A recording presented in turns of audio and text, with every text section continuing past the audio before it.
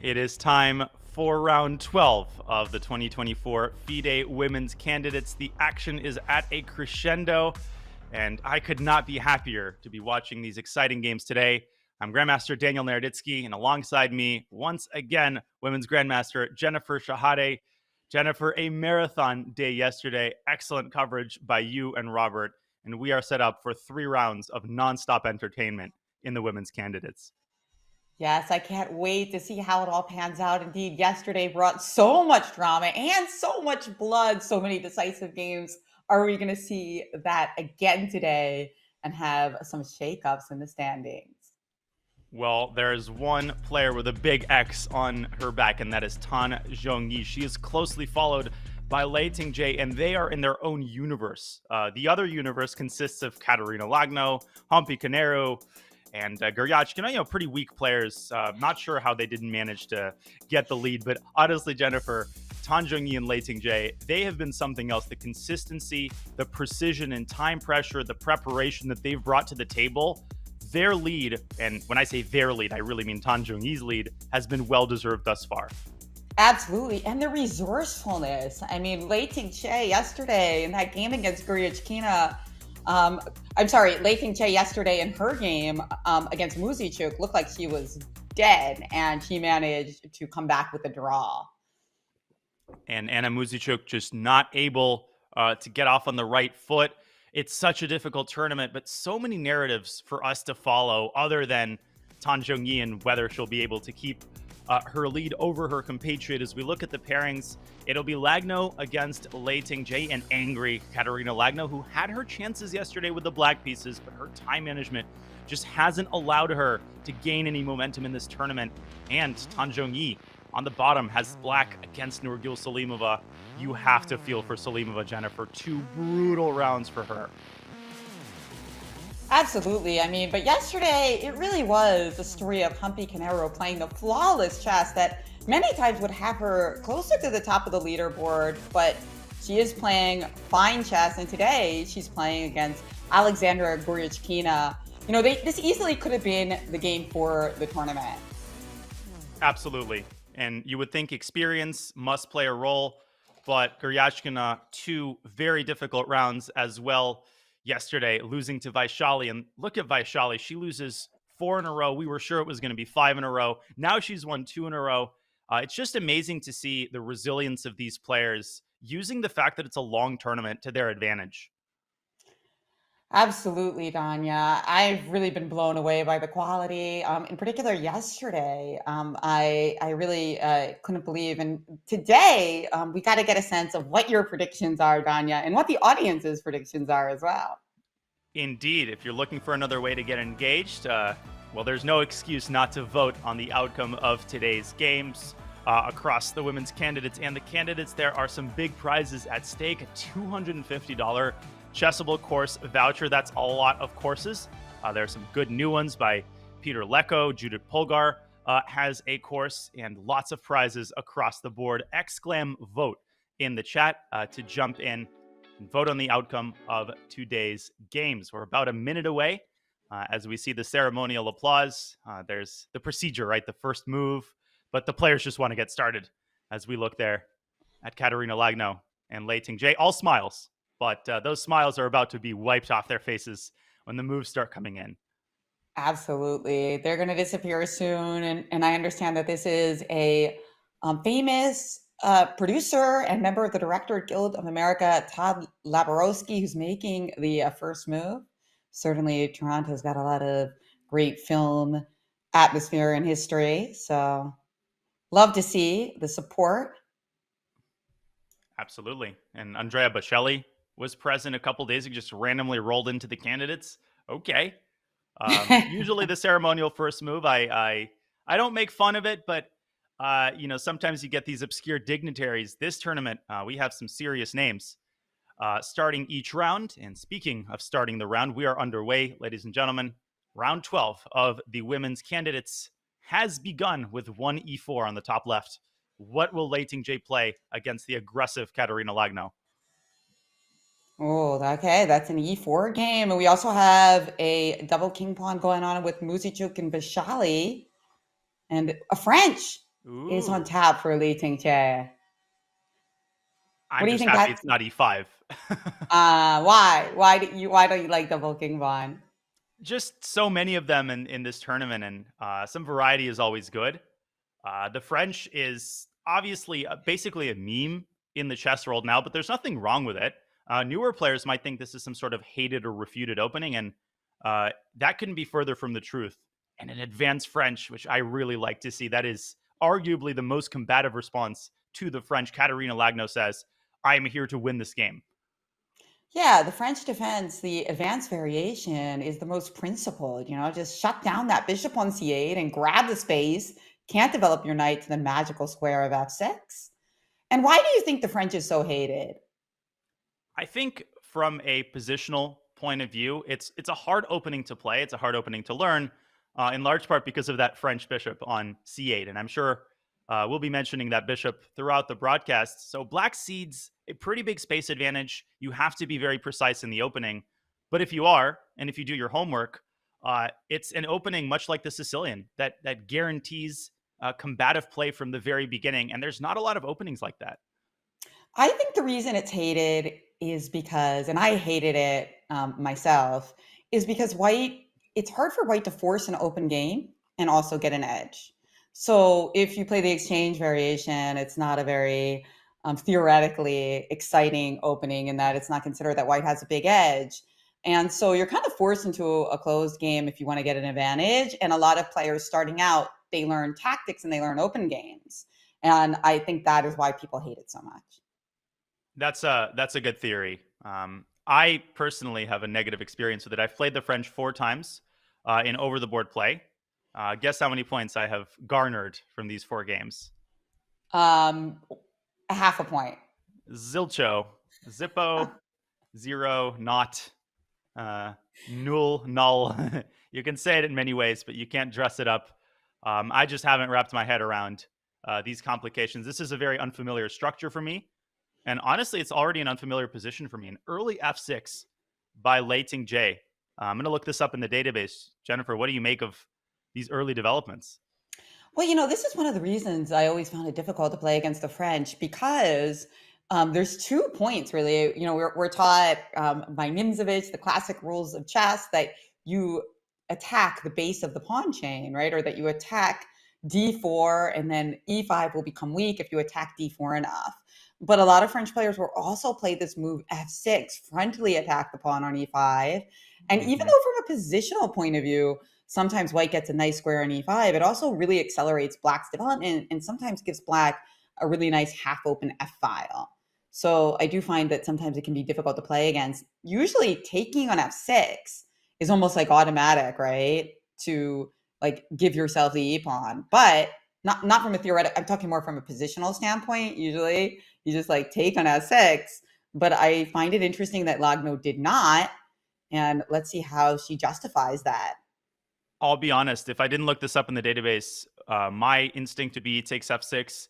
I would be terrified of playing this for both sides. Here, black's main move is queen c7. It's blitzed out by Lei Ting-Jie. This is a completely unfamiliar position for me, but it's occurred almost 1,000 times in the database. And it's regularly played by some top GMs. Arjun Aragaisi has about 40 games in the database here with the black pieces, and we're going to get some incredible action. Katerina Lagno better be armed to the teeth in this position. The main move here is c4 by white, sacrificing the e5 pawn, striking away at the center. Rook to e1 is also very theoretically popular. And bishop f4 by Katerina blitzed out. It was played by Nepomniachtchi twice against Arjun Aragaisi in the same day in a rapid mini match. And black is going to castle queenside, Jen. So we're going to get opposite side castling and a very enterprising position. But knight e7 is how Lei Ting-Jie starts. Very typical development in the French. The knight can head either side, knight g6 or knight c6, eventually trying to surround the c5 pawn. Although it's going to be a very hard pawn to capture. Even if you can capture it, that can lead to some very, very dangerous consequences.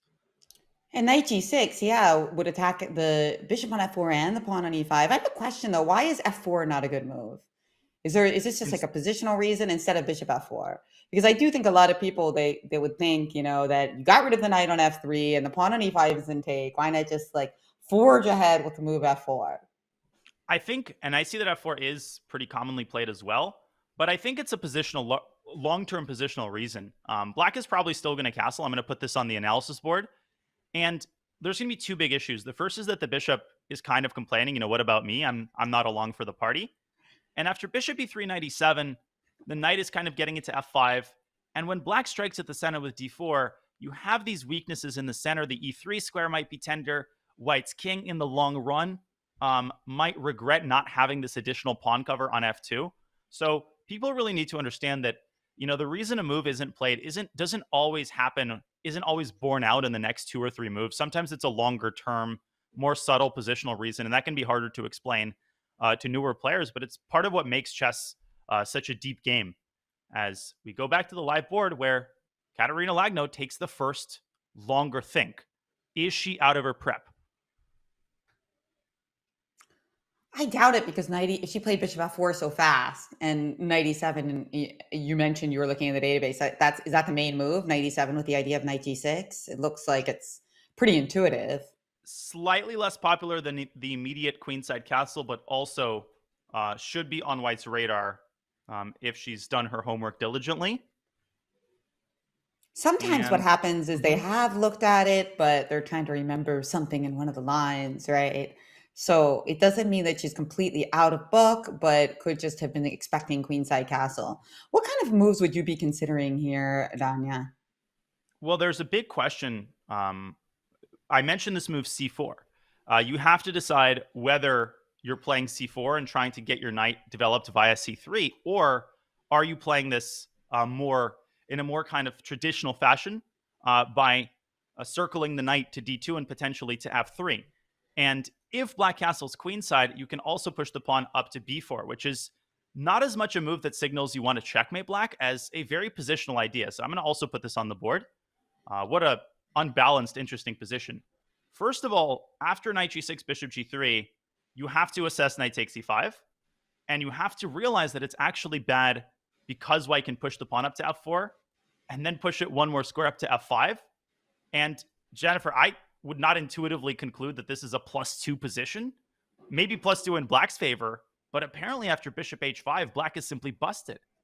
Bishop h5, nice move. Normally you would be able to play g6, but that pawn on f5 now is preventing the move, and you can't castle queenside because you just lose the knight on f7. Very nice move. Complete paralysis here by black. The queen is going to come up. Black's center is going to start falling apart. Bishop e5 is a threat. I mean, just really nice. Yeah. Double pins. Pins everywhere. Oh, and rook e1 if the queen recaptures. Yeah, exactly. Oh my gosh. So because that doesn't work, black is most likely going to castle. And now white would play b4 and try to provoke the weakness of this d4 square. But Katerina Lagno takes the second approach. She pushes c4, and that brings us to a completely different pawn structure. What do we make of this? Oh, well, it does seem she played it after just a couple minutes of thought, right? So I think she's still in her prep here.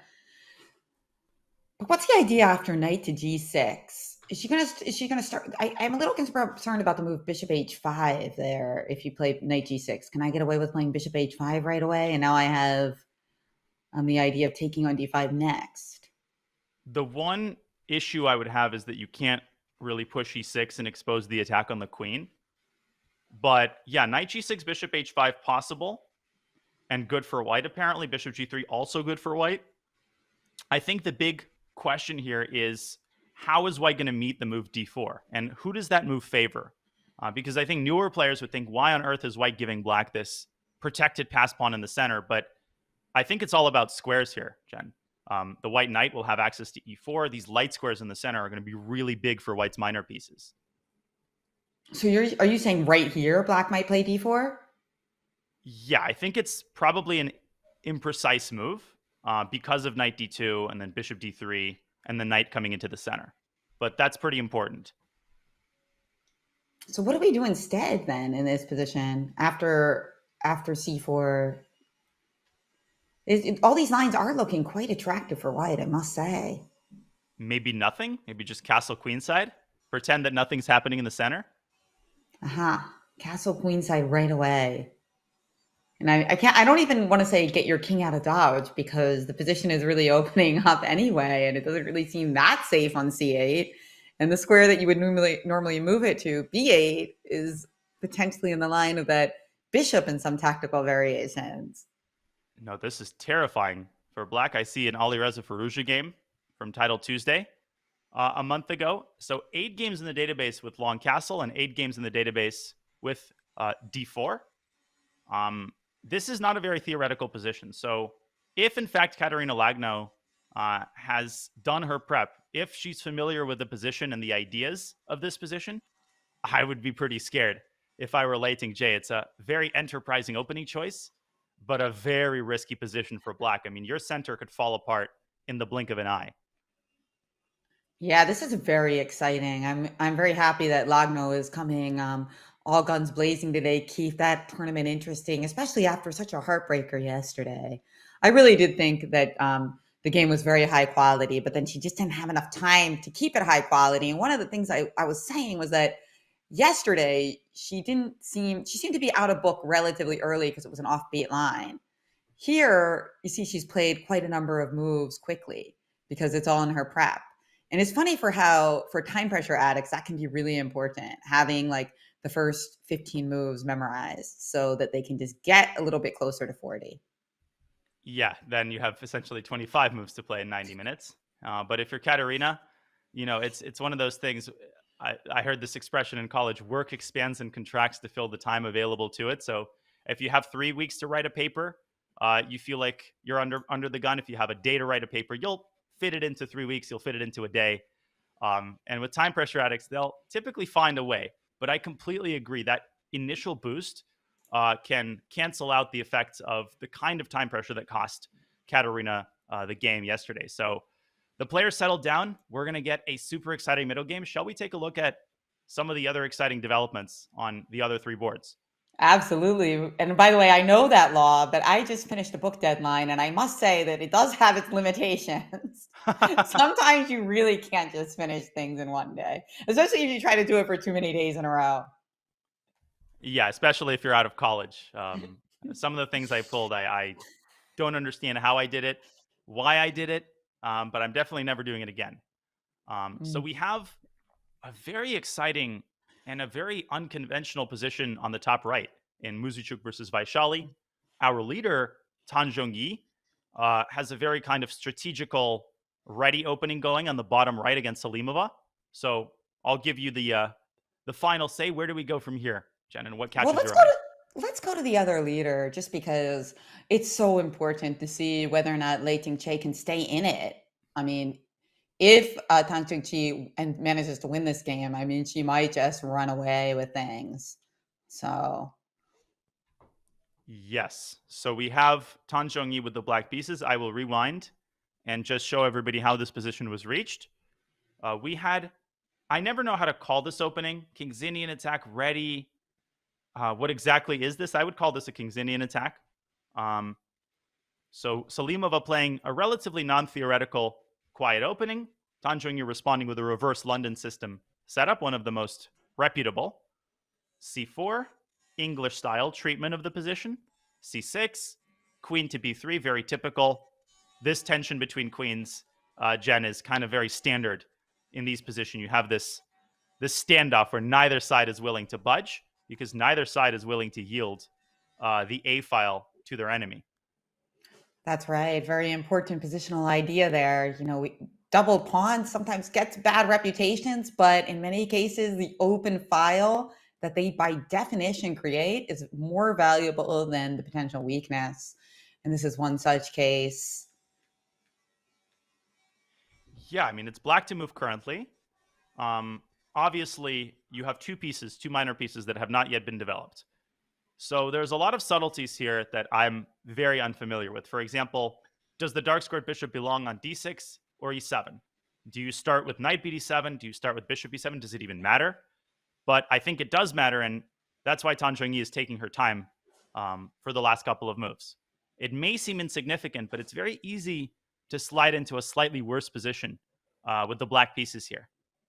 That's right. I've moved positions that are similar to this, but not exactly the same. And I noticed that in this one, it does look like a move like bishop e3 could potentially occur, trying to force the issue of queen takes queen. And I don't know if you're that excited about playing the move c5. Maybe you're okay with it. Yeah, but your point is well taken. It could lead to some undesirable explosions in the center, especially because black isn't castled yet. So I don't know. My instinct with black would probably be a move like knight b to d7. I'm going to put it on the board. And I agree. I think bishop e3 is a very reasonable choice by white, at least posing the question to black. What are you going to do with your queen? Are you going to trade on b3 and give me some pressure on this a7 pawn? Are you going to block with your bishop and potentially allow d4? Or are you going to drop the queen back to c7? But generally, this is a pretty major concession that gives white a nice little initiative on the queen side. Knight c3, rook c1, more pressure down the c file. This gets a little bit unpleasant.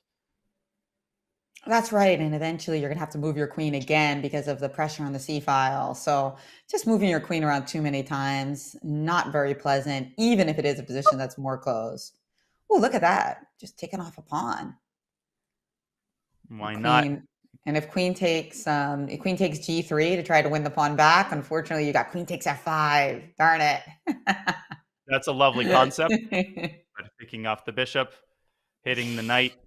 And that's just one of many ways that black could encounter some difficulties. This is, of course, exactly what Tan Zhongyi is going to play. That position will occur after queen takes f5. Yeah, I think Lei Ting-che wants that to happen. Definitely. She'd be very happy to see Salimova here play the spoiler. What do you make of Salimova. this opening choice? I was just going to say, I love her games. I feel that in the World Cup that got her here, Salimova, she had so many breathtaking attacks. So obviously she's also a very strong player and can win with positional chess as well. And this can turn into more aggressive, but it is kind of funny seeing this kind of other side to her. Very young player, 19 years old, youngest player in the competition, and just extremely talented. For those of you who haven't seen some of those, look it up. I mean, she's had wonderful games against Muzichuk and very sizzling tactics. Yeah, she's a very enterprising player. And I checked her progress, her rating progress, and her game history. And she's had an interesting path because in 2019, at the age, I guess, of 16, 17, she hit 2,400 FIDE. But her games from that time showed a completely different player. Since that point, she dropped to 2,350. She climbed on the strength of some incredible performances, like that World Cup performance, back to 2,430. But her games are now much more mature. She's more positionally well-rounded, and I think she set herself up to climb all the way to the Grandmaster title pretty soon. So I think she's very underrated. She's had this downturn in this event, but now she has a chance to play spoiler. And I think she's embracing it. This is a pretty solid opening choice. Just get something non-theoretical, get something where you can outplay your opponent, and may the better player win. This is a pretty good approach. Yeah, we're definitely going to be seeing a lot from this player in the future. And I think it's good to try different things and for her to kind of experiment with her style. It's true. It was several years ago that she had this breakthrough tournament where she actually defeated Grandmaster Nigel Short and she earned a GM norm. And she must have only been 16 at the time. I think that was right before the pandemic halted some of regular tournaments. So she's one of those players maybe that did a lot of studying in those years of 2020 and 2021. And now we're kind of seeing the upside of all that. Yeah, I see this a lot with younger players in the US, of course, where, they're 16, 1700 going into the pandemic, and now they're 23, 2400. Or the worst is you play them when they're still 1700, but are about 600 points underrated. So, of course, it was a very difficult time for a lot of players, but a lot of other players used it as an opportunity to build up some training, build up experience, playing online, studying very diligently, and you can see that work paying off handsomely. So Salimova pondering her next move. We do see knight b to d7 by Tan Zhongyi, and I think the game will proceed along the lines that we described: bishop e3, knight c3. At some point, we might see a trade in the center, but a strategic battle going into the early middle game. Shall we move to one of our other games? We haven't looked at Muzichuk Vashali, right? And that's a game that, unfortunately for the players, is not going to determine the candidate.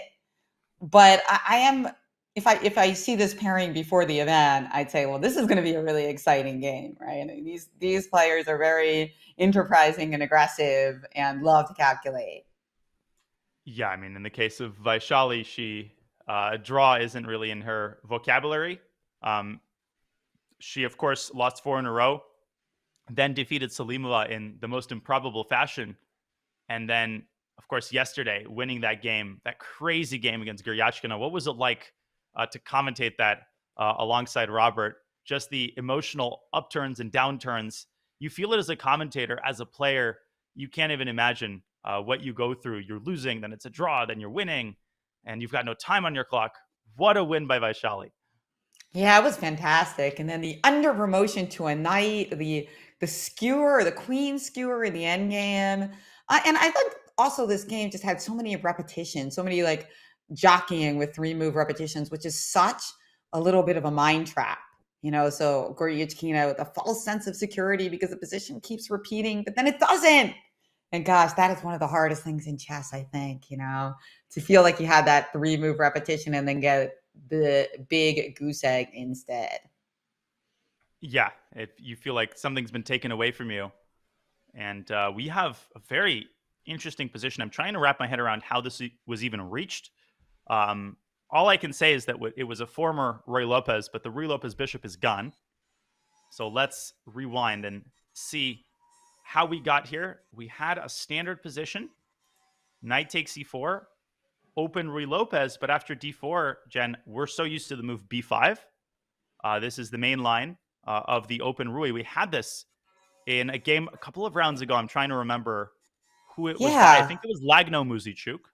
And Muzichuk was on the black side. Here she's on the white side. And Vaishali plays a move that I have seen before, but am not too familiar with. Bishop to e7. Ooh. Have you seen this move before? No, I thought that they had to play b5 because to protect the e pawn, right? Apparently, bishop e7 is a known entity. I'm just checking this in the database really fast. Yeah, wow. Just a few hundred games, yeah. Yeah, not too common, but the point is if white pushes d5, black has this nifty retreat, knight c5, Berlin style, counterattacking the bishop. And if white takes on e5 here, well, I guess still knight c5, forcing white to give up the bishop. So this is apparently a semi-popular line, which must have been on Muzichuk's radar. She responds with rook e1. We have b5, rook takes e4, and now d5, a very important intermediate move. You don't want to take the bishop immediately because then d5 will be very scary. And now knight takes e5 by Anna Muzichuk. What a move, Jen. And still, of course, this is theory. Knight e5 is an important move, huh? Because after knight e5, they can't take the... Well, let's look at taking the rook. So knight takes e6, and now queen. I can take the bishop. Okay, and you're going to end up with 2 pieces. Okay, you just...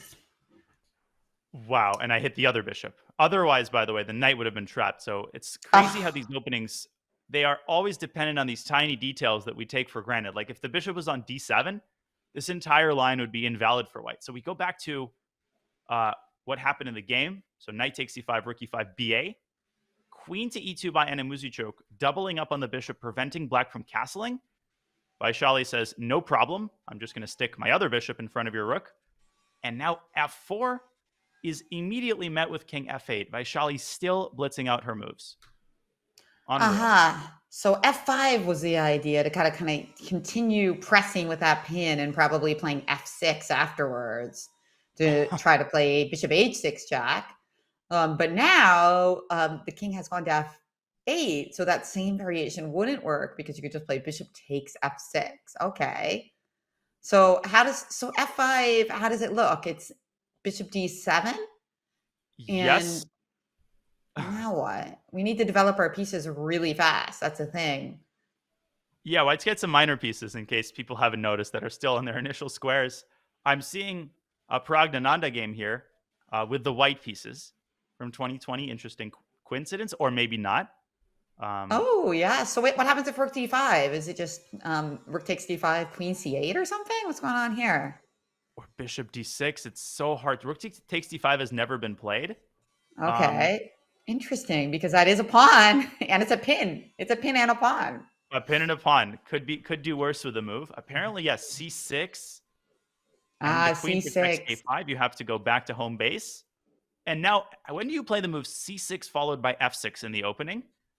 Um, Not too often. Ah, okay. So you just win the f5 pawn now. Okay. So you just keep harassing the rook until you give up f. Okay, understood. Ridiculous. And for that reason, knight c3 is the main move. There's still about 20 games in the database here. And this is not the kind of position that I would want anything to do with, probably for either side, without deep preparation, much like the French between Lagno and Leiting J. Yeah, How do you even come up with a move here? I think I saw your tweet or something. Somebody tweeted, maybe Chess 24 Chess.com's main account tweeted that you just don't like the open right. Is that right? Was that you? You don't I like the think I open did right? say that. Yeah, okay. So you don't like the French, you don't like the open right, but those seem like such different openings.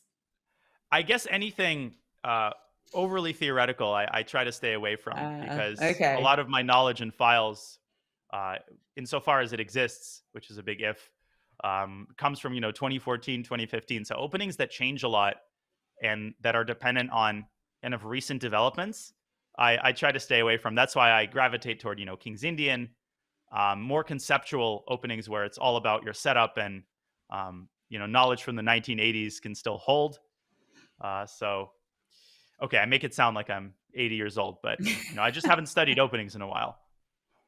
King's Indian, that's a good one. That's exactly what it's going to ask. Like, which one would you say? I want this for both sides. And apparently it's the King's Indian defense. What was your opening, Jen, when you were active against D4 with Black as a very Um, the, tactical player? I played the Grunfeld, but I struggled with it a lot because the biggest struggle for a Grunfeld player, which we actually saw in this round, is when they just kind of play knight f3 or c4 or some combination thereof. Because the Anglo Grunfeld, which is like trying to play the Grunfeld against knight f3 and c4, I always thought it was a little dodgy. You had to put in a lot of work and you didn't even get equality. It's like Yeah, I all mean, this. the Oh, theoretical knowledge you have to play the Grunfeld. I mean, even around like the early 2000s, it must have been very extensive. yeah, and then like I said, because they can kind of trick you with this knight f3 and c4, you can't even really play it against everything, unlike a King's Indian defense or a double queen pawn defense that you can actually play against any first move. Yeah, I think it's that's one thing. such a high maintenance opening. Same thing with the Nimzo. I played the Nimzo a little bit too. It's nice to have a d4 opening that you can play against everything. That you don't have to have a totally different thing against c4. But anyway, back to this position. If it's not f5, you mentioned you mentioned it is f5, bishop d7, knight c3, right? That is one of the possibilities. The other move that's often played is knight c3 straight away. But f5 is a lot more intuitive to me. F5, bishop d7, knight c3, get a piece out, hit the pawn, and Yeah, pressure down the e file. it seems worthwhile to me as well because it's like our bishop is stuck on c1 and getting the pawn on f4 to f5 develops that bishop. So if we can do it now, why not? Because it might not be a full-time thing. If we play knight c3 and then you play bishop d6, we're not going to get the opportunity to play f5 again. Precisely, and you're going to have some problems with the f4 pawn. So look at this position that's happened a couple of times and try to make sense of it. So f5, which if Buzicuk is out of her prep, which he very clearly is, this is a move that is very hard to resist from a human point of view. Knight c3. Now f6 by black. And earlier we talked about c6 followed by f6. Now f6 would be followed by c6, and the rook is literally trapped. And when do you see this type of geometry in the opening? There's just nowhere to go. So you have to go back. Bishop takes f5, and now, as if nothing's going on, white plays bishop d2. I would be very tempted with trying to calculate knight takes d5, which leads to a complete mess. But apparently the correct way to play is bishop d2. Simply get your rook into the game and try to crash down the e-file. Yeah, that looks very appealing. I mean, listen, the king is on f8 and the rook is on h8, so there are some coordination issues. Even if there's not a big lemon on d5, we have a lot to play for here. Really This instructive pawn is also line. hanging, by the way. So the computer move here is a3. Oh, Reminds me of the okay. expression Nero fiddles while Rome burns. I mean, I would be terrified trying to scramble the forces to cover the e-file, but nope. The engine is just worried about some loose pawn on a4. Knight c3 on the board in the meantime. So let's rewind. This will remain behind the scenes. I'm with you, Jen. Allowing bishop d6. What does Anna have in mind? Does she want to sack her exchange, just leave the rook on e5 That could and be say, take me? exciting. We know that Anna Muzichuk has just that type of style, right? And it's funny that you mentioned the a4 pawn because I think that if we get a knight on c5, it could be appealing. So if you play bishop d6, what about just saying knight takes a4, knowing that when you capture our rook, we'll be able to land on the c5 square soon thereafter. Man, there's nothing new under the sun. Even the position after bishop d6, knight a4 has occurred 4 times in the database, and nobody actually took that white rook on e5. Vaishali Oh, still in her prep, blitzing out bishop d6. so And now after that you knight pointed out, Jen, that's gonna mhm. that's gonna happen. So after knight a4, they don't take the rook on e5. That's funny. So what do they do instead? Queen f6, all Huh. 4 games. Huh. And let's take a look at why. So knight a4. Why wouldn't they take this rook on e5? Well, obviously they think that white has amazing compensation after f takes e5, with the knight coming to c5, and yeah, all of the pieces kind of rolling in. Very difficult to continue developing because your king, if you play g6, we've got bishop h6 check. So you'd have to go the really, really slow route of like king g8, h6, king h7. And perhaps that's too painfully slow. Yeah, White's compensation is on 2 fronts. Positional, you have this clamp on the queen side, and tactical. Long-term problems with Black's king, problems down the semi-open f-file once the rook gets involved, and difficulty activating your own rooks. Yes, you have 2 rooks, White has 1, but White's single rook is worth its weight in gold. So therefore, I also don't really understand why queen f6 is... What is the point of this move? Like, what if White just plays bishop d2? Ah, okay, I think the point is to now take on e5 and slide the queen at g6. And apparently this superior queen position gives Black the energy that they need to make it hard for White to assemble that construction we talked about, because this pawn is hanging. Black is now operating on the light squares, and it's harder to attack this king when Black's queen is basically babysitting it on the king side. Very, very deep idea. Yeah, very deep idea because we're all about grabbing all of the dark squares here. And Black says, well, what do I have? Well, I've got a light square bishop. So I do have some light squares, queen g4, queen c2. Like the strategy is basically revolving around that. Yeah, really interesting. Very, very Hmm. instructive as well. And by the way, in speaking of instructive, this exchange sacrifice on e5 is kind of iconic, often referred to as the Petrosian sacrifice. It's something that if you've been around for a while, it kind of comes intuitively that you, of course, will look at it. But to players who haven't studied the classic games, it might just seem weird. Why are you giving up 5 for 3? But like you're probably looking at this in almost any situation, right, Danya? I would almost argue that a move like knight takes a4 is very hard to resist if you're a classically trained grandmaster, which Anna Muzichuk most certainly is. And therefore, knight takes a4 is on the board. And this is a big moment because here we see how deep does Vaishali's preparation go. If she's unfamiliar with this position, she takes on e5. Maybe she takes on e5 anyway, and she just did. She takes the rook instantly, which tells me she's still in her preparation. And the meme still theory that Ben Feingold likes to say? There's a grain of truth to that. Wow. This is a novelty. Wow, yeah, and the fact that she played it just immediately, indeed. Wow. And of course she's going to take with the F pawn, right? Because taking with the F pawn releases the bishop on C1, and that's a key part of the strategy to get all that dark square control. So we know White's next move is going to be F takes E5.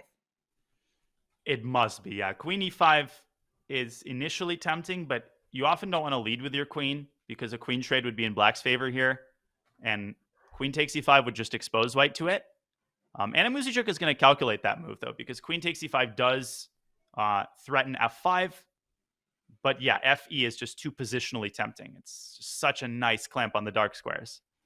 And that's a great point about trading queens, which I think is also really important. In general, when you're the player with more rooks, endgames on average are going to be better for you. And minor pieces tend to be better pieces in the middle game on average. So, yes, indeed, queen e5, looking for, so you start to see these moves popping up like queen d6 and queen f6, which aren't very exciting customers. So, yes, f takes e5 is our strong prediction here, as it looks like Anna just tying up her hair before doing it. We know she will take the bishop, but I started thinking about d takes e5, and I was like, can I sort of steel man this move? And I mean, there's a Oh, case that could be made for trying to uh, garner this d4 square for your bishop. So it's one of those things. At first, I think the move is obvious, but when the player starts thinking, you start wondering, wait, maybe the other moves are more tempting than they look. But I still think right. we will see FE. Yeah, the reason I rejected d takes e5 is it also like it seems like it also exposes that king on g1, right? Like I'm starting to come up with ideas for black of playing like c5 and getting my pawns rolling and stopping your knight from getting a fixed square on c5. But yeah, if that kind of stuff doesn't work, it has some merits. But that would be my concern, that you won't get that outpost on c5. Like I felt like that was what we were playing for when we played knight takes a4. Exactly.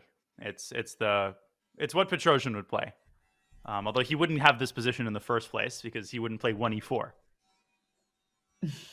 Yeah, but he would approve once we got here. Yeah, Yeah. without an exchange, okay, good. There it is. We can give ourselves a pat on the back. All right. We found the most obvious move. Yay. We predicted a recapture.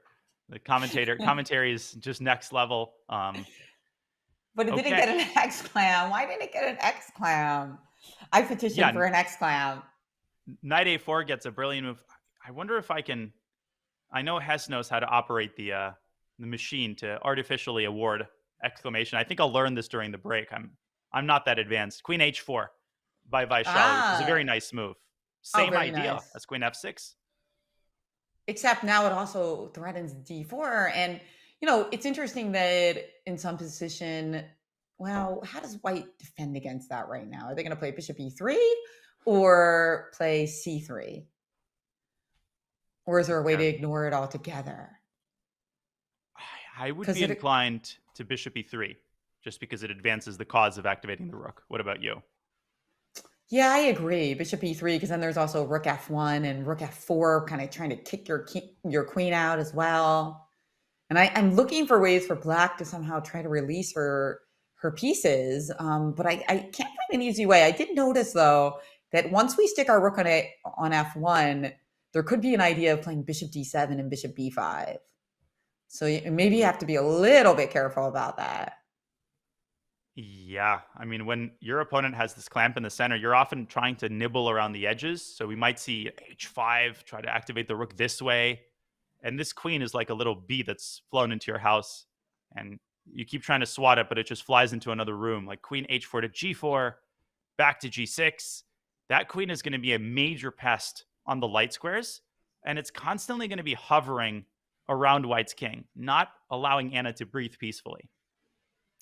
Yeah, really interesting. Getting that queen into the defense being really important. Defense slash offense, just into the game itself. So yeah, queen g4, super annoying idea here by Vishali. But it's definitely going to be a nice principled battle. Yeah, pretty incredible position.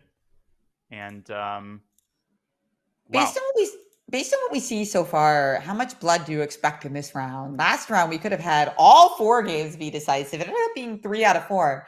Now, the last time these pairings occurred, the games were actually all drawn, Danya. So when the players played reversed, all draws. What do you think is going to It's happen based on the openings? I always feel like I have a handle on the position or the positions and the flow of the round. But then suddenly things changed in the middle game and then things change again. And sometimes your prediction comes true in the end, but um, but it's never exactly what you think it is. So especially trying to get a read on the games out of the opening. But on that note, I think it's time for us to refill our coffee cups.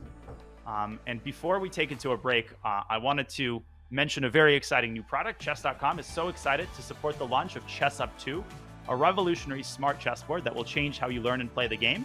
With technology such as touch-sensitive pieces, which will trigger all legal moves to light up on the board when you pick up a piece, and optional AI assistance, Chess Up 2 meets you at your skill level and supports training and growth. Chess Up 2 even allows you to play Chess.com bots on the board. If you're ready to learn more about Chess Up 2 and save $100 when you pre-order on Kickstarter, head on over to go.chess.com/chessup2 or use !chessup in the chat. We'll be back with more action from round 12 of the FIDE women's candidates right after this short break.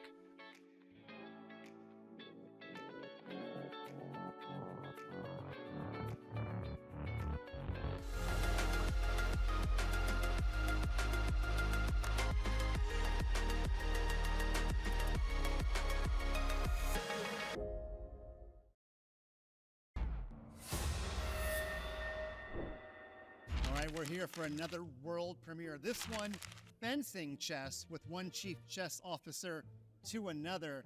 I'm excited about fencing chess. What about you, Danny? I'm super excited. This is innovative and never been done before. All right, well, you need a weapon. So there you go. We got these from Burger King. And, well, let's get going. Are you ready? As soon as we start, okay, I think we touch swords. Okay, here we go. All right, we are rolling. All right, it's working. You can't. Okay, it has to be working. Square. Nailed it. That was the Nailed rule. it. That was the rule. Do they fence in Sicily? Yeah. Here we go. There we go. All right, this is a winning move if I can make it. I don't know that this is as exciting as we thought it was. I used the two-hand technique. They don't teach you about that on YouTube. Yeah. You know what? This is not gonna work. Not gonna work. We got to come up with something else. I agree. Oh, well, wait a minute. We just happen to have some partners in crime with USA Fencing joining us. So if one of them scores a point or a touch, then the corresponding partner gets to make a move. Capturing the king wins the game. That's it. That's all. I will let you start not the joust, the battle. The bout. It's a bout. Come on, Mike. All right, Anna, you got this. Let's go, Anna. Go, Anna. Go, Anna. Come on. Yes, aggressive. Okay, so Sasha scored? No, Anna scored. Anna scored. Yeah, she almost Let's ran go. show up the mat. Okay, black moves first in this game, apparently. Yeah. Let's go right now. Come on, Sasha. Oh, back to some... Attack to my right. Oh my God, I'm so nervous. I don't even understand what's going on. I understood there. Oh, there's some poking and prodding. Okay, I like the technique over here from Anna. I move. Yeah. Let's go. This is not an opening you should play, kids, but I'm all in. I'm all in. Oh no, it's happening again. Well, Sasha, I need you, Sasha. Game over. Over. Anna, what I'm talking about. It's okay. It's okay. That was the easiest game of chess I've ever played in my life. That was amazing. Okay. All right. But we're going to do a best of 3s.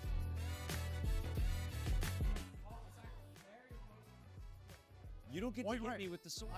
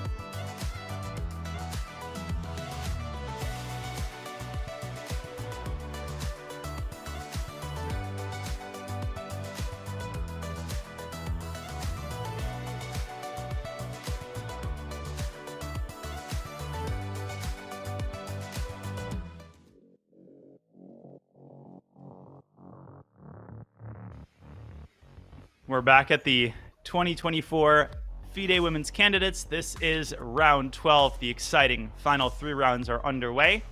Jennifer Chahade alongside Daniel Naroditsky bringing you the action from this very important day of action. We've got exciting openings across the board, Jen. If you want real combative chess, this is the place to be. In the open, we've got 2 exchange Frenches. Here we've got no such thing. Looking at the top left, the game is unfolding along pretty predictable lines, although I'm getting very concerned for Katarina Lagno and also for our leader, Tan Zhongyi, who I think has sort of imperceptibly slid into a clearly worse endgame against Ooh, Salimova. well, that's surprising. Okay, which one do you want to start with? Oh, I can never decide. We also have that Goryachkin or Humpy game, but that seems to be the most mainstream opening. It's kind of a pretty standard Catalan position. So maybe we can start by checking into Lei Ting-Jie versus Lagno, or other way around. Yeah, that game was very exciting. Yeah, this is is exciting. This is the one that started with the exchange French and this early F6 and now queenside castles by Lei Ting-Jie. Okay, so let's rewind a few moves and see the last couple of moves, because the eval bar is starting to complain about White's position, and I'm very surprised at some of these developments. So long castle was met with knight d2. Okay, I mean, I think that's a reasonable move.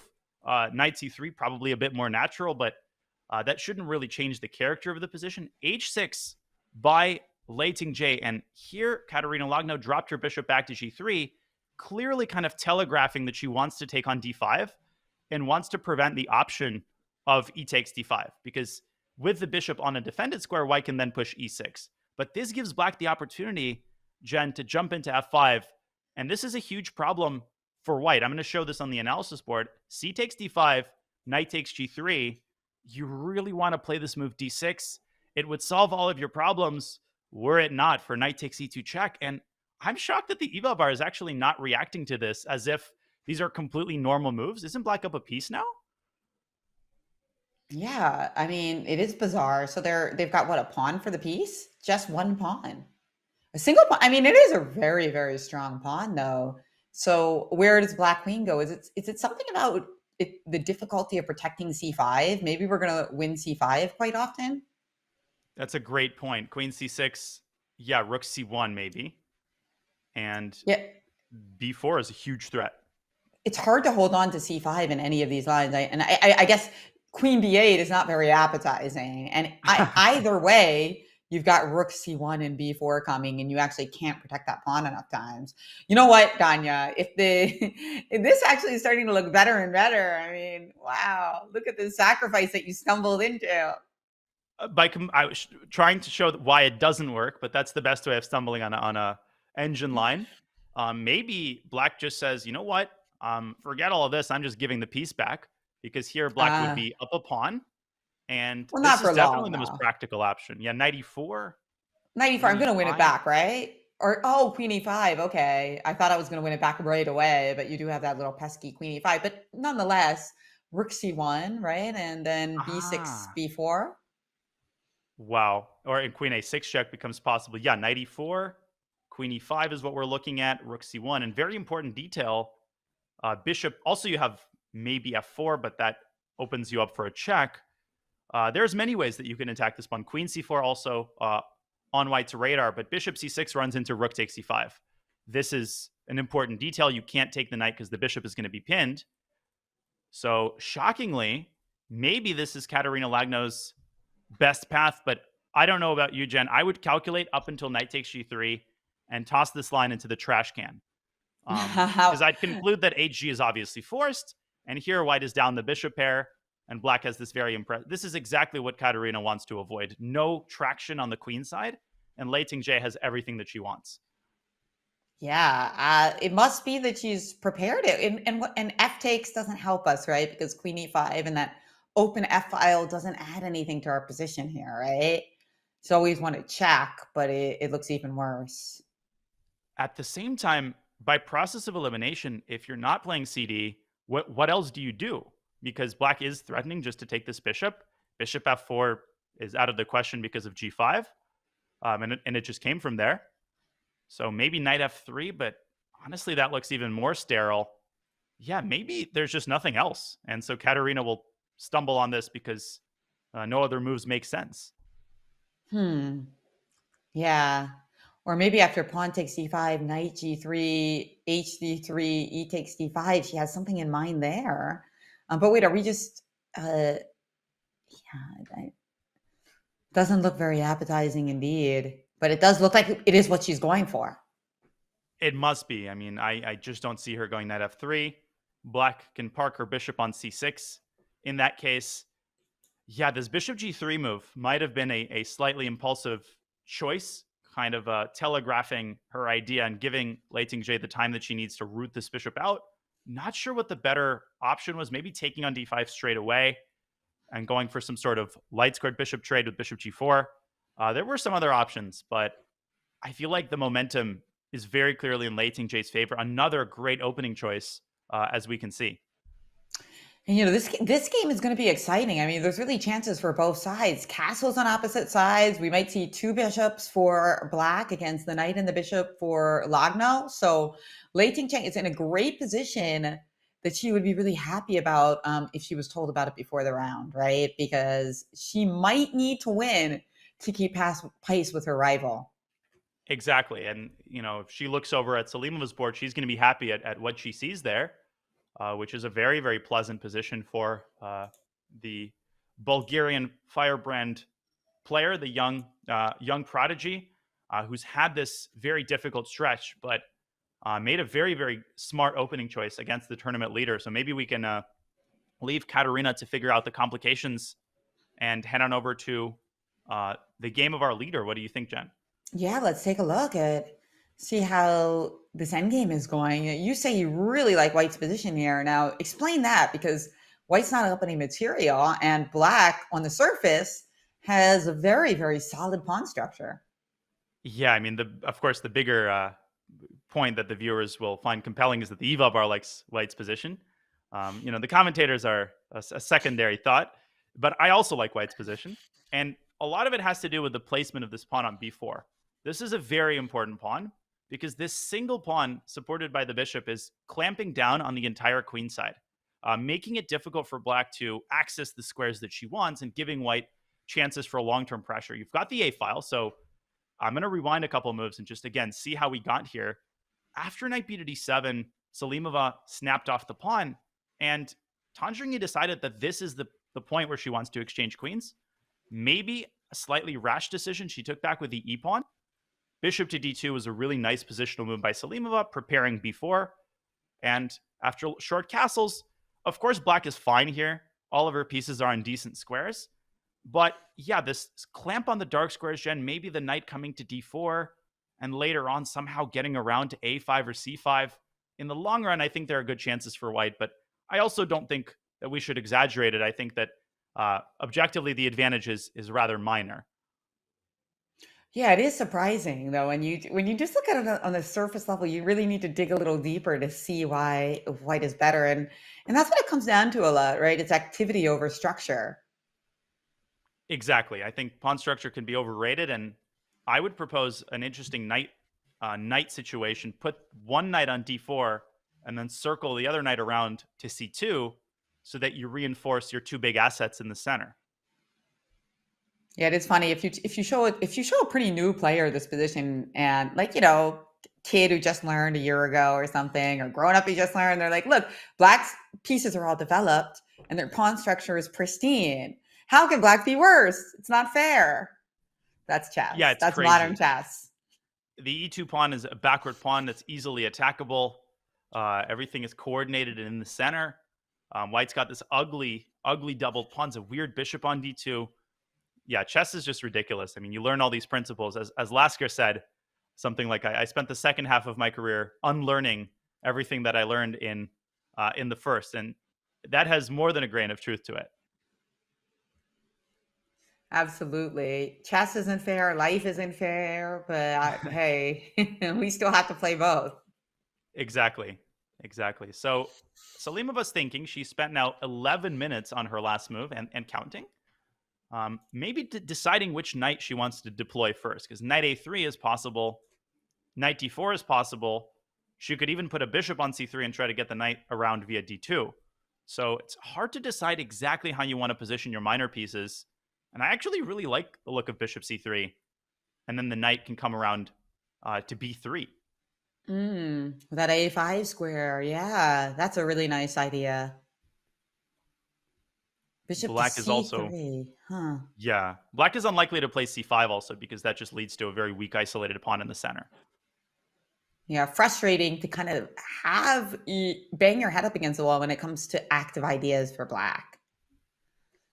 And that often is actually the downside of such structures, right? That, when you have this very, very solid c6, d5 constellation, it is very solid, but by definition, the solidity is usually not very exciting, not very active. Yeah, there's a certain commentator who likes to say the side that controls the pawn breaks controls the position. And in terms of pawn breaks, the only one that I see is a potential e4 that's maybe far into the future, but also the side that controls the important squares can control the destiny of the position. And here, white really controls all of the crucial dark squares in the position. d4 controlled by white's knight, c5 by white's pawn, a5 controlled 2 times. So this clamp on the queen side, really tough to deal with in the long run. But let's see how Salimova handles this. It requires a lot of positional dexterity to really convert this advantage into something tangible.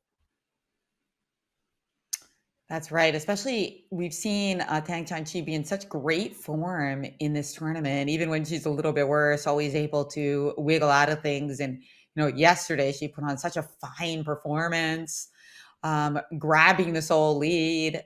She played just really, I thought, a fantastic game against Katerina Lagno. So alert and such great practical play in that game. Very deserved leader so far. And doesn't seem concerned at all, just bringing some tea to the board. She's in chill mode, I think, in this endgame for now. Well, she did say that when she unfortunately lost one game, it actually made her feel less pressure. That was a pretty funny comment. She lost to her compatriot just a few rounds ago. And since then, she's been playing great again. But is she going to start feeling pressure again now, Tanya? Well, let's not jinx her. And in a similar, on a similar note, Lei Ting-Jie lost the first game of the tournament to Tan Zhongyi. So that double matchup was a very fascinating one. And then Lei Ting-Jie maybe stopped feeling pressure and went on a rampage. So it's really interesting how a loss can, it can turn the narrative a little bit from you're awesome, you're the tournament winner, to now you don't have a chance anymore. And then you feel like the pressure has shifted to the other players. You can play your best. It's the psychological aspect of a tournament like the Candidates is very significant. Well, they always used to say that about Garry Kasparov, but I feel like they never couched it in those terms when you talked about Kasparov and his ability to come back from a loss. For him, it was always like, oh, he's so angry. He's going to crush the next guy like a bug. Yeah, and you could tell by his facial expressions exactly how he felt after a disappointing result. But I think a lot of people in the chat, they kind of roll their eyes when the talk shifts to the realm of psychology, but it's significant, and it plays a very indelible component and has to be brought out to the surface. So we can see Salimova taking her time here. 15 minutes now spent on this important decision, how to position her pieces. Yeah, if I was her, I'd be, well, particularly I think Tang Changqi, I find a lot of trouble in positions where I don't have an active plan. I think that's definitely a weakness for a lot of players, Danya. And what's your recommendation on working on that? Like, how do you get better at doing nothing, or doing nothing when there's nothing good to do? It's really hard. I mean, these types of nebulous positions are hard to train by definition. How do you find positions to train when you're training positions that by definition have no like form or character to them? And often, reviewing the games of the great positional players can help a lot, because a lot of these skills of, doing nothing, finding these slow professional moves, they come with experience, and they come because you are very familiar with the games of the greats of the past, Capablanca, Petrosian. Um, People talk about this in these mythical terms, but studying games of the greats, particularly of the best positional players of modern days and past days, can really help you model your style and learn these kind of implicit skills that take your game to the next level. But it is very hard to train, and there's no puzzle rush for doing nothing. I wish there No, was, but I don't know of any ooh, resources like that. do nothing rush. I think that's a Yeah, contradiction nothing in rush. terms, isn't it? That's maybe the next big thing. I think we just chanced upon it. All right. That and Auto Night. Okay, guys, but let's take a look at the game between Katarina Lagno and Lei Ting-che, who's trying to catch up here because look at this. Lagno did not take the pawn on d5 as we expected. Instead, she simply played knight to f3. But now after bishop c6, man, it looks like Lei Ting-che is really sitting pretty in this position. I mean, a lot of good things in her position and not so many exciting things for white. Yeah, and we saw knight a3 by Salimova, so kind of as we expected. We'll let that game develop a little bit, but we have to go back to this game, Chen. I agree because white is in huge trouble. I don't know of a good way to sugarcoat it because black is now completely dominating the center. There's this very clear plan of storming the king side with your pawns. White's position is awful. I mean, how are you even gaining any traction on the queen side? Black's king looks, I mean, it's in its castle, just sitting at the fireplace with a glass of wine. I mean, white's not doing anything there. I mean, what if we try rook c1? I mean, the problem is, ooh, I mean, I'm not even attacking the pawn on c5 in the end of the variations. It's protected by c5. This is the thing. I mean, f8, the thing is taking on d5 forced black to force the issue with knight takes g3, right? That was important. Whereas now black can just decide to take on g3 whenever she wants to. And that's not good for Katarina Lagno because that means she has to reckon with that g5, h5 stuff. That's a great point. That's the twist, right? Black may never end up taking on g3. She might choose to win the bishop with her pawns. Whereas if you take on d5, you weren't able to just simply take back because there was the e6 move, right? So that's the key thing. It forced, like if we go back one move and we show that instead of knight f3, just to review this kind of like more obvious point of the move, e takes d5, you can't just take on e takes d5 and play the slow game because now we actually win after e6. Knight takes g3 is not a check, whereas e takes d7 is. And this one, we actually win the game. So it does force that little concession. And, you know, it sounded like Udanya still liked the position for black, but not nearly as much. And this may have been white's last chance to unbalance the position. I mean, easier said than done. But even after HG ED, I do really like black's position here, but at least there's some imbalance. At least you have some assets. And you can go knight f3, rook c1, b4. Your position is acceptable. You're worse, but okay, there's a double-edged component to it. But Katarina just misses the bus several times over. And now, after bishop c6, if you play c takes d5, that leads exactly nowhere. Black's going to take back with the bishop. Now there's pressure against white's queen.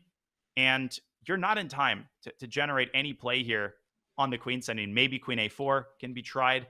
But black can just, at the very least, slide her king over to b8. B4 is no longer dangerous. You can just take the pawn. And here come black's pawns. We see, as I speak, c takes d5 has been played, but I'm expecting bishop takes d5 here pretty quickly by Lei. And this is going into the toilet for Katarina. She has to find a way to turn this game around in the next couple of moves, because I fear the worst. Me too, and it's a big tournament change-up if Lei Ting-che can press her edge here. And I think it just comes down to logic at the end of the day that the bishop on g3 is not really a good piece anymore. And so if we can force black to take on g3, let's go for it. And not having forced that leaves white with way more problems to solve. Of course, Katarina will do her best to try and solve them, but it's not going to be easy. I wonder if part of it, Danya, is that she recognize the horrible time pressure she got into last game and is like maybe trying to play too quickly. That said, she has still used more than 20 minutes, more than Lei Ting-che, but I wouldn't say she's playing very slowly. Yeah, I mean, I think that definitely after a game like that, you sometimes you get angry at yourself for getting into that situation, and you resolve no matter what to meet certain benchmarks in the next game, and that can really prevent you from finding the best move. If your priorities, I have to make a move in X number of minutes. If you're putting that pressure on yourself, that can affect your ability to play the kind of chess you're used to. But also, yeah, just a very savvy opening choice by Lei Ting-Jie, taking the game into territory that she's more familiar with and posing these tough dilemmas to Katarina early in the game, which she was just unable to solve successfully. And now, after bishop takes d5, I mean, just a dream position after only 15 moves with the black pieces. Lei Ting-Jie is looking really good at this point in the round. And by the way, this is exactly why. So I said earlier in this opening that normally, instinctively, when black plays f6, white plays e takes f6, so that they have control over the e5 squared, so that they don't have this pawn and e5 that black can just kind of work around and make your pieces protecting it look kind of silly. Of course, the theory was to do what Katarina Lagno did, but here we see the flip side, that kind of positional dream of black. You have a pawn on e5, but it actually bottles your pieces in so that you can't hit my pawn on e6. You can't hit my king on b8 or my queen on c7. Yeah, it's one of the great ironies of chess that if you could capture your own pawn, how much it would change the landscape of the position if you could play knight f3 takes e5, or even if you could just take this b2 pawn or a2 pawn and throw it away, it would give white some momentum on the queen side. But you can do no such thing, as we see Lei Ting-Jie confidently recapture with the bishop. There's pressure on white's clock as well. You could easily sink 20, 30 minutes on a move here, trying to figure out a way to get the engine started. This is big for Lei Ting-Jie. Katarina needs a turnaround here. Yeah, well, we know that she's going to try her very best, but big advantage for Lei Ting-Jie to really open up the round, and well done with her opening strategy. We might get some French converts, Danya, in the chat after this. Yeah, if you get these positions against the GM out of the French, and that's the thing, right? The French is often trashed, but it has the potential, like the Sicilian, to get you these positions once in a while because it's so unbalanced. All right, I see Ben and Karen in the chat, apparently on site in the VIP area. How are the snacks? That's all. That's every time I went to a chess tournament, my dad, who's an FM himself, the first question he would ask me and Greg was always, "How was the food?" No matter where it was, and I get it. I mean, it's a good question. I think it is the most important. It is the X factor in your chess experience. That yes, there's a wide range of possibilities. Absolutely. So Katarina will likely spend some time figuring out where to put her queen. Maybe this gives us a chance to zoom out into the bird's eye view. We have some developments so obviously bottom right, Salimova kind of positioning her pieces along the lines we expected, getting her knight to c2. Muzychuk Vaishali has some interesting developments. Maybe we should also quickly look into Goryachkina versus Humpy. That's a game we haven't checked into yet. What do you think, Jen? Yeah, sure. Yeah, the Humpy game definitely does look like a very exciting opening. You mentioned it was quite theoretical earlier. Have they left theory?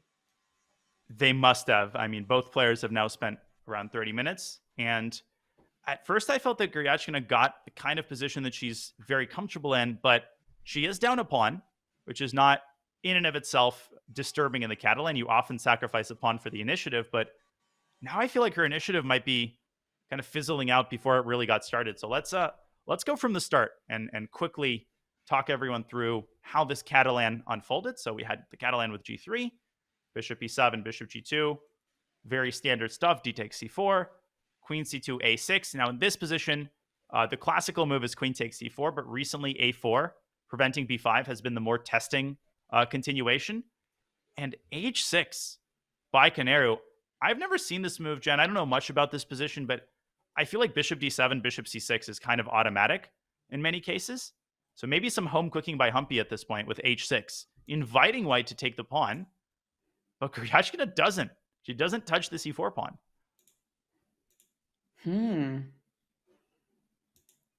So what does she play here?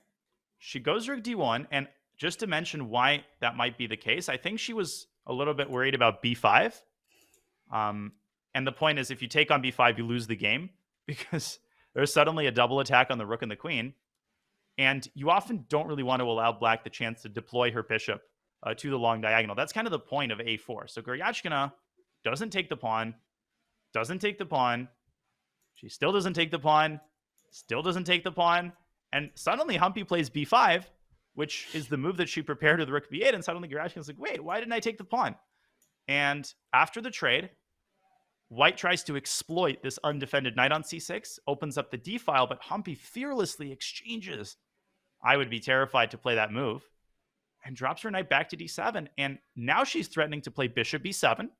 She's claiming that there's nothing tangible on the d file, and White's knight on a3 is just completely sandwiched by these two pawns. Right. So let's take a look. What if we were to try to pin you up here with bishop c6? Now the problem is our bishop on d2 is kind of in the way, right? So you're saying you could just take, and then if I play bishop c3, you just have bishop d6. Even this, I wouldn't rule out. Knight c6, give up the queen, Yeah. and I mean, just these minor pieces are. I think black is borderline winning here. Nice call. I mean, the Valbar agrees with your queen sack. Very, very cool. b4 is just looking too good. Very nice. It can almost be pre-moved, actually. Queen e4 could still be met with b4. And I'm calculating this line. Queen c6, bc, bc, and that knight is finally put out of its misery. Bang. And the light squares really are decisive here. I mean, once you lose that light squared bishop in the Catalan, there's often hell to pay. So it's the same reason taking the rook here is just unthinkably bad. And maybe Alexandra overlooked this detail when playing knight e5. You think this is such a key detail because if you didn't have knight e5, you would be a little bit tied up in knots, right? You know, you can't really play bishop b7 that easily because there's bishop b5. Yeah, I think White would be in fantastic shape were it not for this capture on e5. It's so hard to make yourself look at these moves sometimes because you can rule them out intuitively, but they make all the difference. And if you're not going bishop c6, you also can't go bishop c3. Is bishop c6, by the way, knight e5? Is your queen sack the only move after bishop c3? Just curious, because it's just even that much cooler if it's like the only move. Because I mentioned very quickly bishop d6, but of course that's horrible. You just have bishop e5. Like that's not a move. Is it the only move? That makes it even cooler. Knight d3. I think it might be, but this even bishop b5 and bishop takes c4, it gets very messy. Or knight takes b5. This I think White would be much more amenable to something like this messy position. Right. I think it might be the only move.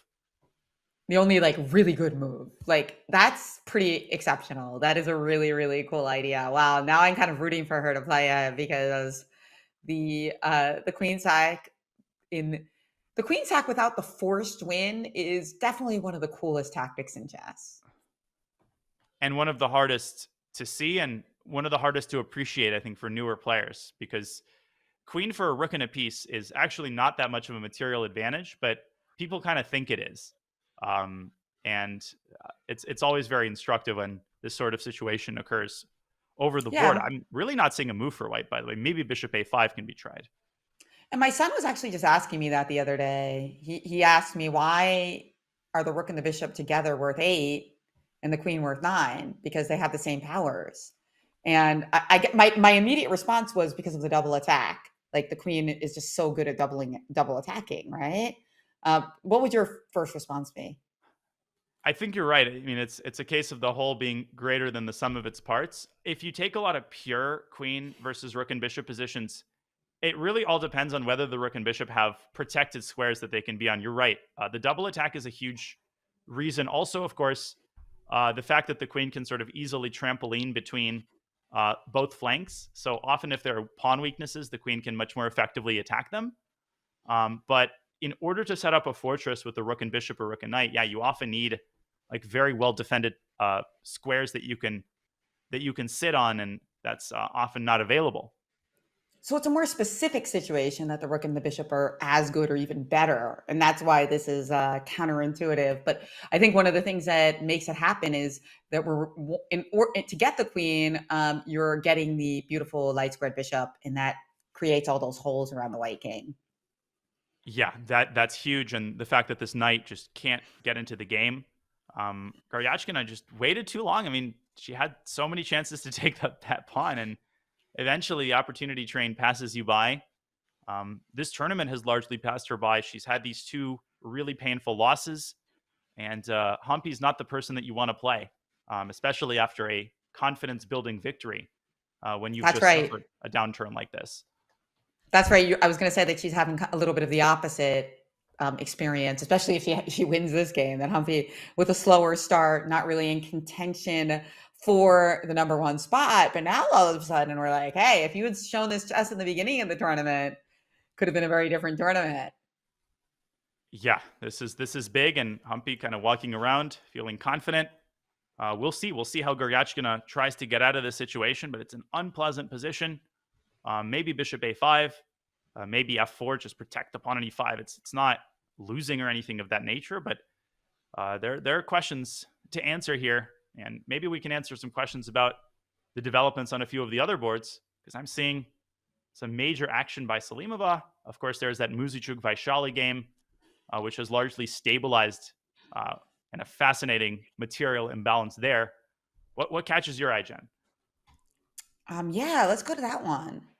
I love material imbalances, as we checked in on that quite a while ago with that Mm-hmm. queen h4 move, right?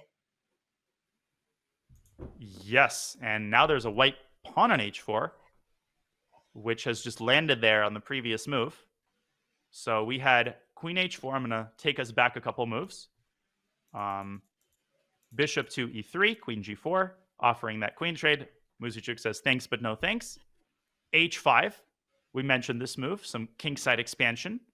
h3, queen drops back. Now the pawn is hanging, and h4. Evalbar doesn't like it, but I find this move to be perfectly reasonable because Anna's stopping the black pawn from getting to h4, which would then open up the possibility of the rook activation via h5. But that just shows how good the move h5 was, that h4 is a reasonable move, because on the face of it, it looks terrible, like way better for black than white to have the insertion of the moves h5, h4 in. But yeah, your point is well taken, that if I were to play something like king h2, you have h4, and then suddenly like queen g3 and bishop h3 are in the water anyway. So I can totally Exactly. understand why she played it, but it really does show why h5 was such a good move. But your idea, king g8, king h7, now that you've already pushed the pawn to h5, might be a nice way to coordinate the rooks and get the king to a relatively safe position. And as I say that, king g8 is on the board.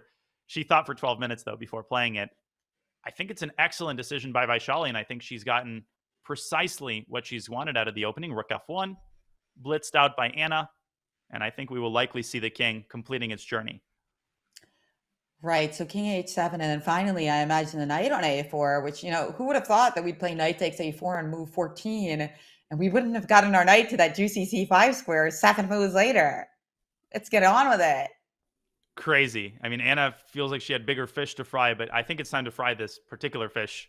The knight should come to c5 because it does make it harder for black to activate the rook. How is Vaishali going to continue untangling? That's my big question. Like, go king h7, great. You're safe. But how do you find good spots for the rooks? Do you try to prepare f6 by putting a rook on f8? That's very risky, but it honestly might be the only way to squeeze the most juice out of these rooks. Yeah, it's hard to see like exactly. Of course, I've been very impressed by Vaishali's play, but then you wonder, okay, after she gets everything that she wants, maybe how do you improve it anymore? And also, rook to b8. How do we assess sticking a rook on b8, leaving the a pawn open, but knowing that we can take on b2 at any moment? Yeah, and maybe if you can provoke white to pushing a pawn, you can then continue harassing the queenside pawns. So it's definitely something to reflect on for Vaishali. That's why she's not going king h7 immediately. Rook f8, rook b8 are legitimate candidate moves that she has to consider. I still wouldn't be able to resist. I mean, at least you should start by coordinating your rooks and, passing the ball to your opponent. Right. King H. But let's take a look at that line just because I'm curious about some of the unusual patterns in this position. So King H7, Mhm. Knight C5, suppose Mhm. Rook B8, Rook A B8. and I think so. Although then after B3, you're just finding Knight A6 right away. Is that your point? But I mean, I could Yeah, I play. mean, And so I even probably have. B4 maybe, but that weakens some of the light squares on the queen side. I'd be scared to play that move.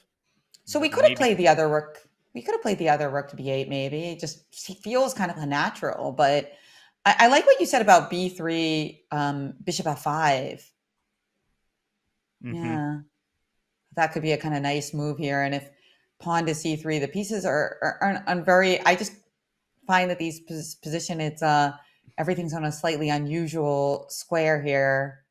I was hoping to find a time where I could play bishop to B1 Oh one yeah, day. or around like this. Maybe queen Yeah. F2 is a thought for white. I mean, unusual positions lead to unusual tactical patterns, and like pawns hang that you're not used to hanging, stuff like that. So it's very easy to blunder in these types of irrational positions. I would also point out that in some situations, black could even consider rook b5 and then sack the exchange back. Why is it good to be up material? Because you can give it back at the right moment. Definitely not yet, but just an idea to keep in one's mind. I don't know how to assess this. I really don't know who I would rather be here. You don't know who you would rather be, but if you had to pick right now, who would you pick? In a classical game, probably black, because I can see a future where black improves more easily than white. In a blitz game, no question, sign me up for white's position. It's very exciting to play if your opponent is low on time, but Vaishali's got over an hour. She's not going to blunder anything basic here, and I feel like she's going to find a way to work around this very strong knight, What assuming are it some of lands the on c5. what are some of the fantasy blunders you have in a faster time control? That black could make. Yeah, blunders. Like just put one on the board. Now that I say that, as like, can I even come up with a blunder? Let me go back to the live board. Okay, so for example, here, They'll yeah, I mean, find one. when I don't try to find one, I make one. Okay, for example, this might not even be such a big blunder, but let's say black plays queen e4. That's a dumb move because it walks right into rook f4. But I was just looking at like knight c5, queen h4, and one line that I calculated is bishop g5. This is wrong, by the way, but just to give people a sense of what's revolving in my mind. Rook f4, queen g5, Got knight it. e6. And black actually can shift the queen back, and so this whole line fails for white. But f takes e6. Okay, black is still better. See, that's what I'm saying. You can give up the queen, and you're still better. How are you still better? Those rooks are unconnected. I guess there must be some way to connect them that eludes me. I think the eval bar just hates extra queens. Because in the Guryachkina game, it was like, no, black's still winning. Maybe rook h6. Something like this. Yeah, this engine is But, programmed with queen equals 8 or something. and it's definitely got auto knight on if that's the case. That's right. Yes. So I think that yeah, that makes sense though. And it makes me wonder, is there a way to get this rook on F1 into the G file? Like could we ever get our rook to G3? Cuz I do think then we would have some little ideas there, yeah, in those dark squares. Oh, definitely. I mean, rook f3, king h2, maybe get the king involved. It's been lazing about on g1. I really like ideas where the king is used as a support piece to protect a square. Yeah, that was a key move yesterday, computer move, and one of the key games of the day, Lei Ting-che against Annie Muzicuk of all people. And Annie Muzicuk, I'm sure, studied the game later and saw that this was the most easily big advantage for her opponent yesterday. There was just this crazy King H2 move, which was very counterintuitive. Yeah, there was this chapter in a Dvoretsky book called The Sense of the King. And it was just about, situations where you can use your king in unexpected ways. There's some famous examples of this, but some of the games really blew my mind where, sometimes in the middle game, the king would travel to the opposite side of the board. That's very rare, but sometimes you have this like random king move to either protect a square or get the king out of dodge. And those kinds of moves can be incredibly hard to stumble on, especially when they're not on your radar, which is almost always. Right. Yeah. Great king moves is probably like the least common great move there is. And I don't honestly, know if probably that's the most true. beautiful. Bishop And f5 by Vaishali. bishop, okay, we were expecting this, right? Bishop to f5. So c2 Yes. is tender. Great move. So do we have to Get the play bishop. c3 right away now? I think you do. And maybe this bishop can just entrench itself in the center with bishop e4. You could also then play king h7. So Vaishali delaying that move, but I really like starting with bishop f5 because, maybe she was worried that white would slide the queen to f2 and prevent this opportunity. So get this in while you still can. And I guess that's one of the negatives of having delayed knight c5, right? Because we figure we always have the opportunity, but now we don't have the knight on c5 when we might need it most. But look, she c3 plays. on the board. Oh, okay, she plays c3. She does it, and now you're saying bishop e4, and suddenly the queen and bishop combo is so seductive. Yeah, it's a beautiful square. Essentially unassailable. Well, sort of, because white can trade it, but then you'd have to give up this knight, which waited so patiently for so long to get to c5. And imagine the heartbreak of immediately trading it off on the very next move. Yeah, and I really would have liked to stick a rook on g3, but now it's going to be way harder because the bishop on e4 is going to be taking away my main pathway, f3 to g3. Yeah, and you could try to be smart about it. Again, it's a matter of finding the perfect moment. And sometimes you wait too long. Starting with king h7 might be clever because queen f2 can then be met with bishop e4, and you can't take on f7. There's another blunder, but actually white commits that blunder because of queen takes g2 checkmate. So there's some trickery going on here with the move orders, which may seem insignificant, but this isn't the blah blah blah open. This is the candidates, and these subtleties, when taken together, are incredibly significant. Which game do you want to look at now? We've still got both of our leaders in very important games. Ten Changqi on the worst side of the end game, and Lei Tingxie, as we saw earlier, in a very promising position against Katerina Lagno, looking to surpass or at least match her rival. It looks like the Lagno game is moving along predictable lines so far. She's put her queen on a4, gotten her rook to c1. So I like how Katerina Lagno's defending this initially. But ultimately, her destiny might be in her opponent's hands. She needs a mistake from Lei Tingxie. I'm looking at the bottom right. That Salimova game has some very interesting developments. The center has opened up in that one. So maybe a quick status update would be nice there. What do you think? Yeah, let's move over to that one. As Salimova is throughout this game has been putting pressure, a position that you were quite fond of for white. Now, how do you feel like it's developed in the last few moves? I'm still pretty fond of it, but I feel like, Salimova has made a very committal series of decisions and now has to follow it up accurately. So how is this position reached? I was not expecting the center to open up this quickly because we saw this position, right, with the knight coming to d4. This is exactly the setup we were talking about. And Tan Zhongyi provoked it by putting her knight in the center, saying, attack me. Salimova says, okay, I'll bite f4 and then e4, which is a very typical series of moves in this variation in general. But it, of course, comes with a big price tag. I mean, these pawns can get weak. Your minor pieces in the center, like, wait, now we're kind of wide open. And Salimova drops her knight back to b3. Great move, aiming for this juicy outpost on c5. Rook a to d8, bringing the rook into the center, bishop c3. And Tan Zhongyi completes the rook activation and hits the pawn on e4. So the natural response is rook fe1, but I'm always looking at this check on b6 and making sure that blocking it with the knight is acceptable, which I think it is. Yeah, big center here. And that said, I somehow feel like I prefer Black's position a little more than I did when we last checked in, because at least we know what White's intentions are and we can react as opposed to just like not having any idea what to do. I'm looking. Yeah, I'm not sure. Rook fe1, maybe going back to doing nothing, just drop the bishop back to c8 and claim that I don't really have any weaknesses that you can easily attack. That can be an infuriating situation. You feel like you have such a dominant position, but controlling squares is not enough to win a game. You actually need good pieces. You need to win some material, and bishop c8 is on the board. I really like this decision. And what do you think the chances are that Salimova will play bishop takes f6 at some moment?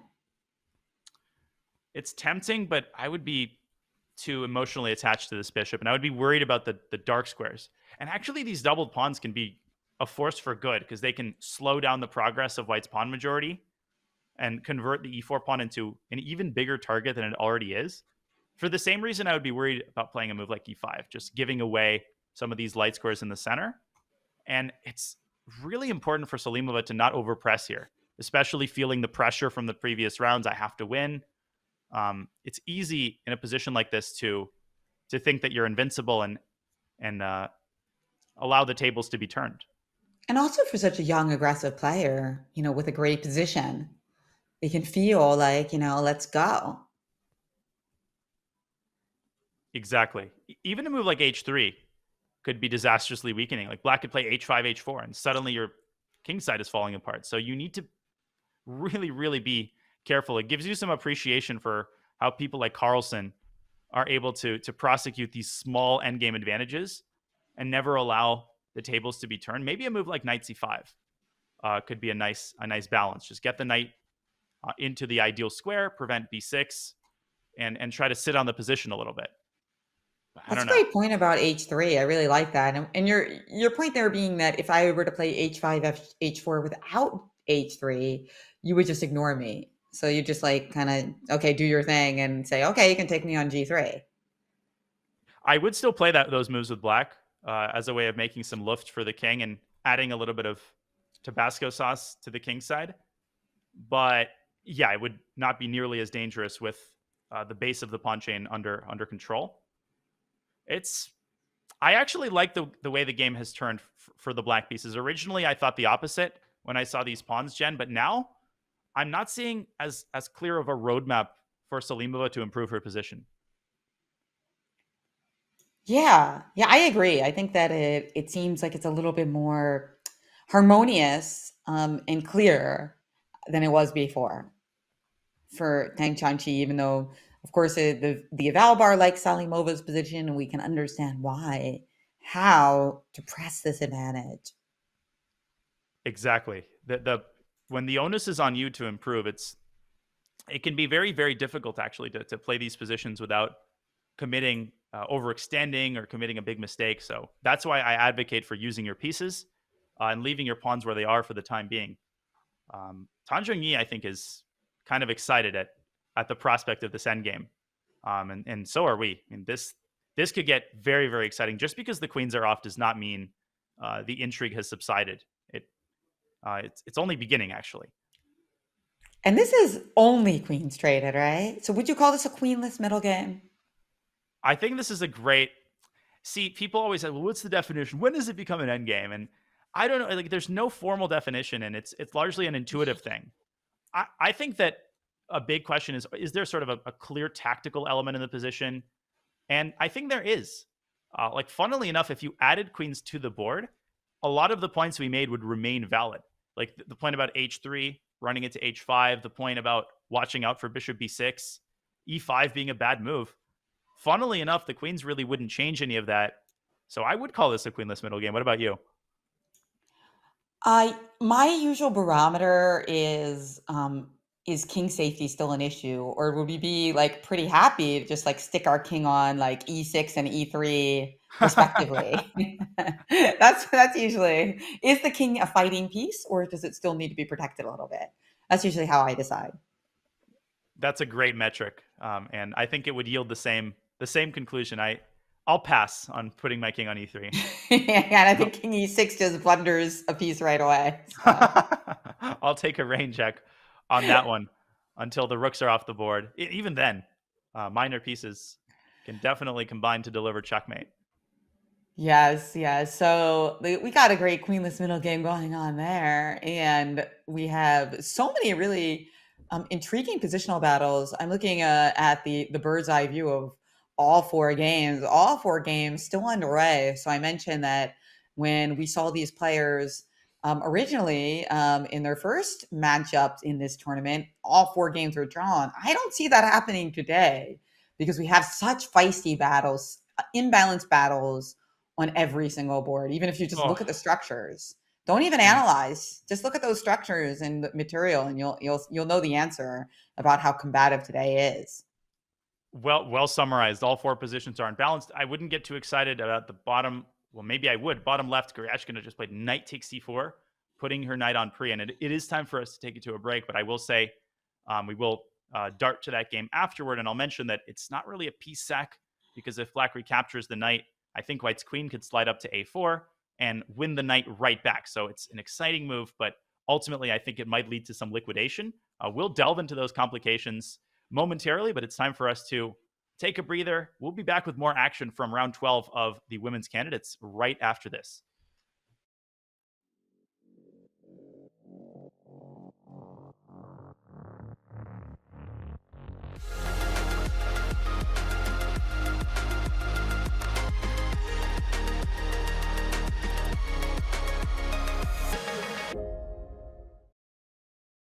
This is Grandmaster Daniel Naroditsky. We are watching Valentina Gunina taking on Ju Wenjun, the women's world champion at the 2023 World Blitz Championship in Uzbekistan. And the players starting off with a pretty conventional opening, a queen's gambit declined, and now a semi-tirage as Ju Wenjun brings her c-pawn up to the center, and a big exchange in the center. This is a very, very popular opening. Black takes on d4 and then takes on d5, and now gets an isolated queen pawn on d5. Okay, now the rook comes into d1, and now it's Gunina's turn to launch an offensive and chase the black pieces out of the center. Knight to e7. Ju Wenjun has to oblige. And are there tactics? No. Back to home base goes the white queen. Bishop to d5, pinning the knight, forcing the weakening move. F3, Ju Wenjun is playing an amazing game with only a couple of seconds on her clock. She's doing a terrific job of sort of keeping the status quo and continuing to induce weaknesses in white's position. But she is still down a queen, and white is still pressuring the king side. Bishop to a7. Gunina has plenty of time on her clock. Queen to d3 was another devilish move. It threatened two checkmates on h7, and actually there was a mate on d8 that was threatened, and so Ju Wenjun has to make some luft. But g6 is a very weakening move in 4 seconds as that knight, it couldn't decide where to go. Knight to c6, knight to e4. Gunina brings her knight into the game. 2 seconds for Ju Wenjun. Rook to d8, chasing the white queen away. Oh, but that's a pin. That rook on d1 is undefended. Oh, Gunina blundered that move. Gunina blundered rook to d8, and now the white queen has nowhere to go. She might have to sacrifice the queen back. Oh, but that endgame is going to be really bad news for white because while the e3 pawn is weak, the a2 pawn is weak, and that black rook on c4 can infiltrate down to c1 or to the side down to a4. Gunina blundered rook to e8, and with only 3 seconds, the women's world champion was able to spot that the rook on d1 is undefended, and I don't see a different move for white. She might have to play queen takes rook, or maybe queen takes knight is a better version of that sacrifice. No, she's going to move back to f4. Gunina is going to keep her queen at all costs. Oh, with 2 seconds left, Ju Wenjun just didn't have the time to capture white's rook on d1, and instead she went g5. She allowed a check. She allowed a trade. Oh, white's going to win. Queen d6 check. What a move. King g7. Another check on h5. That's forced mate. That's forced mate. Knight h5 is mate in 2. Knight h5 is mate in 2 moves, and she finds it. And Ju Wenjun stops the clock and graciously extends her hand. She almost came all the way back, down a queen, but just didn't quite have enough time to deliver the final blow. All credit to Valentina Gunina for keeping pressure on the board and on the clock. What a game.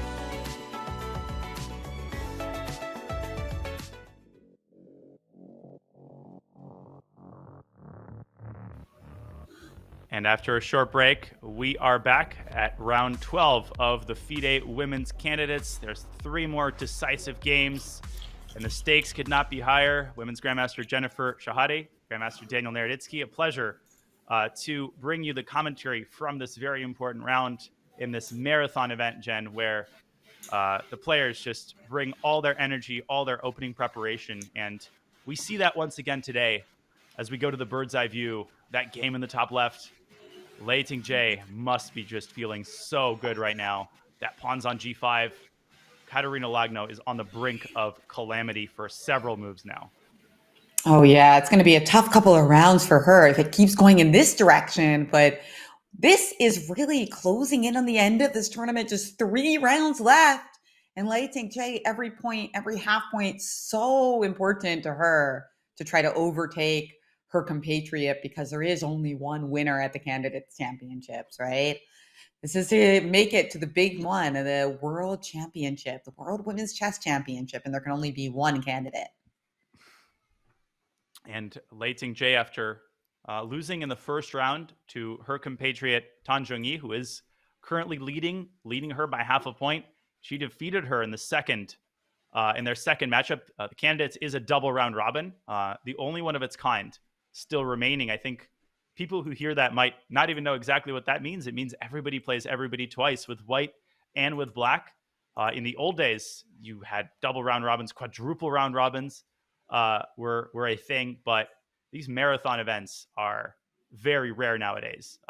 14 rounder is unheard of, and so just having enough gas left in the tank when we get to these final 3 rounds becomes a factor. But Lei Ting-Jie is just leaning back in her chair. Everything's under control. Just business as usual here. And her opponent down to 34 minutes. Ugh. I really like the format for the candidates, though, because I think that it is so important. And even though there's always going to be some, variance, if you will, the best player is not always going to win the candidates. They're not even going to win half the time because they're up against so many other players. But at least making a double round robin is about as fair as you can get in this amount of time frame. And it builds up these little mini narratives. You lose to a player, you have another chance later in the tournament. Can you come back? Are you going to lose another game? And I agree completely. I think it makes everything perfectly fair, symmetrical. You can't complain, I didn't play this guy. I didn't play her with white, her with black. Everybody plays everybody with both colors. So the chances are fully equalized. And the chances are anything but equalized in this position, Jen. Just look at these beautiful pieces. Black is threatening now h5, followed by h4. These pawns are banging the death drums on the king's side. Yeah, it's not pleasant at all. This is a dream to have the knight on f5 and the pawn on g5, treating the bishop on g3 as a big pawn. And we don't want to take pawns. Yes, we do not want to take pawns. We don't want to use a knight to take a pawn, right? That's why knight takes g3 is not a move that people would play. In general, I think the higher the level, the more reluctant people are to make trades. They want to make sure that the trade is good, not just do it for the sake of doing it. That's such a great point. And sometimes when, my friends who aren't big chess players, they ask me for a game. Sometimes, they'll manage to trade queens, and it's like, I traded queens against a grandmaster. The queens are off. I'm close. And I struggle to transmit that a trade is not an achievement in and of itself. Just taking a piece off the board is not always a good thing. And it doesn't mean that you've, tricked me in some way. But it comes with experience, the ability to keep the tension by default. I completely agree. That's such an important part of growing as a chess player is embracing the tension and not always trying to force matters by taking pieces off the board. Yeah, one time I saw a game described in a mainstream newspaper article as, Danya lost his queen. And then Jennifer gave away her queen, right? And they were really just describing a queen trade. But it was like, you blundered your queen, and then like I blundered my queen back. On the very next move. Yeah.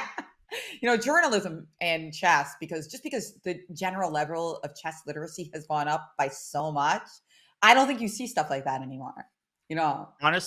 That's honestly such an important point. And I'm floored sometimes when I read about chess in mainstream papers. Now, obviously, the nitpick inside of me is like, well, you capitalized E when you talk about E4, but I get it. There's always going to be some inaccuracies, but when you compare it to your average article 20 years ago, which talked about like I don't know, random openings that don't exist, and the moves were often jumbled, and like you said, lines like, oh, white lost their queen, and on the next move, black lost theirs, and that's a typical occurrence in chess for a mutual blunder like that to happen.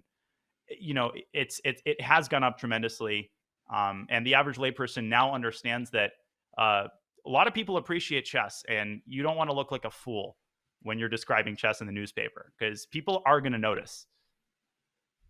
Yes, it's good. We got to give legacy media a shout out when they're doing something right, right? Because there's a lot of cuts, a lot of people not subbing to newspapers anymore. But chess, chess in the mainstream is going pretty well, I would say, overall. Although I would like to see more columns done, And speaking of going well, you already mentioned that Lei Ting-Chei's position is going well, and you might expect her to win this game. Who else do you think is most likely to win a game this round? Because a lot of the other positions we found to be somewhat balanced, right? Even if the positions are, balanced in terms of winning chances, not in terms of like the position being boring or something like that. I can see the Salimova Tan Chongyi game end decisively one way or the other, either white overpressing or Salimova, driving her positional pressure home, which she's so far doing an excellent job of maintaining. Her knight centralized on E3. She's, I think, getting ready to push E5. I'm also looking at that bottom left board. Maybe a quick look at that last move, knight takes C4, which has sent Humpy Canero into a deep think, might be a good idea. And definitely I'd like to come back to the Salimova game soon enough. But can we make sense of this move? It's so funny. She didn't take the pawn on C4 for so long, and now when it's defended, she decides to capture it. And you pointed this out right as we were going to break, that after knight takes C4, pawn takes C4, temporarily winning a piece. I kind of gave spoiler alert. I said temporarily because there is this idea of playing queen to A4. And now, a move like knight C5 in certain realities would be a great rejoinder. But unfortunately, rook takes D8, knight takes A4, and your rook is hanging on E8. This is a position where you wish your rook wasn't developed, right? If only your rook was on F8 instead of E8.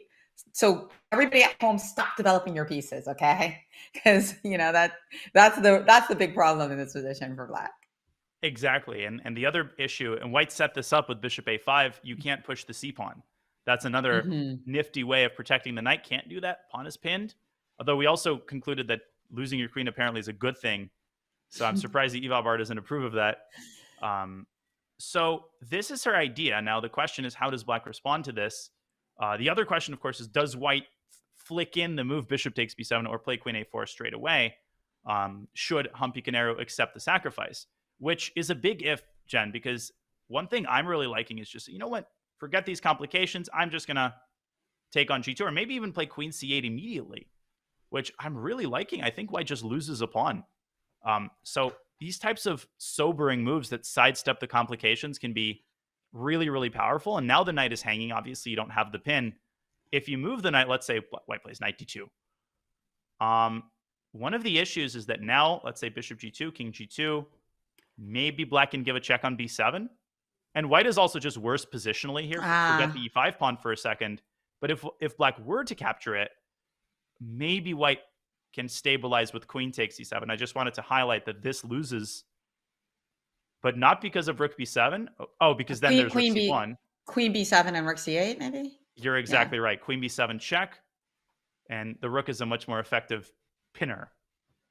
That's right, because now you can play rook C1, but I got bishop D8 or bishop D6, right? I don't know. Are they equivalent?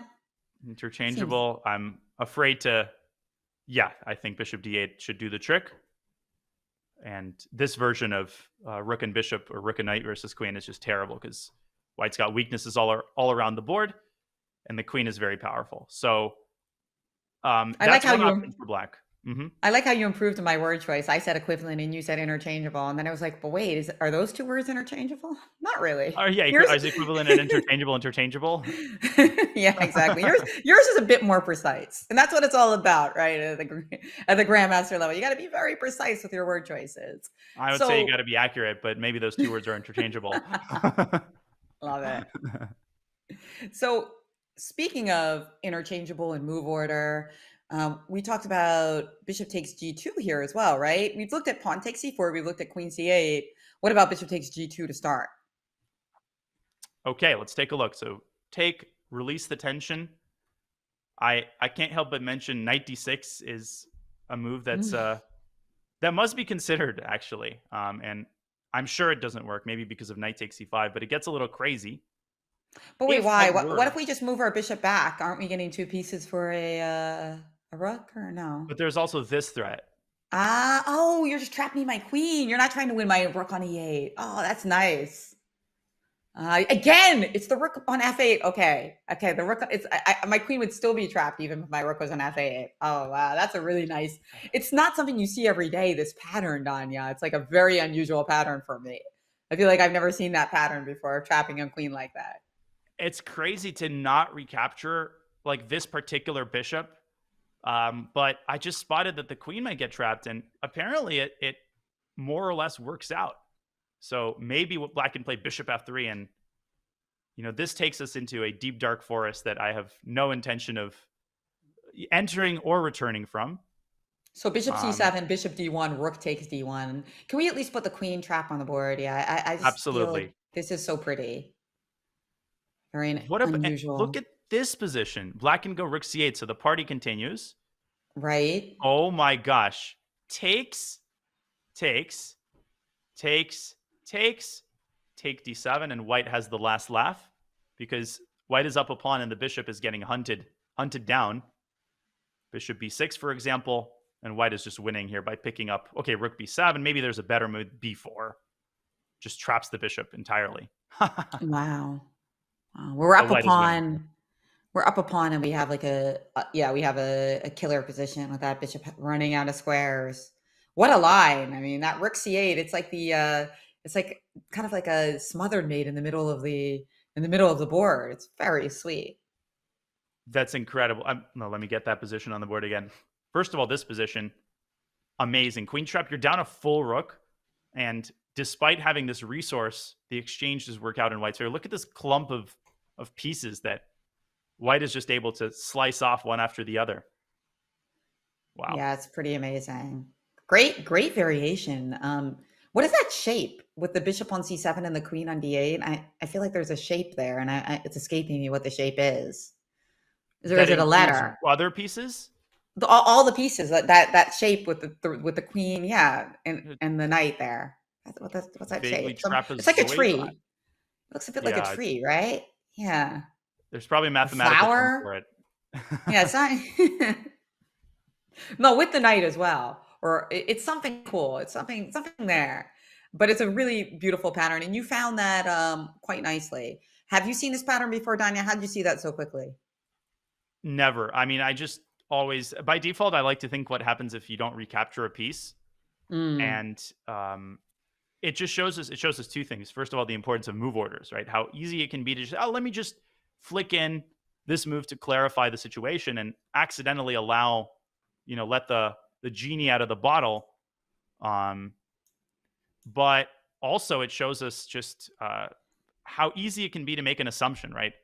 Imagine calculating this on the board. Nobody's tapping you on the shoulder and saying, don't consider king takes g2. So there's a high chance that this might be missed. Humpy has thought for over 20 minutes on this move, and I think we can see why.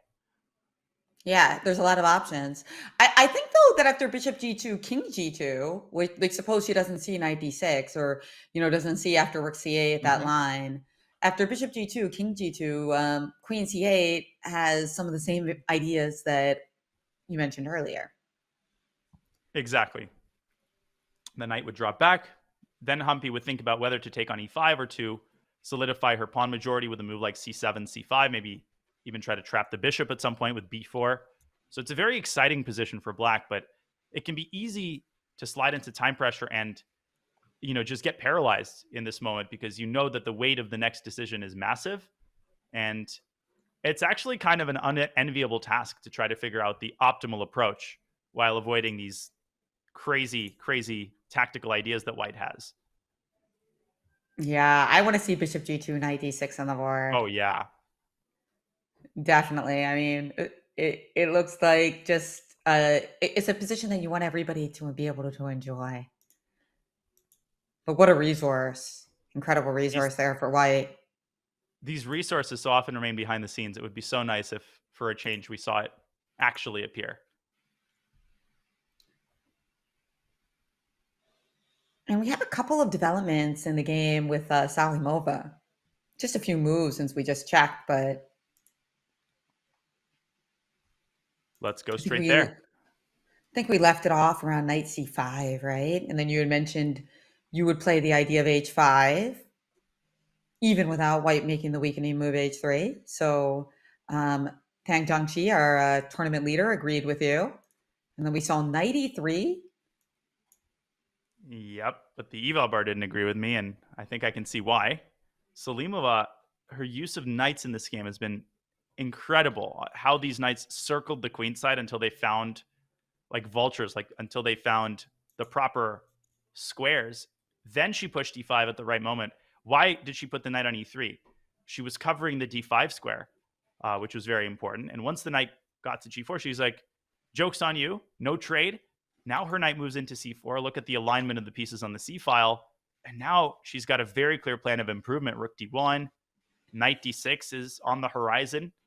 h3 is now a possible move, although I'd be very careful about playing this move prematurely because Black's knight might actually want to come back to h6 because that would allow it to redeploy via f5.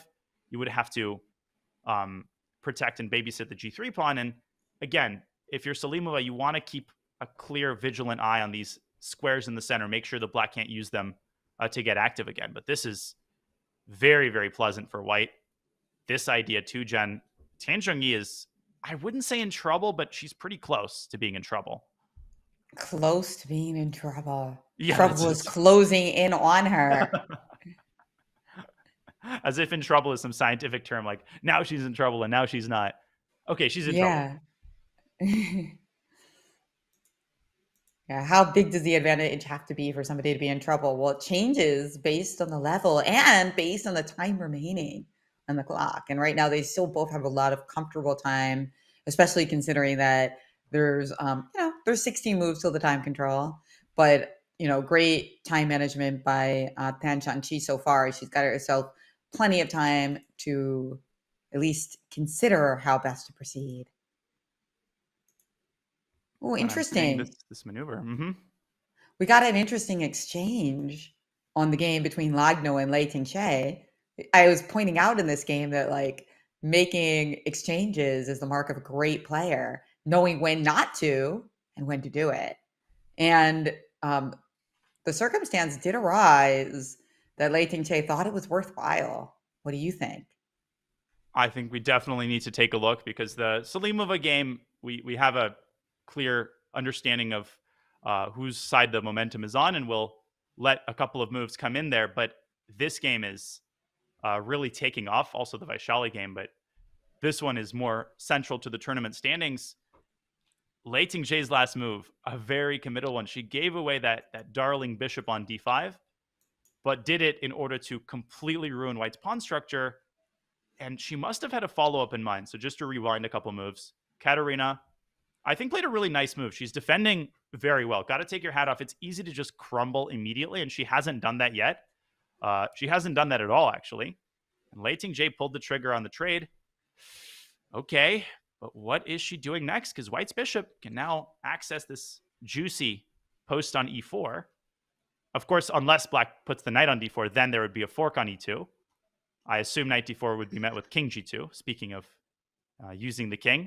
White's not in a position to, all hands must be on deck for the defensive effort here. And you're not about to consider allowing bishop takes knight and e6, right? Or are you?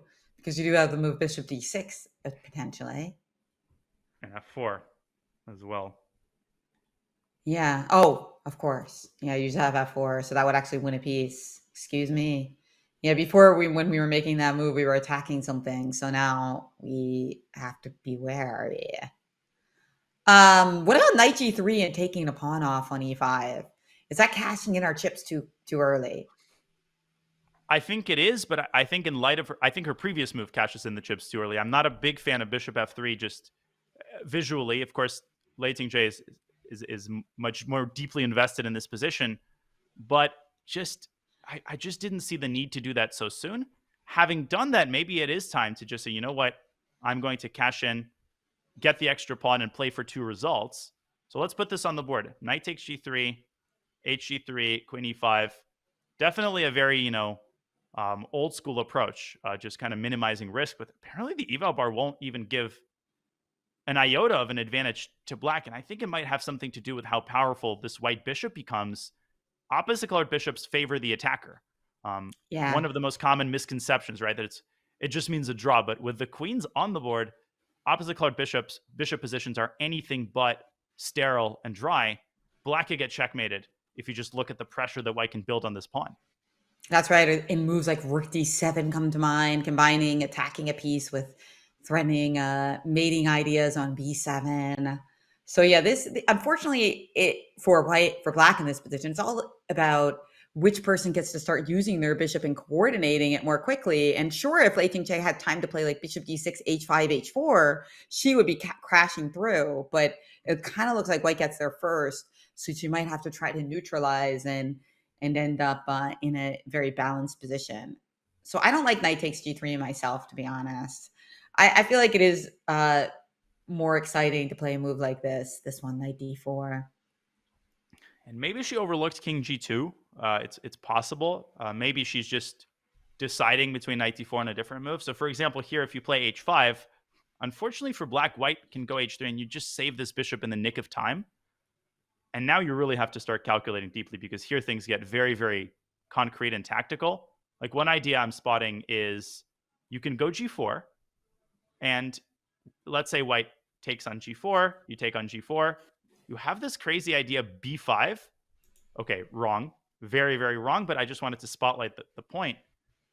You also don't have to play this fancy. You can play like rook g8, or maybe there's another really good move here, because the eval bar seems overwhelmingly in black's favor. But my idea was to meet bishop takes b5 with the check on b7, forking the bishop, and this just might lead to checkmate with the white king caught in the crossfire. Why is b5 so, oh, queen a6. Oof, that's a party pooper right there. Yeah, just inching up into the position. Well, really invading the position, not inching. Yikes. We don't allow that to happen. Flying into the position. I mean, okay, so there's knight d4. Okay, what about allowing bishop takes f5? So not playing knight d4 and not playing knight takes g3. Because as you pointed out, bishop takes f5, pawn takes f5, threatens f4. So what if we do like none of the above, like and just kind of keep things without putting the knight on d4? We play like h5 or something like that. She has played it, by the way, and I'm with you. I think this would have been a great option, just keeping knight d4 in reserve, and h5 would have prevented h3, because then maybe knight takes g3 is a lot more appealing. But Lei Ting-Jie has picked up the gauntlet and thrown her knight into the center. We will see king g2. I think it's an only move. There's no way Katarina gives up the exchange here. And right. Buckle in. I mean, strap yourselves in, folks, because we're in for a tactical showdown here, I think, with black's kingside attack. Eventually, you have to make something happen there. And this could be for the candidates, because if Lei Ting-Jie was to win this, that would really shake things up. And if somehow she overpresses and only draws or loses, it could completely change the destiny of the tournament. That's the brutal truth about round robins, Danya. When you play a Swiss tournament, you can always console yourself, like, oh, I gave up half a point, but I get an easier pairing, right? None of that logic exists when you play the brutal format of the double round robin. You have to live with your mistakes.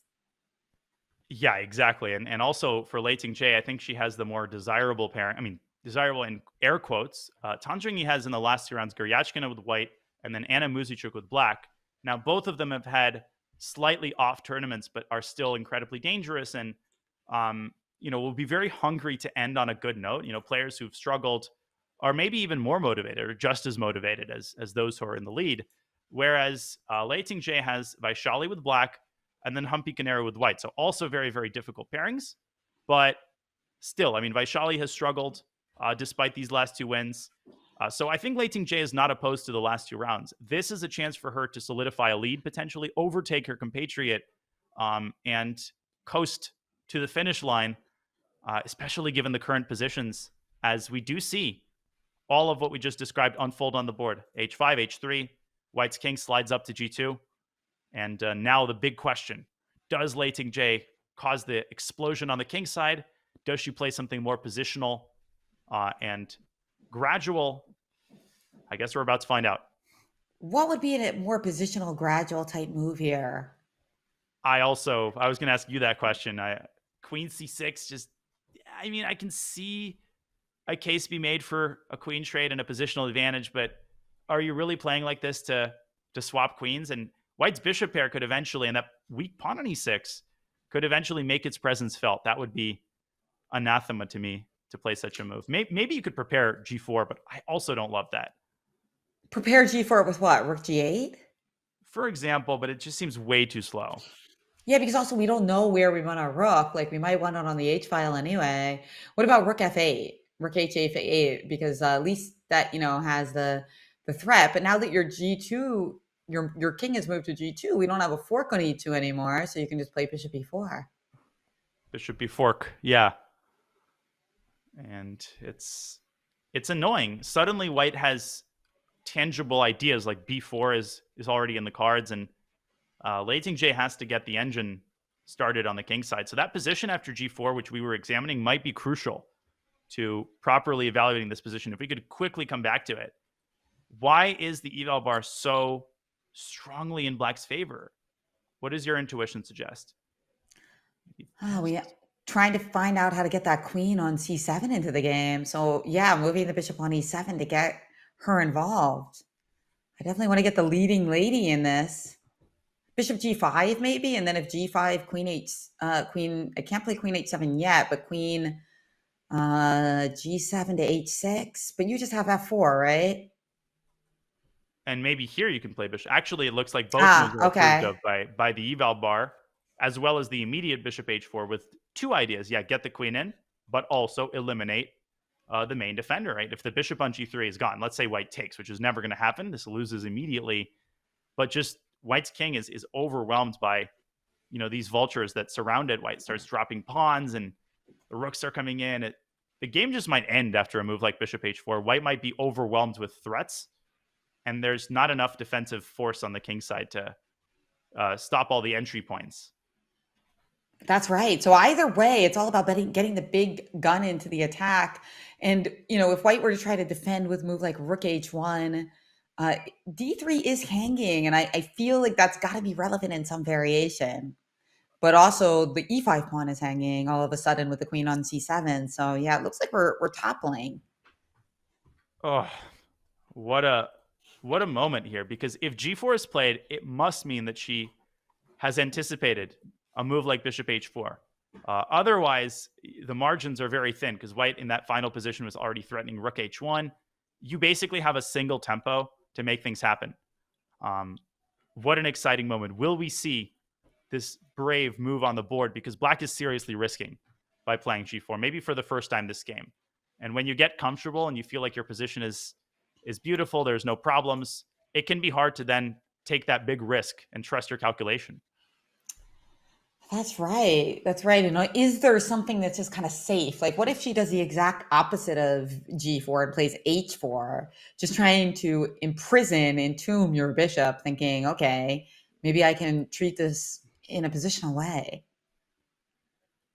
Yeah, that thought did cross my mind. It can be, it's a very interesting decision because how is this bishop really ever getting out? F4 is a move I can only see being played with the queens are off the board. But I'm still, even with a single piece on the board, even with a single bishop, I would still be very worried about the momentum turning in white's favor in terms of king safety. That's right.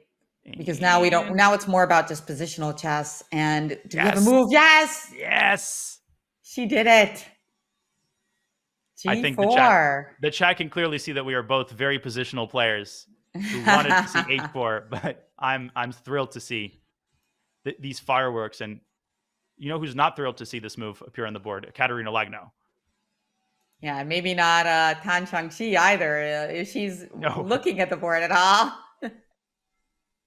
This is go ahead, Jen. Sorry. No, because of course, if Lei Tingqi wins this game, it puts a lot of pressure because the leader right now, her position doesn't look great. She's far from losing, but she at this point will be happy with the draw. So this is a fantastic chance for Lei Tingqi to capture the lead or at least share the lead with 2 rounds to go. Yeah, this is a huge moment, and we all know this feeling of waiting, sitting at the board, praying that your opponent isn't going to make a particular move. Sometimes you get up because you can't bear to sit there, and the sinking feeling that she's done it. That's what Katerina Lagno is experiencing right now with only 27 minutes on her clock. Oh yeah, you don't want people to play G4. Absolutely not. You need a poker face for that, right? If there's a move you really don't like the looks of and you don't want to give it away. Oh boy, G4, what can we do? What we looked at H takes G4 and then F takes G4, right? And concluded that might be losing due to bishop G5 or bishop H4. Wait, so why isn't the eval bar, more excited? Why isn't the champagne being popped here? Yeah, I don't know. I mean, it looks really terrible, right? I'm struggling to find an alternate. Bishop before GF just looks awful. H4, trying to keep things closed up, putting a band-aid over it maybe, but then you're starting to just drop a bunch of pawns. Yeah, I don't like H4, no. G takes F3 with a check. Ooh, that looks like fun. Jen, apparently the best move is, I don't even want, it's painful to say this move aloud, F4. Really? Okay. So you actually do save the pawn. Because I can't play pawn. It's obvious that I can't play en passant. Oh my God. Do you want to know Black's engine move here? These might be the craziest 2 moves I've ever seen. So remember I mentioned this B5 idea, right? Which fails the queen A6. So the best move for Black is A5 in order to cut off white's access to A6 and prepare B5. So you can play queen B7 check. At least it's a tactical. At least it's a tactical reason because this is positionally this really bad move A5. So it better be for a tactical reason. Oh dear. No, that's not a real move.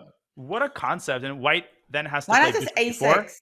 Why not like A6 though? That's like a more like findable move, I think, for a human. But then still you're not threatening B5. Oh, right. I'm not threatening B5 because you have queen A6. Yeah.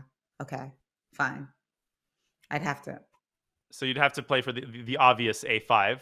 Of course, we are all taught to push random queenside pawns when we're attacking on the king side.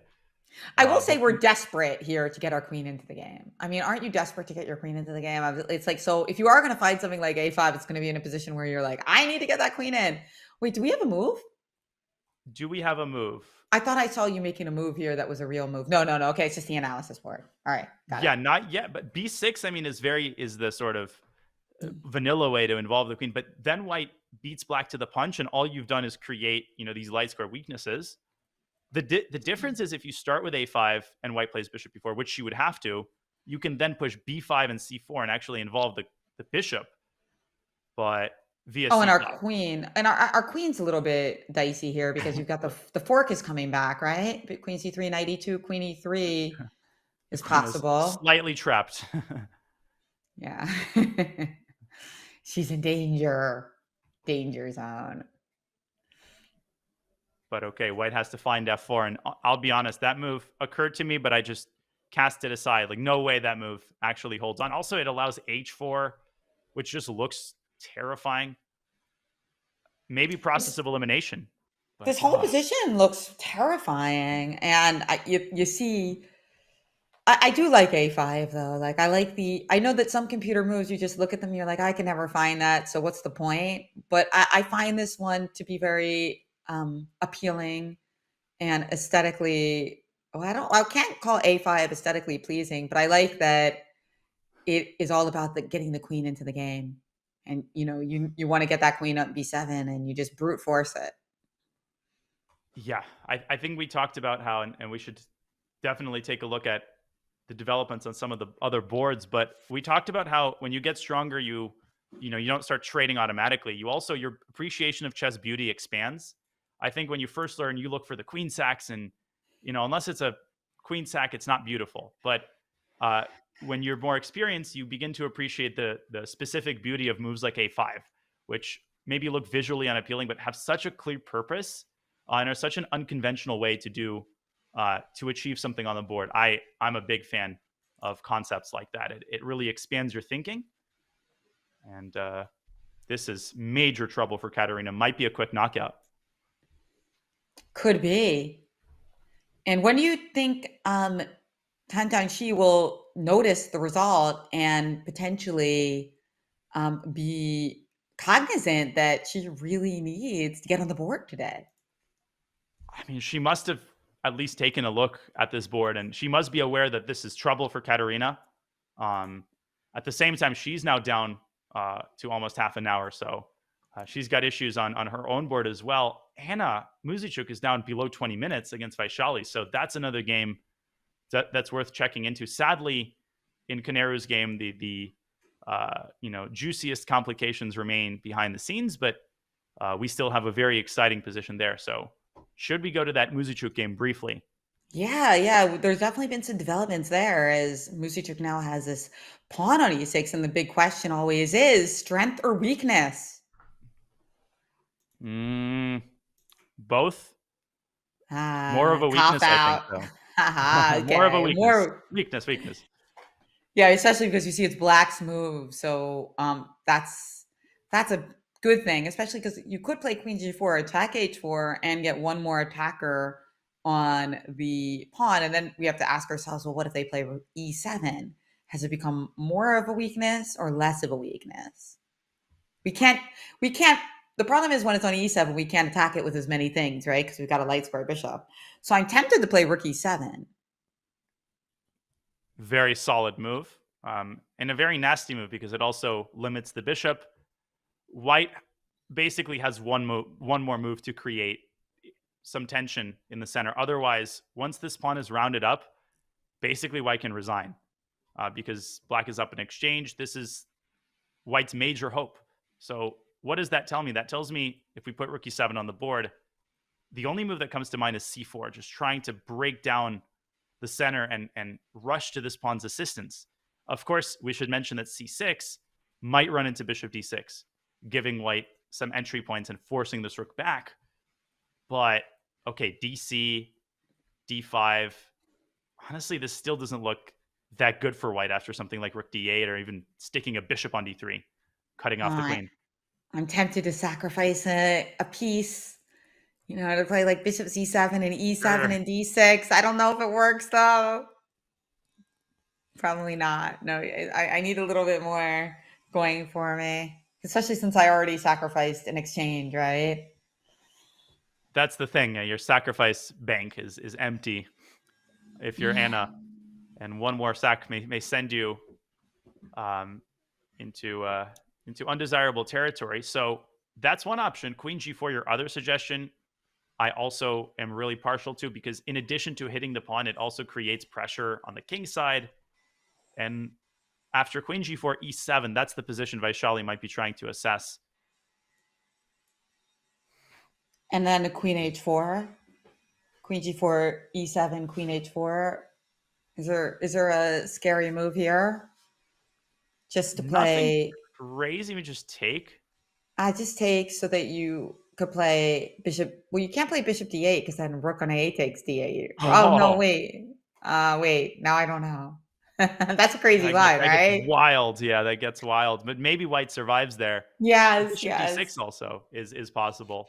Just bishop d6, sure. Can we look at that just for fun because it's so unusual? Oh, yeah. Say like Yeah, good. Yeah, okay. So here, if black played rook takes d8, it looks at first glance at its pin, but we don't have time to take with check. Oh my Wait, do we? God. What? Oh, No, rook we takes do, I e1. think, because white has to give the queen back, and we get this crazy endgame. Right. Okay. And then it's probably better for black, but might be perpetual. Exactly. It's like incredibly hard to evaluate, but black has a draw in her pocket. What a line. And how rare is it a situation where there's two queens, you can choose between taking that new queen, or you can take the rook and force white to give up the other queen. You can take with a queen and have a fork against two queens, but you can only capture one at a time, which is bad news. It's pretty funny variation. You don't want auto rook on in this position. No. Oh, yeah, that's a good point. Or auto knight, for that matter. Those settings don't exist yet, but if we talk about them enough, they will. Yeah, that's how great ideas are born in the unlikeliest of circumstances. So Do how nothing did we rush. get there? Queen g4, do nothing rush. This is how we got there. E7, queen takes h4, bishop c7. Yeah, that's how we got there. What else would black do here? Besides take the pawn? Maybe bishop e4.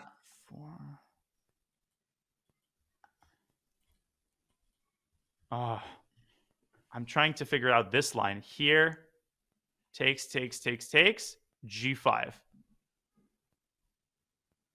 Why does this lose for black?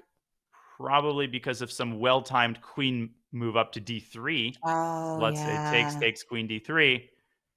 Nice. I think that's the only reason, actually. Otherwise, the bishop is lost. And now after pawn takes f4, what's the move? Rook, is it rook, lovely. rook queen g6? Oh, rook f7? But look at King this. h6? And it happens again. It's a staircase. Oh, this one wins. That is so pretty. That line is amazing. Let me just do that again. Queen up, setting up the discovery. Black takes. Blocks of the queen. So here's number one. And usually the staircase goes the other way, but here we go up. And because of the pawn on h5, if the pawn were on h4, Jen, we would have this a third time. Can I just artificially create that situation? Sure, let's do it. I love that. Yes, I love staircases. This is a kind of unusual tactic. We don't get to see it every day. Here we would have it three times. Number one, number two, and then number three. Yeah, that's pretty amazing. This is a staircase. A staircase of victory here. That's awesome. And it was not far from happening. I mean, rook e7, of course, on the board. And some people get annoyed when we show these details, but at Chess.com, we focus on the moves 99% of the time. I think that displaying the beauty of chess is a very important part of our job, and part of appreciating the overall game. Oh yeah, I love seeing checkmates and tactics, especially the ones that don't come up every day. The ones that you don't see as much in the tactics books and Puzzle Rush. Because don't forget, when you solve tactics in a book, usually they're from real games. And when they're from Puzzle Rush, tactics trainers, a lot of times they're also from real games, like blitz games. So the unusual patterns don't come at you as often. That's why, I mean, how many millions of times do you see queen f7 check, king h8, queen f8, like sacrifice your queen and mate and Puzzle Rush, right? That one just comes up again and again and again. And things like that, not always. The staircase, you don't see it as much. Unconventional tactical patterns are hard to come by and very valuable. And that's how you become a creative chess player. You acquaint yourself with the less, something other than the 500th back rank mate that you saw that day. Yeah, well, I don't think we'll see that one in this game because move. She doesn't want that pawn advancing to e7, and who would? I mean, listen, like so much of her game has been about light square strategy, right? Keep that pawn on a light square so we can attack it more times than it's defended. And it looks like Anna Pazicic seems a little nervous right now, Danya. I feel like she almost indicated this sense of blitz mode when she made her last move. Like she feels like she's in a little bit of blitz mood.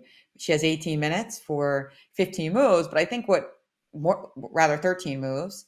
But I think what concerns her more is that the position's very rich, and that's not a lot of time in such a rich position.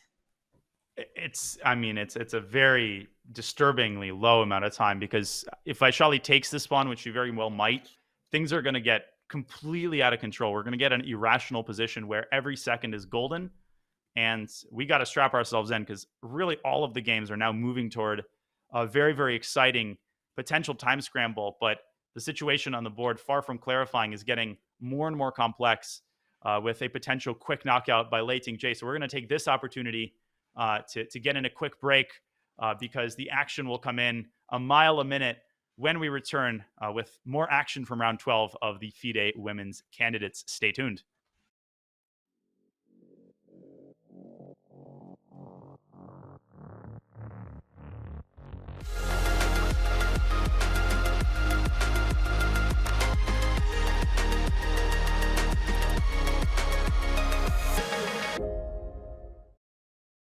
Has this ever happened to you? Oh, shoot. Another mouse slip. What about this? Oh, well, holy bishops en passant. I think I'm getting carpal tunnel. If only there was a way to play online chess with a real-life board. What if I told you you can with Chess Up 2? That's right. With Chess Up 2, you can now play over the board online. Wow. Simply connect your Chess.com account to our state-of-the-art Chess Up 2 and get a game started.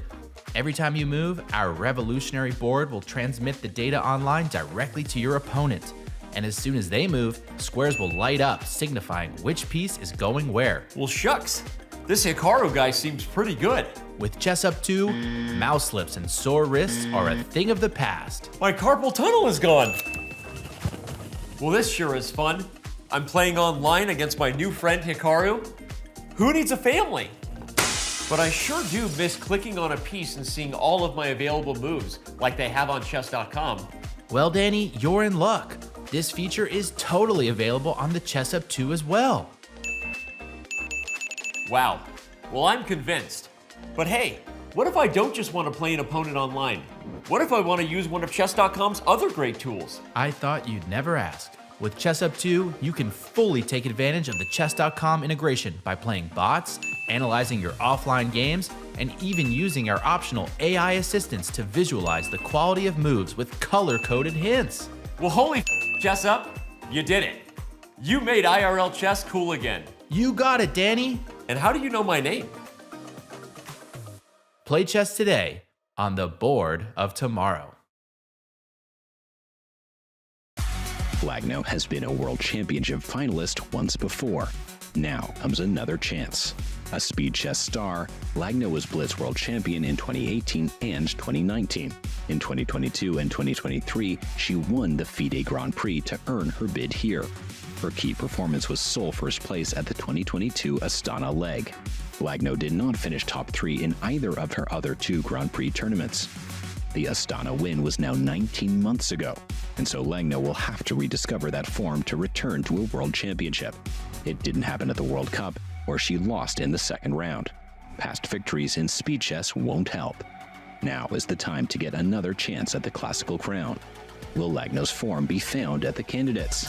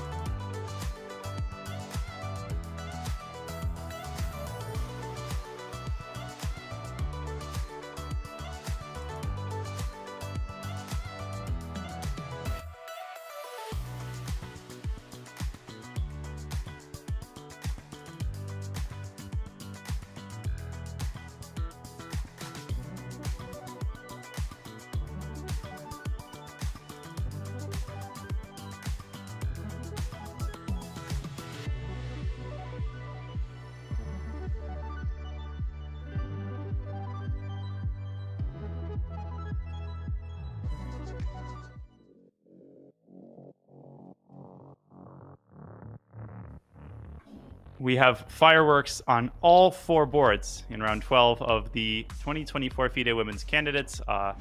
Women's Grandmaster Jennifer Shahade, it's like a feast for the eyes.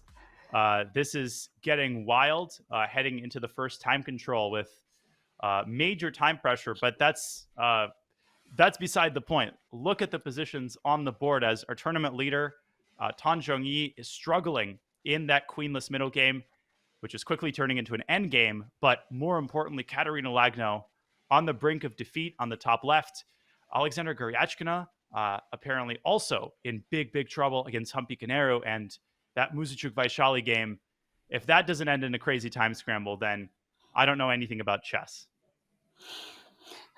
Every single game is exciting in this round, and it is important. I mean, there's only 3 rounds left. This is crunch time at the candidates.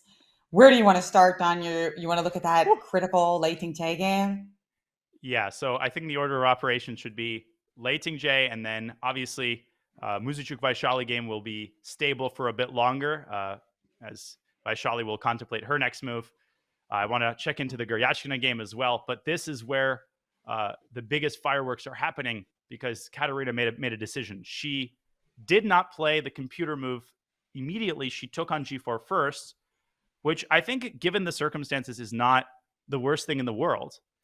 And this, what is the difference between the immediate f4 and the initial exchange on h4? Well, this leaves the h file open and opens up the possibility of bishop h4, the resource we talked about in a slightly different position, but it still, I think, is a very valid candidate move. Right, bishop h4, just super logical, trying to get the bishop out of the way so that we can bring the heavy gun into the game. And how does the position favor the computer move that we looked at earlier, a5? So in a different position, a5 was an amazing idea, because Oh, very good. I had to do it. Thank you for clarifying it because it went over my head. I'm 12 rounds in. I'm more tired than the commentators and less The mentally player. strong. More No, tired player. than the player. That's a case in point, apparently. So Exactly. a5, the idea was to play b5 with the plan that bishop takes b5. We have queen b7 check, and it looks like she's played it. Oh no, it's on our analysis board. Okay, I'm sorry. I always do that. false sense of hope. Yeah, I thought I saw like a player make a move at the same time, but it was all in my head. But yes, the funny thing is, one is so intuitive, bishop h4, and one is the opposite of intuitive, but they actually both have the same exact goal: get the queen into the attack. Because if that queen gets into the attack, the white king is dead Immediately. And bishop h4, I like because it's, from a positional standpoint, you might say, well, the white bishop is bad, but it's actually a good bishop in terms of the defensive role it fulfills. It holds a bunch of important squares. If it is eliminated, apart from the queen coming in many different ways, the knight could also come in via f3. The other bishop is going to end up vulnerable down the d file because the rook will not be able to be delegated to the defense. This is the kind of move that might lead to instant collapse. But a5 is still excellent, and I don't think this would bring a smile to Katerina's face either. Maybe bishop e4 will then, likely bishop e4 would follow. And then this line that we talked about is still very much in black's favor. c4, queen e3 to dodge the fork on e2, and bishop c5. Both of these scenarios are deeply unenviable for white, Jen. I think it's a choose your pick kind of moment for Lei Ting-Che. Although the bishop h4 is so much more intuitive. So the fact that that is also the better move is, a good sign for sure for Lei Ting-Che. Now, after bishop h4, can you remind me what happens if we just play rook to h1? The most natural move. Yeah. I take. Yeah, and then I have to take back. And now how do you get on the money squares? My bishop on d3 is also hanging, which is potentially an important detail. There's just so many tempting options. Even knight f3 is apparently wrong. Maybe I should actually start by taking on h1 first and try to go down the d file. Yeah, that wins because takes, boom. Still not the best. I wonder what the best is. Such a weird position. I mean, it looks like, I mean, would be, Well, is there this. something with b5? Oh, queen b6. What's the Eh. idea? Oh, you're just threatening b2. Okay. Oh, and now this. That's hard to see. That's pretty And cool. now this. Oh, and then knight e3 check is on tap. And now this. And now this. Very nice. Very nice. All the mates are working out in Black's favor. A weird variation nonetheless. I'll be honest, queen b6 like did not occur to me at all, and the fact that it's a setup move for that subsequent combination to get the queen involved, you hit the nail on the head. Get the queen involved at all costs. But the good thing for Lei Ting-Jie is she doesn't need to, turn her inner sockfish on to drive this point home. I think a simpler approach would do even knight f3 with time pressure on White's clock will pose unsolvable problems for Katarina. But you do have to be accurate because Black's advantage is tied very directly into White's king safety. You can't just throw out a few random moves. You could easily lose your attack. So there's a lot of work to be done here. And right now, the very big decision, bishop h4 versus a5. I think these are the only two moves which keeps the fire burning. So she's going to have to find one of them. And she does have some time to find them, right? She's got 27 minutes left, although it is only move 24. And she's But the done it. thing, yes, there it is. Bishop to h4. It is possible, though, that this is a good moment to use a lot of time, though, because it's possible that the moves aren't going to be that hard if she starts invading. Oh, God. And in the meantime, I'm looking over at the other big game, and I'm seeing the thermometer move up and up in Salimova's direction. Tan Zhongyi is now in huge trouble. She's not just in any kind of trouble. She's actually giving up her exchange, trying to curry up some last-second counterplay against White's king. I think we have to jump there as we wait for Katarina to figure out a defense. She's gone bishop e4. So we'll keep an eye on this one. But look at that knight on d6. Black is on the brink here. So what's the idea here? If we take on e8, you have a bishop b6 check. Yes, this is actually a very clever concept, and White could get mated here. It's mate in 3. Where's the mate? Takes in and bishop then g4. Bishop g4. Wait, bishop c4 is mate 2? No? Yeah, so but I mean, technically White could go rook d3 and stave it off. Okay. Yeah. So the other one is really mate in 3. Very cool. But Salimova, she wasn't born yesterday. So my big question is, what if you take this guy on c6? Ooh, and now bishop b6 check doesn't lead to anything. Is that what you're saying? Yeah, just play king g2. Okay. How is that not the... Oh, wait. There's knight e3? I think there's just bishop d4. This is even more accurate. Just ending Black's counterplay. Because the other one you had king g2, and then you were ready to play. Yeah, what were you going to do on king g2? I guess it doesn't matter anymore. Moot point, because it looks like bishop d4 is a better move. Yeah, I mean, once you see bishop d4, it's hard to resist it, and this is just dead loss for Black. You're down a pawn. White's dominating the center. The other pawns are falling. This would require a miracle for Tan Zhongyi to save, and if you're not going bishop b6, then that must mean you're moving the rook. But that also looks just awful for Black. This could be a very bloody round, and it could turn the whole tournament upside down if the leader falls and Lei Ting-Jie wins. We're going to have a flip-flopping situation where it'll suddenly be Lei Ting-Jie who's up by half a point. Insane. And this is the thing about, and Salimova does capture on c6 as expected. This is the thing about tournaments where the strengths of the players are so close, is like you never know who's going to end up playing spoiler. Every result is unpredictable. So just because Salimova is maybe not having her best tournament doesn't mean in any individual game she can't deliver a blow to one of the leaders. And of course, she had that game against Vaishali, which might be some psychological baggage that she has to deal with here. But Lei Ting-Jie is probably praying that she drives the point home. A lot of technique is still required, Jen. I mean, there's still a lot going on. There's a lot of traffic in the center. It's possible to blunder here. And, black's got some shots here to consider: bishop b3, bishop b6, h4.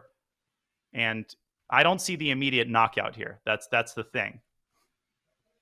Right. So it's not like something that we can call, but I mean, up a pawn with a dominating positional advantage as well. But yes, still some ideas, especially with that knight on g4, because sometimes it's combining with bishop b6 or just kind of hopping in e3.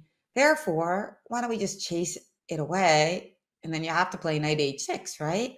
Bishop b6 check, bishop d4 again. Yep. I guess after knight h6, though, you are threatening the pawn on h3. So, yeah, this is a very tempting button to press just to throw the knight off. I would be almost tempted to drop the knight back to e4 and try to reroute it to c5 to try to massage some of these other weaknesses. I feel like maybe or maybe even knight b7, but that might be more forcing, but also more risky. But maybe I'm not. See, these are the kinds of positions I really struggle in with white. Like, what is the most accurate way to proceed? See, knight e4 eval bar drops precipitously and becomes the evil bar. And maybe it has something to do with allowing this check and now not having bishop d4 as a resource. I was intending knight c5, though. But a5 and gets messy. Oh, sorry, not here. Because rook trade would send the bishop away from the pin. Wow. So knight e4, very positional idea, but so many different ideas swirling around Salimova's head. She's got 18 minutes. She knows she has an advantage on the board. But now, you mentioned, Danya, cashing in your chips, not always an easy thing to do in chess. No. And that's why there's that expression, right? Hardest thing to do in chess is to win a one game. Exactly. And we probably should check into the Humpy game as well, because we have some major action there. But one of the reasons this truism is so true is because from the winning side, you've got so many candidate moves. And from the losing side, you often have forced moves. So it's almost easier, not almost, it is easier to play the losing side, which sounds like a paradox, but it really isn't, because on the winning side, you have a much greater responsibility. If you're lost, you basically just have to keep prolonging the game. And in a weird way, you have nothing left to lose. But this game, speaking of something left to lose, Guryachkina trying to stop the bleeding, having lost 2 in a row, in trouble against Humpy Koneru now for a while, but Humpy with 11 minutes for 17 moves. That is just unthinkable time pressure for the Indian Grandmaster. Now, I just saw Guryachkina make a move, but I don't know if I've gotten it quite yet. See, rook to d7 on the board. And they've repeated the position once. So we're that's why. Okay, that's why I'm like, oh, what's going on here? No, great point, Danya, because I just saw this position. Let's see, rook d7, how to repeat it. So, and my bad, sorry to take so long to get that game up, but we had queen a8, rook d7, queen b8, rook d1, queen a8, rook d7. Now, I cheated a little bit during the break. Apparently, there's a ridiculous move here that essentially wins the game. Obviously, this bishop on a5 is under fire, and the quiet bishop to d8 creates this incredible threat of c6, and white basically has no way to save the bishop. It's as simple as that. You can try to double up on the... Oh, no. I just wanted to ask why we have a threat there, though, because our rook's on d7. So after c6, if you play bishop d8, we can play rook a7, right? Oh, yeah. Actually... Wait, there must be a different threat. Oh, wait. So let's put it on the board. So rook d7, bishop d8. Let's make a stupid move for white, like of some sort, like h3 or something. You're right. I misunderstood, because here rook a7, queen a7, and the queen is protected. So... No, this is on final, and she's repeating, so they're going to make a draw. But you're right that so the computer thought it was winning, but it had to be something. Rook a6, and then you're threatening c6. So it's a 2-move idea, and it's white's bishop is so tied down that there is no way to save it. But we can see on the camera there, Guryachkina is going to claim the draw. You can't blame Humpy with 10 minutes on her clock for not finding that. Come on, that was really cool. Bishop That's a d8 cool. and rook a6. Very cool. Very nice. And it's so important that the pawn on c4 stops en passant. I know it's a very controversial rule out there, especially to new players. Welcome. We're happy you're here. But this is why en passant is so important, because otherwise, like b4 and the bishop on a5 would just be solid forever. But no. Got that rule. Take on b3, and there it is. It's a draw. I find that was a very instructive line, though, because it shows us a lot about pins and how when we have a pin, we need to be obsessed with getting more pressure on the pin. Exactly. Unfortunately, a lot of the complications in this game remain behind the scenes, but a lot to analyze and process for the players. We have a lot to process because there's been a huge development in the Lei Ting-Jie game. She's made a move, and it's a tempting move, but the eval bar hates it and claims that the position is now equal after her move knight f3, bishop takes f3 by Lagno, and I'm pretty shocked. GF, she's given away the pride of her position in order to further weaken White's king. But what does she have in mind if White just takes on f3? I mean, Black starts to run out of pieces. Maybe she thinks that after queen h7, there are too many threats. But apparently that's not the case. I see. So she just played knight f3 and gave up that beautiful pawn and knight on the board. I don't like it unless there's a forced win. Okay, if I'm reading this right, I think queen h7 is going to happen, and it does. And I understand why she went for this. I'm not seeing off the top of my head a clear way for White to hold the line here, because there's queen h5, there's rook d3. Queen h5 threatens what? King moves, and then you just king e3 or something? Because I am protecting d1 enough times, right? Yes, it's not a threat at the moment. That's a great point. Queen e4 would run into queen h5. The immediate threat might be rook d3. I mean, maybe this is a threat, maybe not. Okay. That makes sense. Rook d3 does look very troubling. So queen b3 comes to mind, but then you have maybe c4 to deflect the queen from its protection of the rook. Also, we could take on d8, but that would yield the d file, and that's a very scary thing to do. Yeah, but now we're down a pawn. I mean, we might mate, but if we don't, then we're down a pawn. It's kind of annoying. But do you want to know what the move is? The move for White? It's the only move which doesn't lose, and it is, if Katarina finds this move, I would be, honestly, she deserves just an honorary prize for finding this move. Well, it's okay. It's queen c2. And then queen takes c2, rook takes c2, drops her rook, so you have to play rook takes d8 intermezzo. And White wins. White wins. We're winning. Oh, because of our king. Remember the king. Now this is an endgame now, and we won our king at f3. That's the thing. Oh yeah, that's crazy. And so if Black plays queen h5 check, as you very correctly pointed out, now the rook is protected enough times, but the attack continues. And king e3, queen g4, and queen Wenjun with some. Now you have to find rook takes d8. This is the right moment to trade and slide the king back.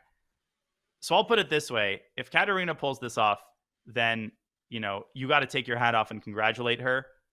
Lei's decision to give up that knight and sacrifice a pawn is incredibly bold. And I'm not a huge fan of it because there were such tempting alternatives that kept the attack without risking too much.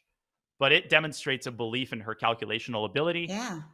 And, I mean, finding the narrow path out of the forest here for White with 10 minutes on a clock for 12 moves is a Herculean task.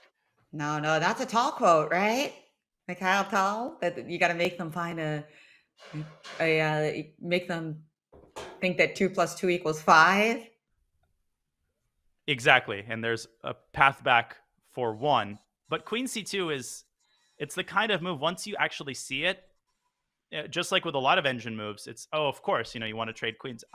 This wasn't on my radar, honestly, because I didn't notice that you have this intermediate capture on d8 with check. Right. So queen e4 check, queen e4, for instance, would lose to queen h5 check. So all queen trade offers are not created equal here. Precisely. By the way, Salimova still hasn't moved in that position. She's down to 10 minutes, and Katarina has played queen c2. She's found it. What a move. She's found it. But I have to ask, in that variation you were showing us, Danya, with queen h5 check, Uh-huh. Can you go over that again? So queen h5 check, you were going king e3, and then after queen g4, Yep. you were playing rook takes d8, and king f2, right? And what happens if I play rook Yep. h8 there? Let's see if we can figure this out. Rook g1 comes to my mind. Rook g1 with the idea of rook g2. Nice little fee and kettle rook. Not a pattern that you see every day. And why is this like double zeros for the engine? Is it because black has a way to annoy us? Like, I think it's a situation where you've got enough attacking chances to compensate for the pawn, but not more than that, and suddenly it becomes a 3-result game. And this is why Lei Tingzhe's decision was such a dangerous one, because she cashes in all of her like long-term tactical advantages, and believes that she will checkmate her opponent. But if you don't, then immediately you start regretting the decision. So check, rook g2. Maybe you just have to keep the rooks on the board, but now white is better. I think you can just take this pawn off the board, and now it's white who's hunting after the enemy king. So maybe this move comes to the rescue. That's the move. Yeah, that's a good move. And then because the double zeros, I was wondering if there was a perpetual. So there's probably some perpetual here with Or this a idea. repetition. Yeah. You can play queen h2, but that doesn't threaten anything. It's just a cute move, but it doesn't do anything. Uh-oh. Another twist, Jen. I mean, you just never know when the twists are going to happen. And I do think, look at her face. I think she does regret it a little bit. Seeing that queen c2 move is definitely, especially played after not that much time from Lagno, that can't feel good. No, not unless you anticipated and thought you had to win. Because you were pointing out that one of the key attacking ideas for black was rook d3 check. And this does cover that square, among many other things that it does. It looks like we've got queen h5 check on the board. So step one has been achieved by Lagno. Big credit to her for finding that only move, but still a lot of hard work, hard defensive work yet to be. Queen g4 here. Maybe Lei goes rook d to g8. That's another nasty little move, just keeping all the pieces on the board. That's one of black's problems. You start running out of pieces. Yeah, actually rook d g8 looks very tempting to me, but maybe it doesn't really get anywhere after rook g1. Yeah, rook g1, these really annoying. Just defend it. And then the king is actually protected in a weird way by this trio of pawns, by this little pawn arrow. I mean, it's not protected on the light squares, but we're kind of hobbling with just the queen being able to attack those light squares. We're able to defend adequately. Rook g8, rook g1, such an annoying move. Queen h3. Uh-huh. Immediately or after rook g8, rook g1? I was thinking after rook g8, but I mean, you might just have some queen g2 business, huh? And again, I'm not saying this to over dramatize the situation, but if white repels the immediate threats, c5 is also hanging, you could end up down 2 pawns, and white's king on e3 is not as unsafe as it seems. He's surrounded by pawns, so if you can hold the line here, hold the g3 pawn, black might start running out of threats that she can make, and also start running out of time. Lei Tingzhe had this big time advantage, but now, having encountered these unforeseen difficulties, she's investing all of it into finding a way to keep the fire burning. Wow. Yeah, absolutely. And, yesterday it was Lei Tingzhe who found a miracle repetition of position of 3-move perpetual against Anna Muzychuk to score the draw, down 2 bishops. She was down 2 bishops. But now what if it happens again? Because I do see some variations where, queen h3 occurs and the king comes the rook comes to g1. Is that right? Is that what we're going to do with queen h3, by the way? What are we doing? Rook g1? If queen h3... Oh, immediately. Yeah, that is a very serious candidate move. Let's put it on the board. Queen h3. Because now rook g1... It's possible. But you seem... I would be uneasy about giving up the d file. Although I can't tell you why. Yeah, I kind of wanted to trade off one pair of rooks as white but on my own terms. If I do it right away, oh, maybe I can do it right away and just play your rook g1 again. Exactly. Rook g1. And again, this problem that black starts running out of pieces, although maybe there's this very sneaky idea, c4, take me, and then queen h2 kind of coming around the backside.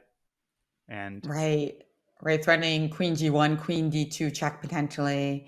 But the position's so simplified now that it's like, it's hard to know even if moves like queen d2 are winning. You have to actually calculate it out because maybe the king just escapes. Some of these lines are just going to be perps. Queen f2, I mean, the thing is, Lagno now has a very limited number of variations to calculate, and so this is a doable task, to choose between 3 or 4 moves and to identify their flaws. So having jumped through the first hurdle, whoops, sorry about that, let me get to the live board. Having jumped through the first hurdle, she's got a great shot of jumping through the rest. In the meantime, Salimova continues to find excellent moves, but her clock time is really, really bothering me. Should we check into our other explosive game? Absolutely. Let's do it. Well, let's take a look. Han Zhongyi making it very difficult. I mean, this is what champions do. She's not going to go down without a massive fight. And Salimova still walking on hot coals. She might be winning, but bishop b3 is a nasty little shot that poses a dilemma that she's got to sink some more time into. Yeah. So what is the idea is that you got to be a little bit careful about, well, not really. At first I was like, I got to be careful if I play rook d2 that my rook on e1 is unprotected. But when you play bishop d6, I can still take with a rook, and that uncovers the protection of the bishop c3. So I have no worries. Very important point. Although in the end, it might make things even harder because then this isn't a viable candidate move. So now you're choosing between even more options. Rook d3, rook d4, rook a1 is also... Rook a1 is the one move I would throw out because it does allow bishop takes d6. So Salimova trying to figure out which of these 3 squares is the best. But 7.5 minutes, Jen, for 10 moves. It's hard. There is increment from move 1. So there is that 30-second addition. But it doesn't provide too much relief. Rook d4, the least intuitive of the moves. But what could be her idea? Maybe she just wanted to keep that rook on e1 protected. Right now, she is up a pawn. So she's not only got gorgeously placed pieces, but she's also up a nice little pawn. And the idea of bishop e7 trying to snap the a6 pawn off is not quite in play yet, because I guess you have bishop takes d6, but might be something that needs to be reckoned with soon. In a bullet game, I would advocate for f6. If you're Tan Zhongyi, can you find a way to tighten the screws a little bit, make things more tactically charged, increase the chances of a blunder without doing something too unobjective? F6 would be my choice, starting to chip away at White's pawn chain and ultimately trying to untie the Gordian's knot in the center. First, you said it was your bullet choice. Now it's just your choice. That's a bit of an upgrade. It's my choice, yeah. But I don't really play any other formats anymore, so it's, goes without saying. Or maybe even in Blitz, I'd play f6 without too much of a thought. Yeah, you want to give your opponent some problems because now there's that pressure on the d6 knight. If you take on f6, rook takes e1, and then d6 is left unprotected. Oh, this is getting really exciting. Yeah, so 18 minutes left. And meanwhile, we already have that draw for those of you who missed it. Very interesting finale in Goryachkina Koneru. We had a really kind of computer-esque potential victory for Koneru. But I say computer-esque, and it was very difficult to find from a human point of view. But there was a very nice logic to it. So if you didn't see that one, you might want to go and review and see how she could have taken advantage of that pin. And our third game that is still underway is the game between Annie Muzichuk and Vishali, which entertained us a lot earlier, but frankly is not as relevant to the standings, right, Tanya? This game between two incredible players that everybody loves to watch, but aren't playing for that candidate spot. In fact, both of them have minus scores. Exactly. And nothing too earth-shattering has happened there in the last couple of moves, and we still have this exchange down position with a white pawn on e7. So we'll definitely keep an eye out for that game, but maybe we should let a few more moves pass. Yeah. We're on move 33 in that game. It's pretty major time pressure for Muzichuk, but yeah, definitely we have the higher allegiance to games that can impact the top of the standings. Rook to e6. Excellent move by Tan Zhongyi. So she targets the knight directly. She just says, get off my lawn. She's threatening, maybe threatening bishop takes d6. And maybe Salimova gives that up and finds some way to meet it with a check on e8, but I don't see it. And f5 runs into... No, it doesn't run into knight takes f5. Jeez.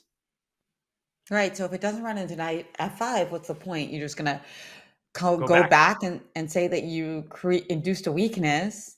Yeah. And then f6 becomes an even bigger headache for white because you might end up just collapsing in the center.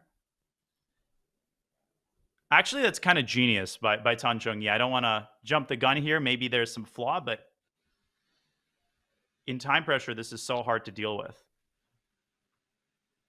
Huh. Yeah, I'm smelling a turnaround here. Oh, big statement. Big statement here. I can just feel it, though. 6.5 minutes. Salimova is getting nervous. She's done such an excellent job of holding it all in, but it just feels like she's starting to crumble around the edges here. She needs some sort of stabilizing move. Maybe just get the bishop back to f3. Simplify the position. Oh, and you have to give up that beautiful pawn on d6. Well, it's not really a pawn, that it's a knight now, but you get rid of the knight and they get to win your pawn. And I guess at the end of the day, you're saying that you win the pawn on h5, but that's not a trade I would have wanted to make before this position came. Definitely a bit of a concession. I think we're about to get a move from her. And, you know, with this amount of time pressure, of course, you want to find the best move, but you're also trying to find a way out while preserving some modicum of an advantage. On the other big board, Katerina continues to find the best moves. So they have traded rooks on d8, and she's a few steps away from really just thwarting Lei Tingzhe's attack. So many exciting moments going into the time control. Every round, Jen, it seems we have just so much action on all the boards. Yes, they're really playing like it's for the World Championship as it is. It's for the chance to play in the World Championship, the Women's World Championship. This player who wins will get a chance to challenge Ju Wenjun for the ultimate crown. Wow. So many hoops to jump through. But honestly, this tournament, if you compare, you can't really compare it to the World Championship. Two very different formats. But, you know, the hype around the candidates hasn't been in vain. The players have delivered on all of their promises to give us entertainment every round and an intriguing finale. 4.5 minutes now for Salimova, and it's only move 32. Yeah, it's just such a difficult tournament to beat out 7 of these competitors. You know, it just shows that without a doubt, the person who wins this candidate tournament deserves to get that World Championship match. Exactly. What does white do in this position? And obviously, I'm keeping an eye out for any... Rook g1 is what you said earlier, right? I think we were either in this position or one that was quite similar to it. And then you had pointed out, I think, c4 possibilities, but I don't think they were quite working.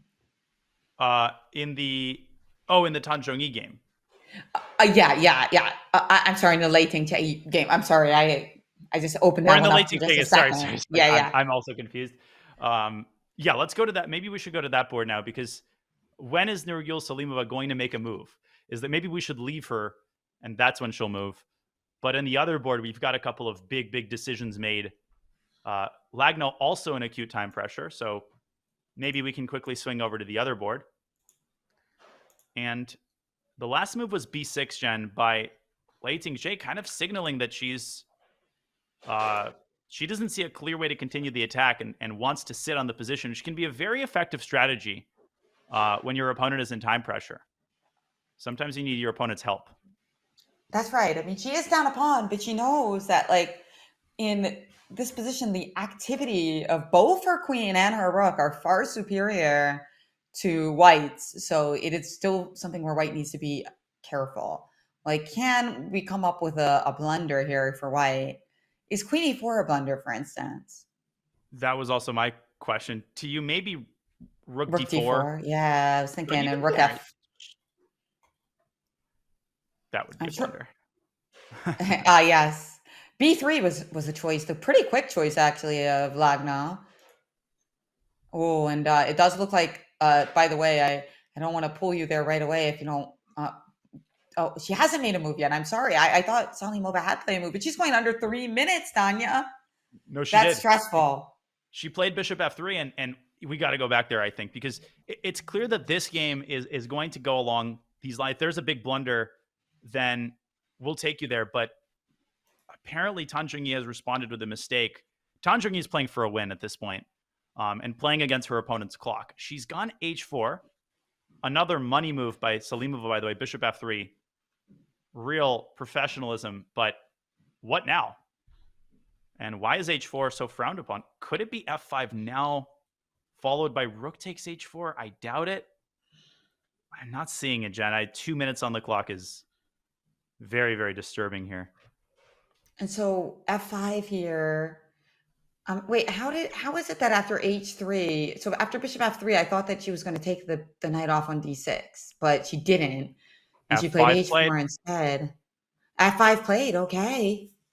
Okay, so Rook E7. Quick, she's playing so fast, knowing that it is Salimova with just 2 minutes left for 7 moves. And what about G4? But then F6, right? That old idea. And Tan Zhongyi understands that if Salimova can make the time control in one piece, then she might not have this chance again.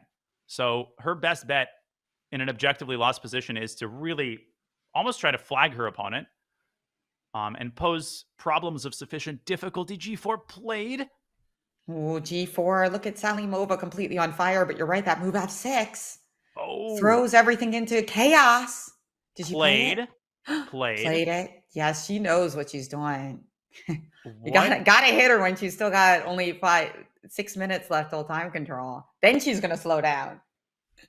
But what's the big move here? Why is it such an overwhelming position for White? Dropping the knight back to E4 occurred to me, but that's a hard move to make. And what do Yeah. you do once Black takes on E5 in that final position? So you're saying after knight E4, rook takes D4, bishop takes D4, pawn takes E5? I think Bishop takes E5 is the big question. Bishop takes E5. And maybe in that position, I'm showing it with arrows just because we're about to get a move by Salimova, but maybe the knight can slide over to C5, and maybe positionally Black is in big trouble because this knight is out of the game. But try understanding all of that with 90 seconds. I think Salimova might do it, though. Because then we're going to be what even in else? material. Because we'll be even material again in that line is the point, right? Exactly. And so it doesn't seem that exciting compared to what we started with. But it's true that that bishop on B3 is loose and that pawn on A6 is weak. So we can imagine a situation where the dust clears and White just has a way to like win a pawn for nothing and maintains that positional edge as well. And apparently a very big one. The eval bar right around +3. 1 minute for Salimova. You could see her just itching to make a move. Now, E takes F6, very important. That loses a piece because Black's going to take the rook and then take the knight. And even that line is very messy, but I don't see her going for that. She's going to make a move. And it is. It is the top computer choice, 94. Wow. Wow. Bravo. Just a minute. Well, much less than a minute when she played the move, but with the increment, she's back over a minute, but just barely. 5 Rook moves to make. D4. This one's going to be easy, though. That's the problem. When you give her a capture, it's going to be fast. Exactly. And she can rattle off a few moves. Like Bishop E5, you can quickly go Knight C5, quickly take on E5, and you're already at move 38. she's found all the money moves here.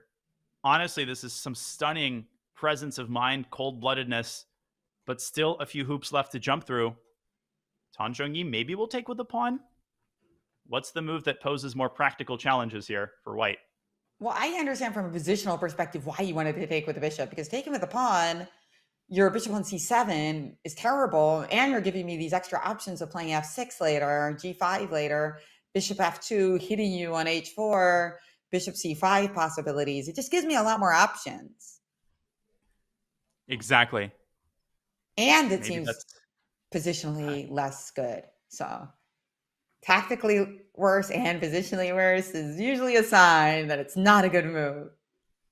I think black's just dead lost after fe, bishop e3. There's too many, everything's collapsing. So, but bishop e5, knight c5 also looks, it just looks like black might, not only are you dropping a6 potentially, but white's going to have this pawn chain. Black's going to have a weakness on e5.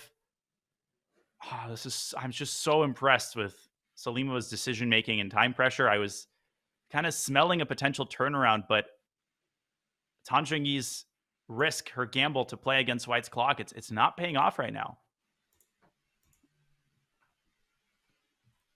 But after bishop takes e5, is knight c5 that easy of a move? I mean, I guess it's, well, the rook on e7 is pins and it's a forcing move. So yeah, maybe it is pretty obvious for a tactical wizard like Salimova, especially since now she's thinking furiously on her opponent's time and she knows probably what the next move is. That's something that is really important to recognize, that Salimova is thinking about the position after bishop takes e5 right now. Now, even the best players, and there it is. So I expect a quick move here. She just had time to think about it. Well, Yeah. It has to be relatively quick. My prediction's going to be correct no matter what, Danya, because she's only got a minute left. So, I mean, knight c5 is just calling her name because it steps out of the pin. It pins the bishop. It hits the other bishop. She's played it. She's got 2 minutes now, which seems like a great luxury compared to what she just had. And Tan Zhongyi has to make this sad retreating move, bishop f7. She's got no choice. Salimova will trade on e5, and black is just dead lost going into the time control. This is, this is amazing. Because that knight on h6 is also just horrendous. It's really not participating in the action. It's not about the fact that you're just going down a pawn. It's much, much worse than that. Tan Zhongyi could have big hopes if she was just down a pawn. But this is down a pawn with a lot more pawns coming. And down the position. And it's like you can't even move. I'm going to show this with arrows. We're going to wait for the time control. But if white trades on e5, which Salimova should just take this bishop off the board. The disaster move is fe. That just opens up so many other weaknesses. And if white, let's say, centralizes the bishop on e4, black can't even get the knight into the game because of the move b3. And the bishop on c4 is going to be trapped. So the piece you think might actually be the safest could end up getting trapped as well. There isn't a single safe piece in black's position, not a single well-defended pawn. And yeah, if Salimova finds one of these stabilizing moves, bishop e4 looks completely decisive to me. And this would be the cherry on top, just preventing knight f7. Rook d1 also looks very appealing. The one thing I wouldn't do, Jen, I wouldn't bother with this pawn. There are much more important things to do in this position. That pawn's not going anywhere. So bishop c4 has been played, and we're bishop e5, e5, all on the board, just 2 moves until Salimova makes time control. What a game she's played so far. I mean, from my perspective, I'm looking at this game and I'm thinking it's more of an example of Salimova playing an excellent game than her opponent playing a bad one. b3, excellent. You can start with this move and go after the knight with bishop e4. There it is. No, I agree completely.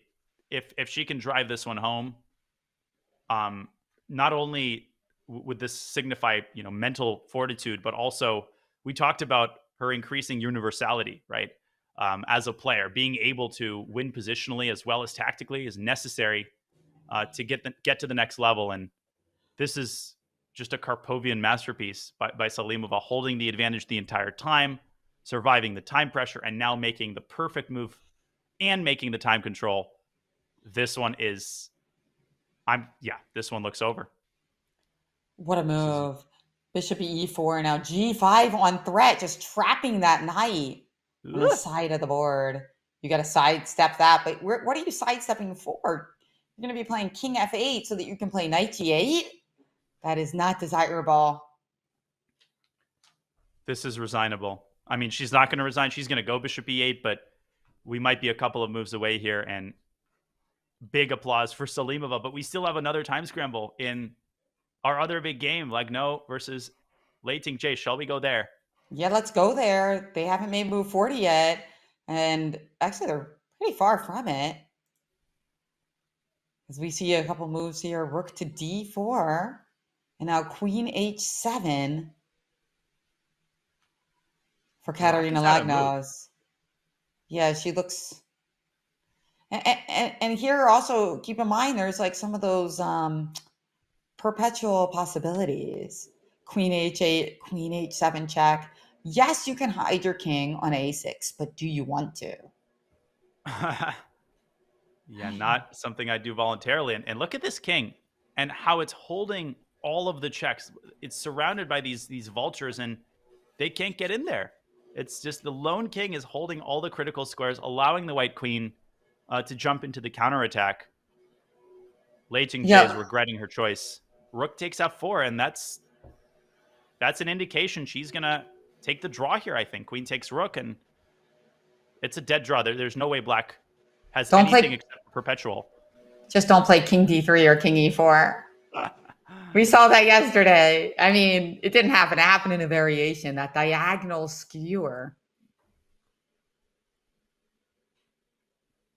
Right, really resourceful for Katerina Lagno. And hey, I mean, obviously, Lei Jie thought that she was going to have an overwhelming attack there. And it just goes to show that it's a gamble, because if you're wrong, your advantage slips away. And unfortunately, she did gamble the wrong way in this game, but at least she didn't lose. And she knew that going into it, Danya. She knew that even if she was wrong, she was probably going to have a draw somewhere. So that was part of her strategy, but of course, could have been even better. Yeah, and it's easy to dunk on a player for misgambling and, missing something like that. How could she go for this when she had such an overwhelming position? But if this had succeeded, if queen c2 didn't exist, this would be an amazing execution. I mean, eventually, when you have a big, overwhelming position, you need to convert it into something more tangible, and she just chose the wrong moment to do that. Her decision was understandable. If she could have it back, she would. But it all came down to a single missed resource, that queen c2, just ice move, immediately shattering black's hopes of a quick checkmate. And Katerina Lagno deserves a ton of credit for staying in the game when she was essentially lost right at the opening with the white pieces, keeping her hopes up, and then finding all of the critical defensive moves. This was really an awesome defensive effort. But if Salimova wins, it's still a successful round, as you're saying, for Lei Jie. That's right. She might be a little bit disappointed, but she will be somewhat consoled by knowing that even though her game wasn't a victory, that the round could have inched her closer to her ultimate goal if Salimova does indeed end up winning this positional match that she's been playing for the last 40 moves. They did make time control. Black did play bishop e8, making way for that knight on h6 to go to f7. Yeah, and we're going to get a repetition here one way or the other. Queen e1, queen g1, it doesn't even matter. I think we might get a handshake here before the time control.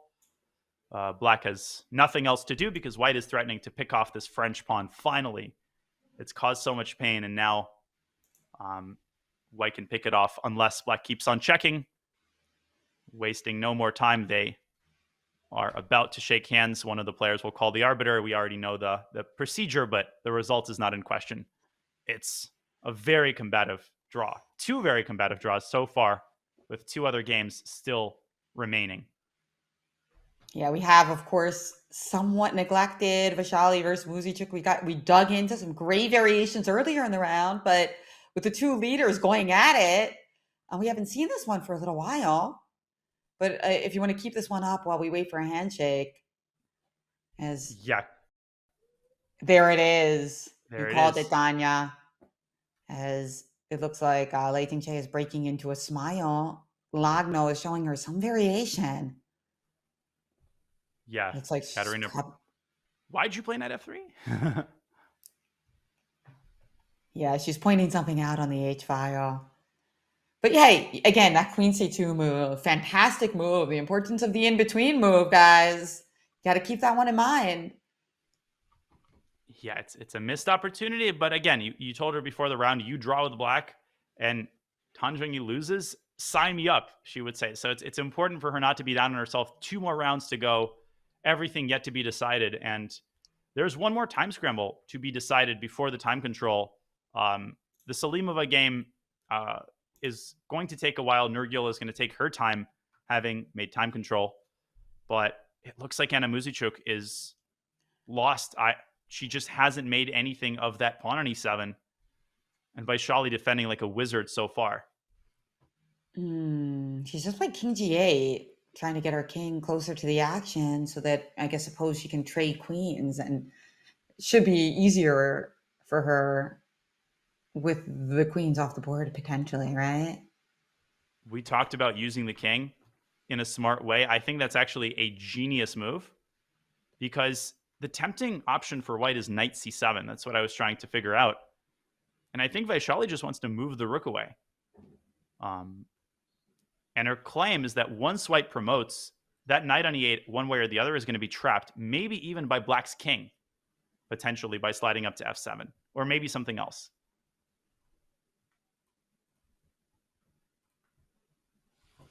Good point.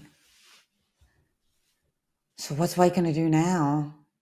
Take on g4, move the queen away. Don't forget h4 is also on take. You say knight c7.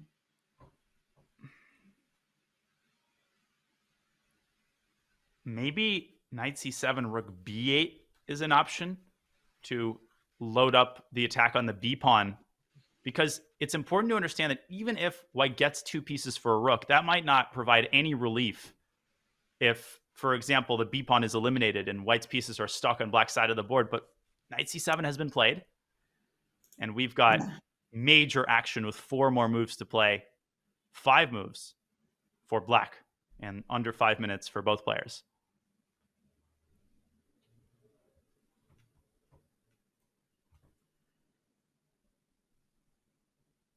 Right, so you mentioned rook b8 right away. We could also throw in queen takes f4 and then play rook to c8 or b8. Yeah, rook b8 is very scary. That's a very scary move to make because you're walking into the potential discovery. True, that could true. cost you. There, I see a line where that could cost you majorly. Rook e7. Rook e7. If bishop e7, queen takes f4. Okay, and what if rook takes e7? Queen d1 check? Queen d1 check, and she picks up the bishop, and that's on the board. And she's just trying to simplify. With an extra pawn. And that move gets an exclam. I mean, I think it's rook e7 that deserves the exclam. Or three. Because queen takes queen. There was also one other component. Rook takes rook is a check. And then you would have picked up the queen. But what about king f2? But then you pick up the queen and pick up the bishop and you're up a rook. Okay. Okay. So queen d1 now. And what's the deal? We're up a pawn and your knight, your king is exposed, huh? What do we take with here? The queen or the rook? That's what I'm trying to figure out. I mean, queen takes is the safer move and maybe even the better move. Yeah, queen takes is what she's going to play. She did play queen takes d6. And there's a very important detail. After the queen trade, if white slides the knight back to e6 trying to go after this g-pawn, the bishop can just move back to f7, and black will threaten to infiltrate the second rank. This might just be... White might just be busted in that endgame. So down a pawn with more pawns falling. So what do you mean after queen d6, rook d6, knight e6, bishop f7? For instance, yeah, at a minimum. There it is. One move till time control now. Incredible. Rook takes e7 was such a brilliant move. Great tactical alertness. It's a combination of in-between move, removing the defender, and liquidation. It's like all the themes wrapped into one, and judgment. And she did it so quickly. 98 play, by the Knight, way, as white makes time control. which is an excellent rejoinder by Anna Muzichuk, saying, I'm still in this thing, trying to force the minor pieces off the board and leading us to a potential rook endgame, maybe, but black has other options. So there's going to be a lot of technique left to show for Vaishali. Maybe she has a different move here, because bishop e8, I think, is close to a draw. Okay, we don't have any checks because your king is cleverly on h2, and we don't want to stop. Well, rook g7 is a threat, right? And king f8 comes to King mind, f8, but it yeah. Knight drops the d6, c4 pawn. knight d6, king e7, yeah. King, knight c4. Unless after bishop f7, we have a win. Oh my gosh, the pawn endgame is definitely losing if white plays b3 in that position. So if you don't, Let's if you can't play let me show b3, then this. okay. So first of all, just very quickly, rook g7, you take with a bishop. Knight d6, go ahead, Jen. Knight c4, critical move, bishop f7. And now, if you don't play b3, we win the a2 pawn, which is a very yummy pawn to win. And if you play b3, the question is now bishop takes c4, pawn c4, king to d6, and that pawn is a goner. It's 4 versus 4, but yeah, you're gonna lose one of them, and this is winning for black. Power of a centralized king. Wow. What a line. And can Vaishali find king f8 on move 40? It's the famous, it happens every time you have the most important decision of the game.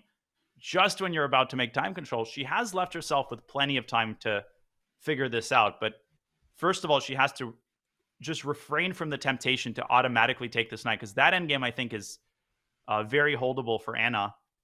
King f8, another just money move that has to be found. And I think she's winning if she finds it. Fantastic. What I love about this, and I think this would be a great one to show to students and any chess improvers there in the chat, you guys should really pay attention to this moment, because sure, all the calculations might be, you might think that's really hard, and yeah, it is, especially with it being move 40, but also let's go to the logic of the position.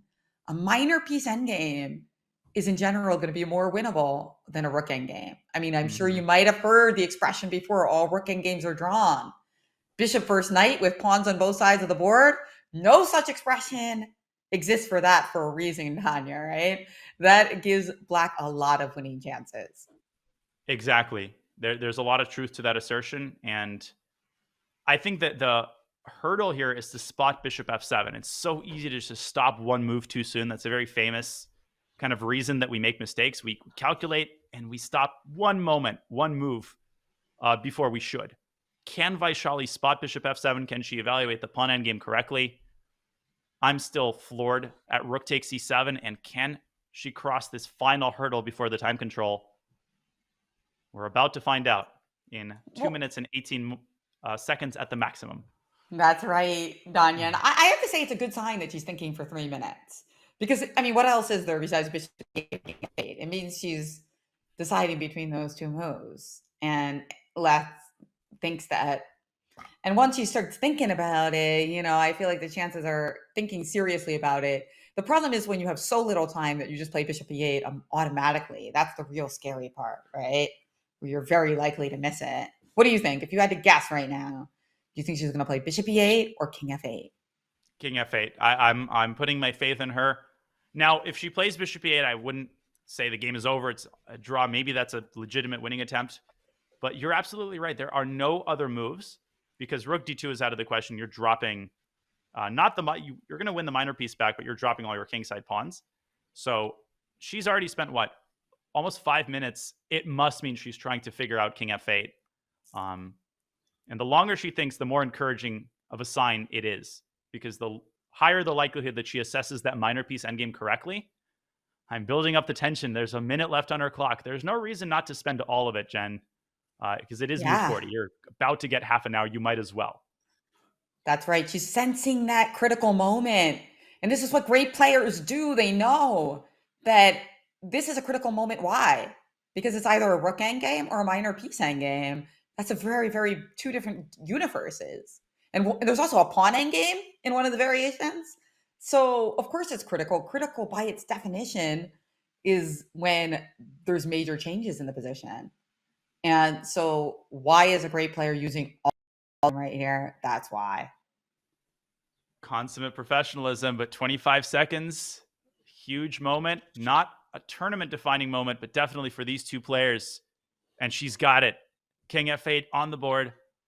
Just chef's kiss, honestly, for Vaishali. Chess professionals do so many things we take for granted. That right there was a professional move on the board and a professional move in terms of spending 5 minutes, all of your time, holding your hands back, because the temptation just to grab that knight was really, really big. But this is why Vaishali is such a shining star in the landscape of women's chess. It's moments like these. Incredible. We've reached time control on both our remaining boards, and this did not disappoint, Jen. No, and I hope everybody in the chat, everybody watching everywhere learned something, a very instructive moment as we played along with Grandmaster Vaishali. Yeah, we're going to get a few more moves here. Oh, they made a couple more moves quickly. Okay. I thought sometimes when they make time control, people go for a little break. But there are a few forced moves, so that makes sense. Yeah. And now let's see if we see for sure we're going to see Bishop F7, because otherwise, black would be worse, maybe. No, that's an overstatement, I guess, right? 4 versus 4. Sorry. Yeah. But it could be. It's the only move, and Vaishali's banking some time. Now she gets up, very smart. No reason just to waste time, because you might need it to calculate. The endgame still a lot of chess to be played. Muzychuk is going to try to maximize her knight activity, and this is not over. Muzychuk will fight tooth and nail to try to salvage half a point from this disaster of a position. Yeah, but it's going to be tough, because black is a better minor piece in the endgame with pawns on both sides, and she's going to grab a pawn. So 2 negatives for her is going to be a tough defense. Wow. On our other board, still essentially hopeless for the tournament leader. We're expecting a result fairly soon. It's just a matter of a few accurate moves by Salimova. But having made time control, I think we've earned ourselves a break. It's been an hour of breathless action. Time for us to catch our breath. We will return very shortly with more action on our 2 remaining boards from round 12 of the FIDE women's candidates. Stay tuned.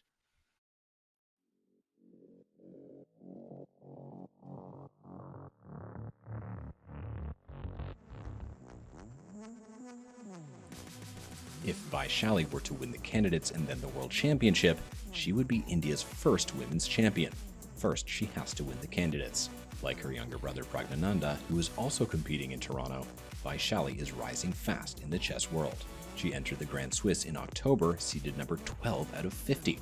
But with some brilliant play and an undefeated 6 wins out of 11, she climbed all the way to the top. The win put her into the candidates. Here, she is one of just 2 players who has never played for a world championship. Will that relative lack of experience be an issue? Or will Vaishali be as equally unfazed as the player who won the Grand Swiss? We will find out. Whatever happens, Vaishali's future is bright.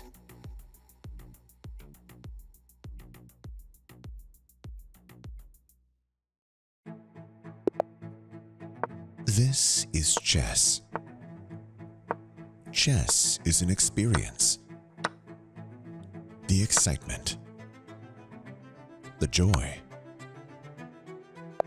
the devastation, the undeniable drive to play again and again. Chess is an experience that's meant to be shared.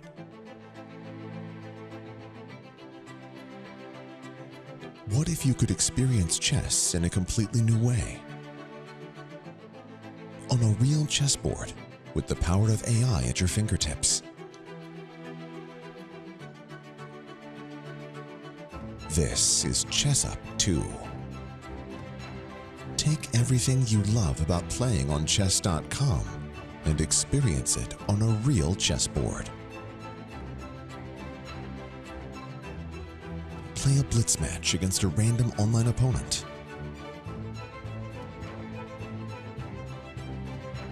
Conquer the bot you've been stuck on for months. Or challenge a friend halfway across the world. ChessUp 2 is always ready and always connected with built-in Wi-Fi. Never miss a move with full piece recognition. And review all your games right on Chess.com. ChessUp 2 is more than a chessboard. It's a chess trainer. If you're new to chess, ChessUp will teach you.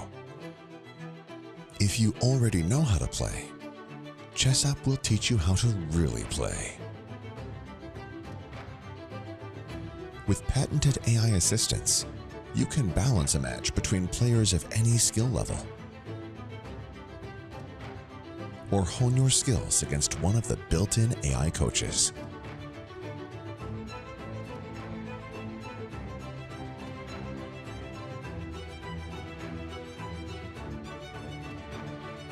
The makers of ChessUp 2 are the same team behind the original ChessUp, the best-selling smart chessboard in the world. So whether you're a beginner who wants to learn and improve while you play,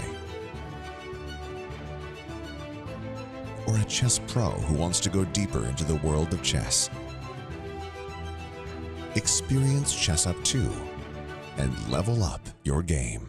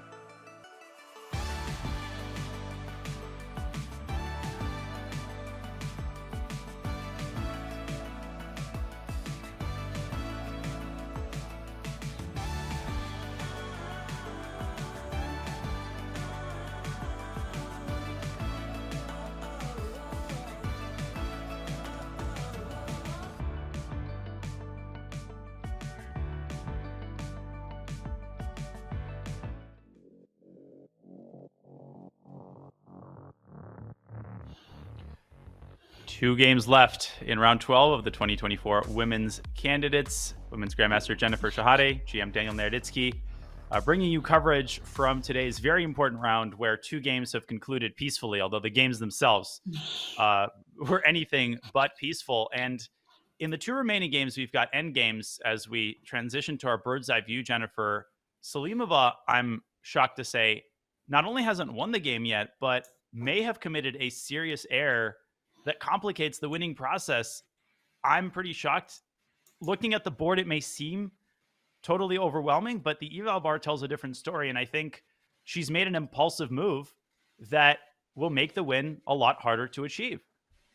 But it's so understandable in a way. So let's take us through it. How this happened? We left after G5, Knight F7, and I think we had Bishop D5 in as well, right? Threatening G6.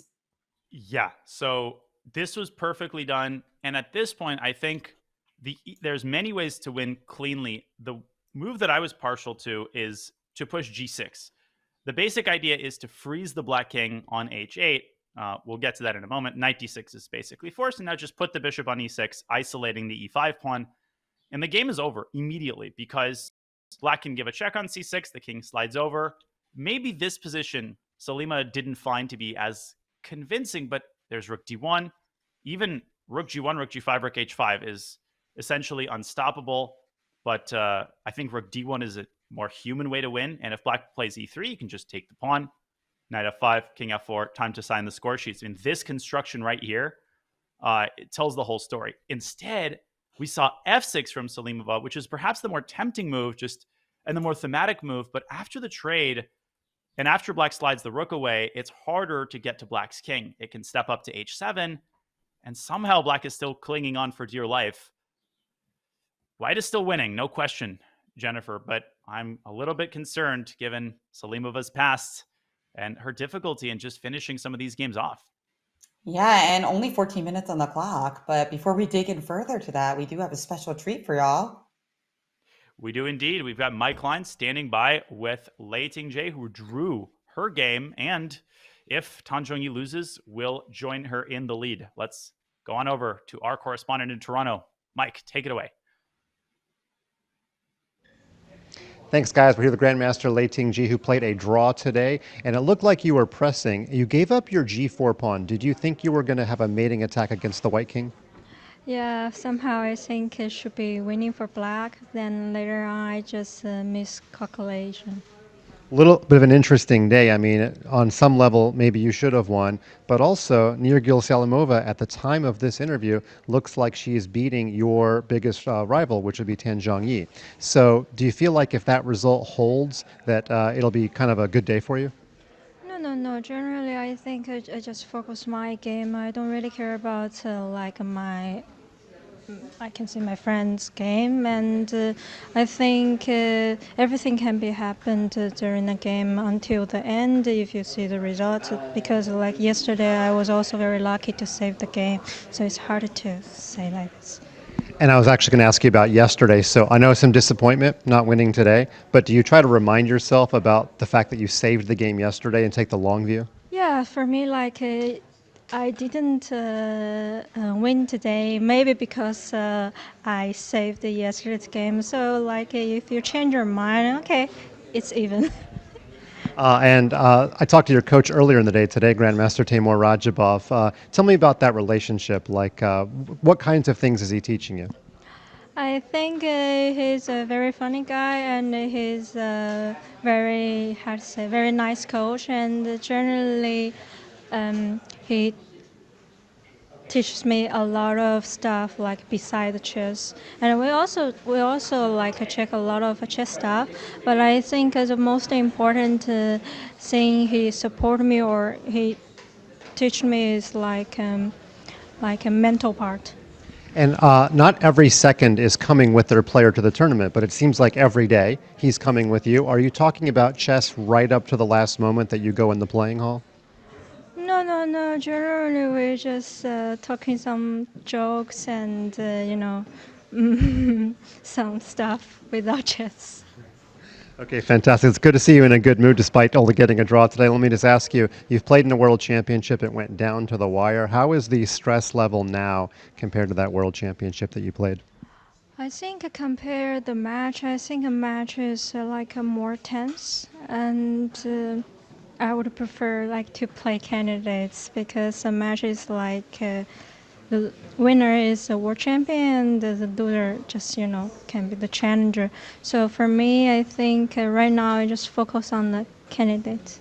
Okay, well, when I interviewed Ten Zhongyi yesterday, we mistakenly thought that you were going to lose the game.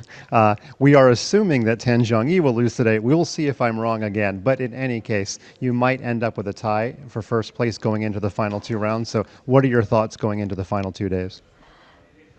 Luckily, we have a last rest day tomorrow, so for me, I think it's also kind of like release and yeah, just fight for the last round and see the result. If win, just win. Don't win, it's also fine for me. There you go. Some thoughts from Lei Tingji, who might have a share of first place with 2 games to go. Now back to you. What a great interview there. Thank you, Fun Master Mike, and thank you to Lei Tingji for being willing to share her thoughts. Something I think chess fans take for granted, the unprecedented access we have to the players and the openness with which they often share their thoughts. After a painful game, perhaps, but a consummate professional, Lei Tingji is looking forward to her last 2 games. And I'm sure still looking and hoping, especially when your friend is. I know the situation. If you've got these 2 sides of you, you never wish your friend to do badly, but at the same time, you want to win the tournament, Jen. But what a great interview, and we wish Lei the very best in the last 2 rounds. Oh yeah, she's always such a fun player to watch, that's for sure. Lots of excitement in all of her games, and we still have 2 games underway in this very exciting round. And I said earlier, Tanya, that yesterday we had 3 decisive games, and the last time we see these exact pairings, all the games were drawn. So far, we have 2 draws, but it looks like the other 2 games both might be decisive, as Vishali is nursing a big endgame edge against Anna Muzichuk, and Salimova is doing the same, although, as you pointed out, it could have been even easier. That variation you showed, Nanya, with the checkmates in the endgame, that was pretty amazing. I'm sure that if Salimova had seen those exact lines, she would be regretting her position. But the fact that she didn't, I think she's quite happy with her position here. Yeah, it's all going according to plan from her point of view. Black is not, anywhere near happy to see this. And Ten Zhongyi isn't aware of the eval bar. She might, for all she knows, she might still be dead lost. So how exactly does Black hold on here? I think the first step has to be, well, eventually you have to evacuate the king from h8. A couple of move games came to mind. I mean, a5 can be considered, but if you do play king h7, if we bring up the analysis board here, rook g1 is so tempting. This might be what Salimova is pinning her hopes on, hoping to infiltrate g7, but Black is just in time. Knight to d6. This is a huge knight. It's holding the e4 square, and now you're holding g7 laterally, and I'm not seeing the knockout here, like at all, because Black is going to continue improving step by step, bishop g6, and you don't have forever if you're Salimova. Maybe rook g5 can be considered, but the eval bar hates it for whatever reason. Could it be? No, it can't. Maybe bishop f7 and king g6? Yeah, bishop f7. Not fearing the check, Jen. Some very tough moves here for Black, still walking a tightrope.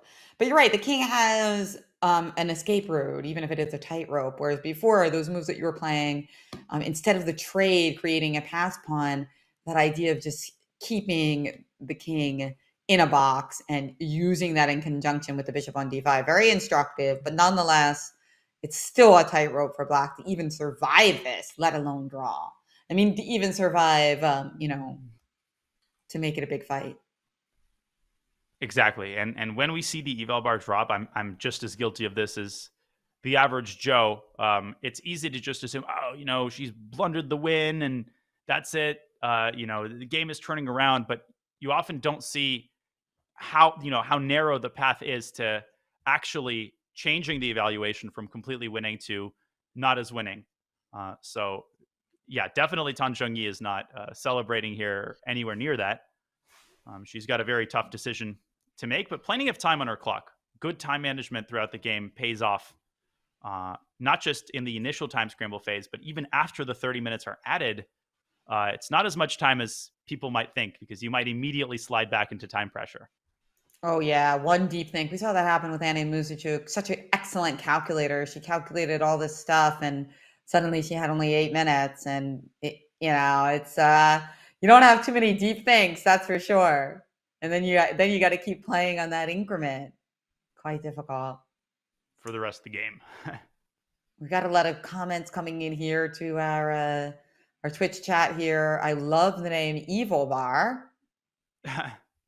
They love that. Is a good one. So much changes when you change one vowel, right? Exactly. And it is an evil bar because it disapproves of the move just played on the board, a5, which is completely natural. It's a human instinct to finally try to get this knight off your back. But this knight might get off your back and now move to even nastier places if it jumps to e6. I'm looking at the g7 square. We thought the rook would access g7. Maybe white's knight wants that square for itself. What do you see here? Rook a1, rook e4 by Salimova. What a move. Laterally activating the rook. Ooh, that is a devastating move to face. Oh yeah, she's back. And it's funny, all the variations you were showing earlier, Danya, had similar ideas. Bring that rook over to attack the king just like it's still a middle game. And you know what? Based on my definition, maybe it still is. A takes b4. And once again, I think Tan Zhongyi trying to pressure white's clock, but rook takes h4 is automatic. King g8. And now you need a simple move like knight e4, maybe knight e6. You need to find the right spot for this knight. Even knight d3 might be compelling to go after this e5 pawn and start really picking these pawns off. I wish I could put the knight on g6 so that I could do rook h8 maybe. Oh, actually, that would be unstoppable mate on the very next move. Yeah, unfortunately, it takes a long time to get to g6. Oh, that's a lovely construction. Do we want to go rook g4 check? Another question Salimova has to answer. Pushing the king back to the side of the board. Yeah, I think so. Because unless we find a mate or something. Because you can't go to f8 because of knight e6, which isn't just winning a rook, it's checkmate. Love it. Oh, nasty. The rook is just a bonus. So rook g4 check forces you to go over to h8, and I think that's good unless we have some way to take advantage of the pin immediately, like playing knight e4 to go to g5 or something. But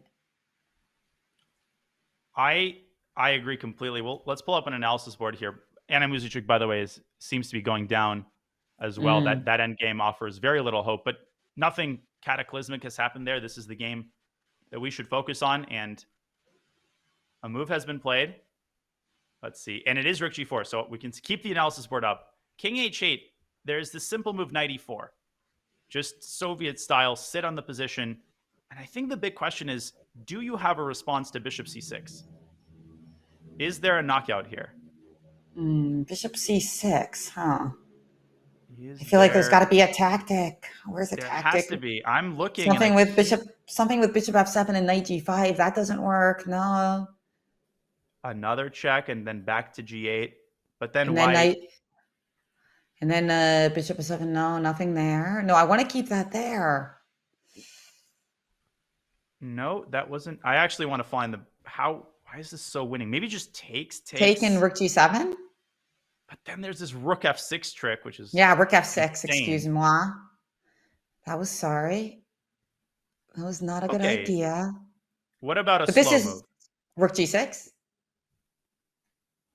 Rook g6 might be even stronger. Just cemento this pawn. Yeah, rook g6 is best, and this is hard to figure out, though. Why is black so lost here? Because king is still in a box, because anytime you go king h7, I go rook g7. So I'm actually cutting off your king with this construction. And now look at And this. And now you're just going to go boom, boom, boom. And eventually, when you've crossed your T's and dotted your I's, you're going to go rook G7 and push the knight away from F7 and win the game. But try figuring how all of that out with 12 minutes. when you don't have the rook F6 trick anymore, so I get to F5. Okay, very cool. So it's almost like a zugzwang. Nice. Ugh. But that's such an infuriating situation when everything is in its right place. You're like, there must be a forced win, and you're looking and there's no forced win. And to then shift gears and say, let me play slowly and build up the position is hard. It's psychologically difficult when your brain demands, a more satisfying finale. You just want to finish this game off already and just wrap it up, but you can't find that final blow. Right. Well, it is black who has to choose to play bishop c6. So at least, I mean, I'm sure she's going to analyze that, but she does have to move her rook here. I mean, her knight. She has to move her knight at some point, either e6, d3, or e4, right? Those are the options. Where does the horsey go? D3 is an okay looking move too. I mean, we are threatening all the big pawns, right? The B pawn, the E pawn is under threat with this knight D3 move. So that's an option as well. I mean, knight E4 definitely looks like the one you want to play though, right? Feels like more exciting to play knight E4 because who cares about winning E5? You already got F6. It's like you're trying to win in a more like tactical way almost. It's like the professional move. It's the move that stabilizes the advantage. It's the move that stabilizes the advantage. But 11 minutes now, we talked about this. You have a chance to catch your breath, run to the bathroom, think for 2 or 3 moves, and boom, you're right back in time pressure. Salimova has to avoid dropping to 2-3 minutes because that's when the nervous blunders start. And she is about to make a move, I think. Big moment here. But I will say that when she was in time pressure in the first 40 moves, she played flawlessly there at the end, Anya. So she certainly did thrive under pressure in that situation. Without question. And at this point, I've got complete faith in her with just total domination on the board. But let's see. Where is she going to bring that horsey? Knight D3, also very, very tempting. But I wasn't too satisfied with the outcome after bishop c6. I didn't see anything that I liked too much. Maybe bishop e6 there, keeping the bishops, but I don't know. What's the precise win here? It's probably knight e4.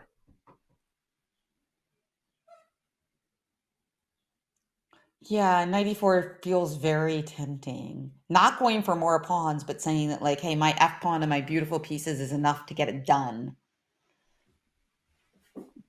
But I mean, it's hard to argue with any of the moves. They all look winning, honestly.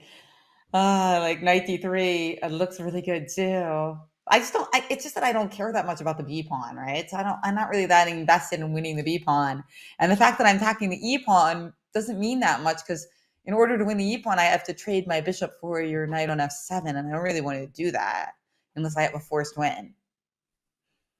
Exactly. The key is the realization that black's pawns are almost helping white because they're freezing all of black's pieces and depriving black's pieces of critical squares that they otherwise could access. But okay, still no move from Salimova. She senses this is a huge moment. Oh yeah, that's what they're so good at doing, right? We see that this is why they're in the candidates, they're good at sensing the gravity of the situation in a game. And I think that that's another way to talk about time management. When do you use your time? We see that Salimova is getting into time pressure, but she's also played a magnificent game. So obviously she's used her time pretty well. My coach told me this a long time ago, and I really dismissed this point. Okay, whatever. But now I see the wisdom in it that part of what separates, good players from great players is the sense of the critical moment. And then people always ask, well, how do you sense when there's a critical moment? Well, if I could answer that, then I would be not a good player, but a great player, right? That's exactly what I'm saying. But this sense of when to pause, and not just when to spend a lot of time, period, but when there is a potentially game-changing decision. This is the definition of a critical moment, a moment where there is high value in making the right move, and making the wrong decision conversely carries a very high punishment, right? That's a critical moment in a nutshell.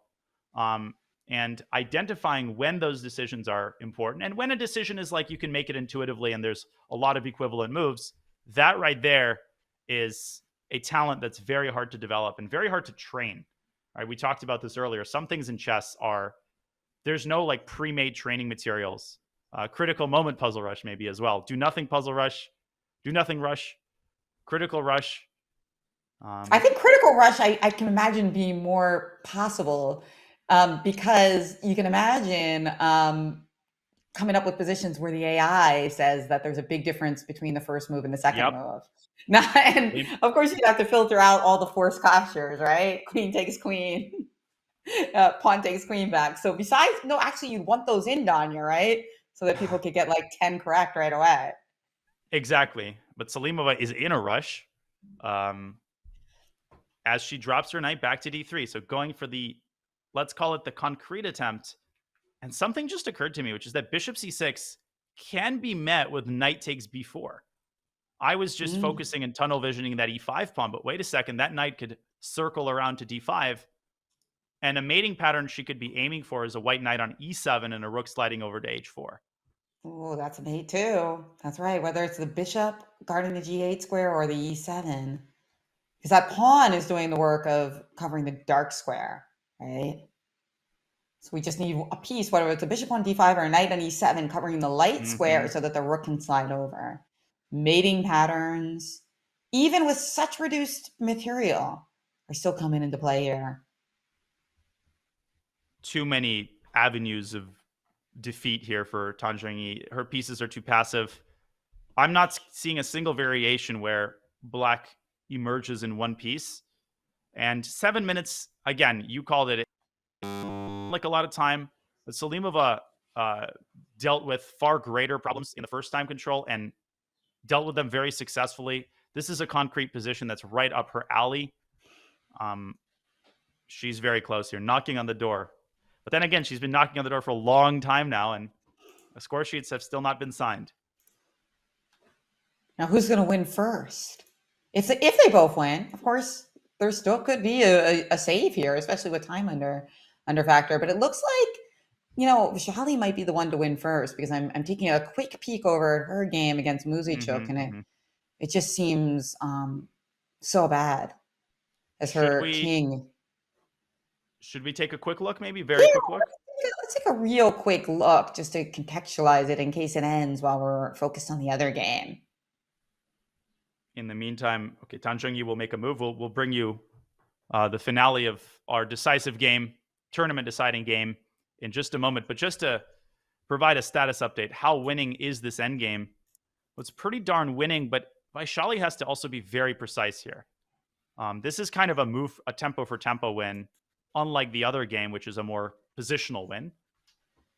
But can black just take on g4 here? What's the catch? Yeah, I think we want to take on g4 and get our king and win the b pawn and then queen or a pawn. Right? I have a very cave woman plan here. I mean, it's effective. Yeah, knights are very bad at protecting against passed pawns. That's why the bishop's really good with pawns on both sides of the board, because I can try to stop some of your stuff, like bishop f7, stop your king from kind of invading or slow it down. Slow it down. I mean, I'm sure you're going to still get those pawns eventually, but by that time I'll have a queen. Exactly. I mean, g6 is one way to do it. Maybe you're allowing too many pawn trades. So I don't see what white is threatening here. I think you can just go king b4 and ironically, or even a move like a5, just advancing the pawn. And the tragic thing is that king h5 runs into bishop f7, right back to square zero, and knight f5 runs into bishop b6. This is what you're saying. Knights are so clumsy. No, apparently that's not the move. Why is that not winning? The endgame's not winning because I guess you got no h5. I think h5 to get closer, probably. Oh my god, yeah. H5 is such a brilliant move. Just staying in the pin and setting up king f4, and amazingly, black doesn't win the pawn race. That is absurd because I just assumed that this is winning for black, but I see that now that it's not. It's pawns promote simultaneously. Actually, white promotes first and does not take on. That would lose Because to a because skewer. we got the skewer. Oh my God, that's such a crazy line. I love it. Wow. Imagine finding all of those moves and then just mindlessly grabbing f6, kind of like in Searching for Bobby Fischer. But no, a move like Queen f8 is obviously a draw. White rounds up the pawn in a more intelligent way. So wait a second. Actually, I can totally see. I would probably blunder with bishop e6. What is the clean winning move? It is g6. And knight e7, bishop f7. This sets up the sort of impervious fortress, and also the knight could get trapped. Actually, the knight will very likely get trapped after king to d6. So imagine if Vaishali doesn't actually go king before she goes the other way. Alternatively, you could play a4 and go for your plan, just pick up the pawn. Yeah, Wow. yeah, that's a cool line though. And again, once again, for those of you who find the en passant rule to be controversial, so necessary. Because if it wasn't, we need that move. We need that move. And Jennifer, if I can show one more line, the reason you need to start with h5, the bigger reason, is because here black can go g5 check. Brilliant move. What is the point? You're giving up a pawn. Why are you doing that? Because now you can take the knight. And with all of the king side cleared away, black is first to the party. White is one tempo short, just not in time. And black promotes the a-pawn. Endgames are evil. What's more evil? Endgames or the eval For the bar? bar, they're pretty close. They're on the same level on the tier list. So we can see that in modern chess, it's like the game is never actually over. There's always chances hiding on the horizon. And I think computers have led top players to this realization. Whereas in the old days, you saw a lot of like premature resignations and a lot of players just kind of waving their hands and say, this game's over. Now, even in a position that by all visual metrics looks dead lost and is, players will force their opponents to go down a very, very narrow path until sometimes the very last move. So let's take a look. We have a speak. Whoa! We've got a big change in this game. Oh my gosh. What has white done? Miscalculated, I guess. Because what's going on? We're losing that pawn. Are we? Are we losing that pawn? I mean, even if you're not, giving up the bishop is madness. Rook h6, it's still unpleasant for black. But e4? And white is out of mating ideas with no bishop. What? So she played bishop takes f7 after rook to d7, knight d3, instead of knight takes b4, which you were expecting. But why did she play bishop takes f7? What did she think that knight takes e5? Maybe she missed that it was checked. Did she blunder? No, but even then, it wouldn't be totally winning. No, this is the night before ends the game. Well, rook d6, I think, is maybe what she was afraid of. But here, there are several ways to defend. I mean, rook h4, rook h6. Again, it's in these cases, it's so easy just as, the player is just so dumb for making this move. Not at all. There's usually a very good reason that the blunder happened. And I think here maybe Salimova calculated to this point and got very understandably scared. Rook g7, king h6, Jen, gets scary. Bishop e4, rook d4 is scary.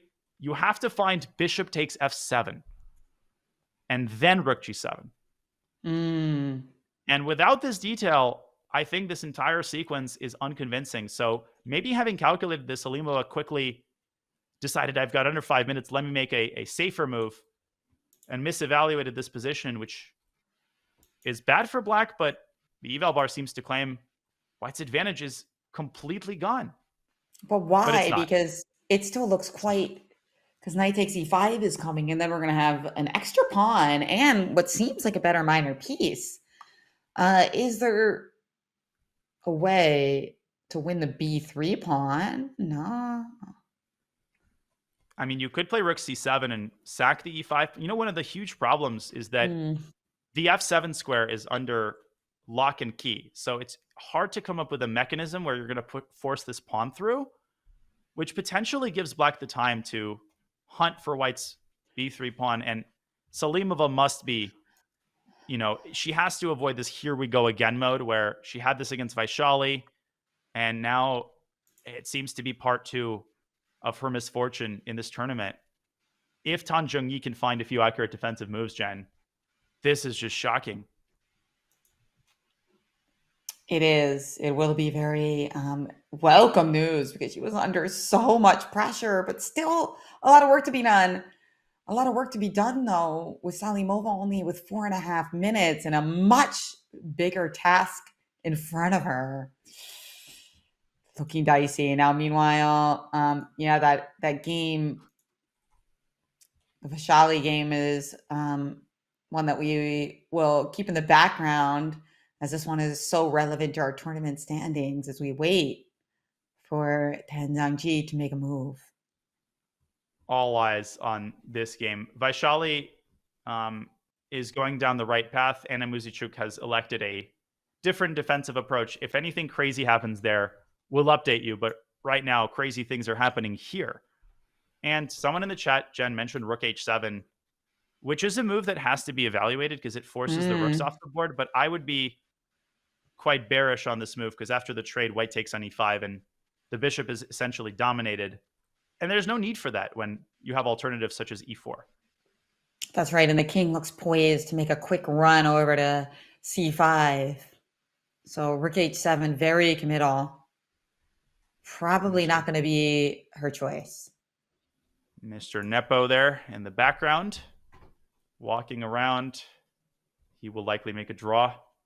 Wow. But if this game ends in a draw, we might be seeing draw gate posts. Jen, you mentioned that the first time we had these pairings, there were 4 draws. It will take a miracle in the Vaishali game for the same thing to happen twice. And rook c7.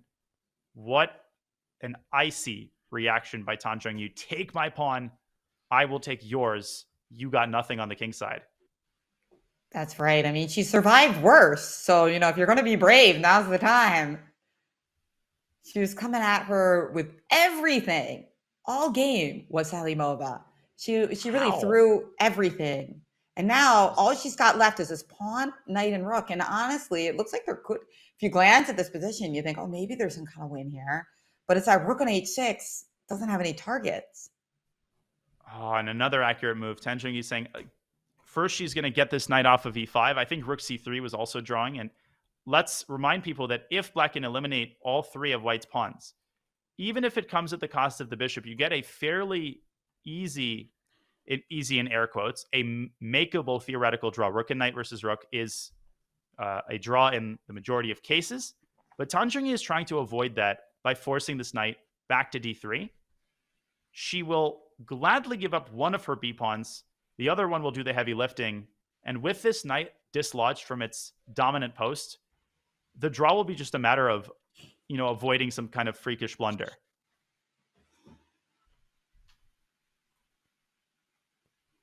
And look, I do see kind of usually a very icy player, Salimova, very professional, but I can kind of tell she looks very disappointed right now, Danya. She knows she played her heart out all game, but somehow things are not going as planned. And she will have to drop the knight back. That move and that expression tells us all that we need to know. Tan Zhongyi is just a few moves away from holding this position. Rook c3. So confident with 30 minutes on her clock. And, rook c2. Another intermezzo, Jen. She gave a check here because the king either has to go back, to a worse position, or if it goes forward, then rook c3 comes with a pin. Very nice. God, these players, they never die. They just never die. They just always find a way back into the game. And I feel like with the advent of the eval bar, definitely the evil bar in this case, chess fans have gotten a lot more unsympathetic to title players who have these tragedies happen, whereas it's a normal part of professional chess. Any chess player worth their salt who's played competitive chess has so many experiences like this, totally winning, but you make one wrong move, one miscalculation, and people assume that if it's +5, it's +6, then there must be 1,000 wins and it must be easy. No. All it takes is one mistake, and this happens to everybody, but it's happened now twice to Salimova, and it's heartbreaking for this to happen on such a big stage in such an important game. It really is. That's true. And, I think that's one of the beautiful things about chess. That's one thing we love about chess, that even amongst such great players, we have a lot of swings in who's winning and who's losing. It can swing back and forth, even if they're playing fantastic chess. And I think that's one reason why, let's face it, we like watching humans, right? I mean, the computer world championships and whatnot, some people really love watching it, but it doesn't have that same type of swing in who's going to win and who's going to lose. And I think we crave that. I've had this question so often in college from people who think they can stick to me and say, well, do you know that AIs are better than humans? And I'm like, yeah, that's been true since 2005. And they're like, well, how do you deal with that as a chess player? And my rejoinder to that is, well, okay, cars are faster than human runners. You still marvel at Usain Bolt. You can design a robot that makes a full court shot every time. I think that's already happened. We still find, Steph Curry and Caitlin Clark to be incredible shooters, even if they miss Don't shots. even mention the Sixers. Come on, Danya. So biased. Joel Embiid yesterday stepping up and shooting threes like he's 4 feet tall. But the human imperfection is part of what makes chess beautiful. We're under no illusions that humans will ever be perfect at chess, although we're moving in that direction. The mistakes and the emotional swings, that is precisely why I watch chess. If everybody played perfectly, what would be the fun in it? It's still so impressive to see these players play as accurately as they do. And Rook C3 is on the board. 2 minutes for Salimova, Jen. Can I air out an unspeakable thought? She has to make sure that her experience with Vaishali doesn't repeat itself and she doesn't do anything that tilts away the draw. That's a great point. I mean, I didn't even think of that, to be honest, because she played very well last time she had only a minute. But that was a different situation, because remember, a minute when you're just about to get another 30 minutes is very different than this is the last minute you'll ever get. So really different. And I love your points. And as humans become more perfect, I find it super fascinating that they're trying to come up with ways for computers to be more human. Exactly. And, predict what humans really think like. And it's like we're just all merging into, I don't know, what did Gary Kasparov used to call it, advanced chess. It's so true. Look at the kind of novelties in the candidates, the women's candidates, and how they're no longer going for the top computer choice. They're going for the move that poses the most practical problems. And that's a clear shift. The use of computers. You're right. We're becoming more like computers. Computers are becoming more like us. Are we heading toward the singularity? Are we heading toward a draw in this game? Or will we see another crazy twist? At this point, I'm not calling anything until the score sheets are signed. That seems like a safe idea. So what do we got here? Rook takes a pawn. Has she taken it yet? Rook takes b3. She has snapped that pawn off the board. What is Salimova doing? King c2, rook c3, king d2. Tan Zheng is going to go back to c4 and start playing for a win. She's got to go rook h4. Rook h4, she did it. She did it. That is the solid move she needed to make. Make sure to get that rook back into the game. It's funny, you have a rook on h6. It seems so fearsome, but actually wasn't really doing anything. Now, back in the action. I mean, it was protecting f6, but yeah. Now it's a dead draw. But how do you think it's going to play out? Such a practical player, by the way, Tan Zheng, that she's used so little time. And she's not using it so little time because she has nothing to think about. She's definitely playing at her opponent clock as well, trying to do some mistakes. Very psychological, very smart. And again, the idea that chess is not just about finding perfect moves. It's about trying to make your opponent make imperfect ones. Exactly. I mean, the position is simple enough to where, she doesn't need more than 30 seconds a minute to find a good move. How do you secure the draw with black here? Bishop g6 was my initial thought. Knight takes b4 and then king f7. But yes, I think that's, many roads lead to Rome here. But rook b1 and rook f1 also. You don't need to rush to win back these pawns, by the way. These pawns are essentially sitting ducks. The more important thing is to maximize the activity of your rook. And she will play bishop g6 on the board. And a draw, I think, is pretty much imminent here. but maybe knight e5? Can white Mm. get ambitious here? God So forbid. 95. Let's try it. What about what happens on rook g3? Knight g6, rook g6 is a total draw. She That's did an it, excellent right? move. 95 played. Yeah, rook g3 is crucial, Jen, because if you drop the bishop back, you could end up in that scenario of knight versus rook, which something tells me Tan Zhongyi wants to make a restaurant in Toronto before it closes and doesn't want to defend another 50 moves. So rook g3 is very important here. Do you have a restaurant to go to in Charlotte? Most of them close at 9. That's the thing. So still a few of them open, but rook g3 is not an easy move to get yourself to play. There is one very important line I want to show. So let's say Salimova moves. First of all, if she moves back to d1, black's just going to keep checking. If she goes, let's say to e1, you can get away with rook g2 because after the trade, white has the move rook g4. Taking loses the game because the pawns link up with each other, and then black's pawns will be picked off by white's king. So black needs to know and find the move king f7. Very important for newer players. Again, not rushing to trade, but finding the trade on your own terms. That's a great one. Yeah. And then, wow. And what if after rook g3, rook g4 right away? Is that bad? That's a question. So maybe, yeah.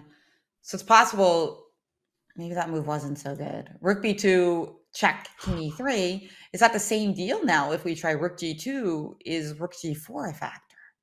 Also, rook takes b4. Oh, that's different now. Yeah. Yeah. Will the gods smile on Salimova? She definitely deserves it. Right. This is actually tricky now, huh? That's a nice point. King on e3. The rook tries to go to g2. You just play rook b4. What to do here for black? Bishop e8.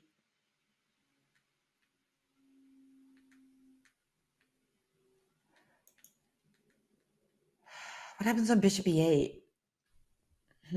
Yeah, so f7 is a huge problem is an overstatement, but you are going to lose your bishop, so you will have to defend rook and knight versus rook. And at this point, I would not prioritize drawing cleanly. I would just prioritize drawing the game, because giving up this chance, if you're Tan Zhongyi, man, would that sting. So bishop e8, you'd go for it? I think bishop e8 might be the cleanest at this point. You just say, okay, I'm going to draw that rook and knight versus rook. Oh, it loses. I apologize. So you were thinking f7 check, bishop takes f7, rook g4. And now if king f8, rook to f4 wins the bishop, but you feel like you can, well, you know you can draw this. Not you feel like you can draw this, you know you can draw this.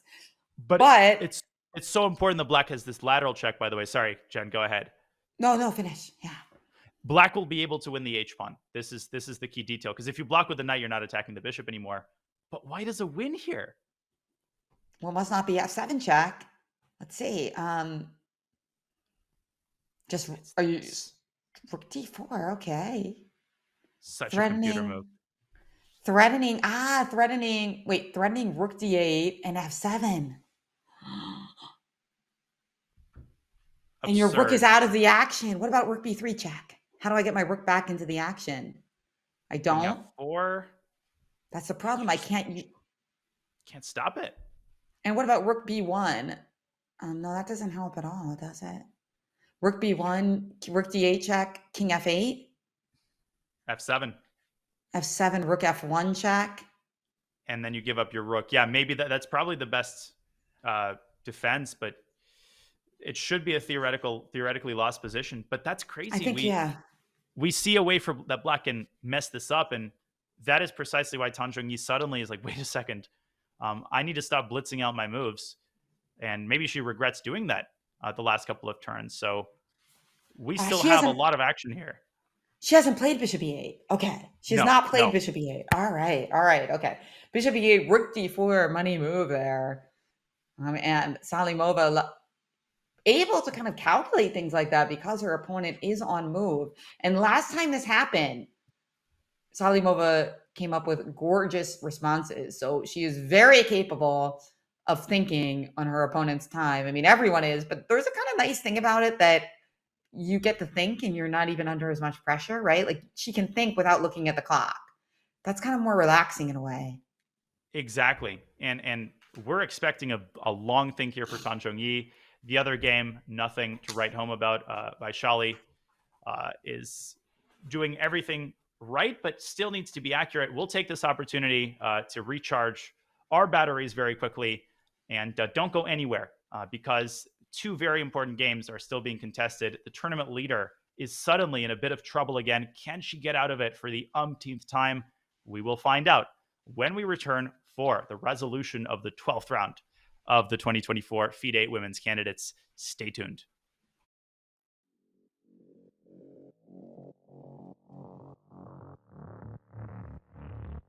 I'm Levy Rosman, and I'm joined now by the fourth highest rated woman in the world, the previous challenger to the World Chess Championship, Lei Tingjie from China. Thank you so much for joining me.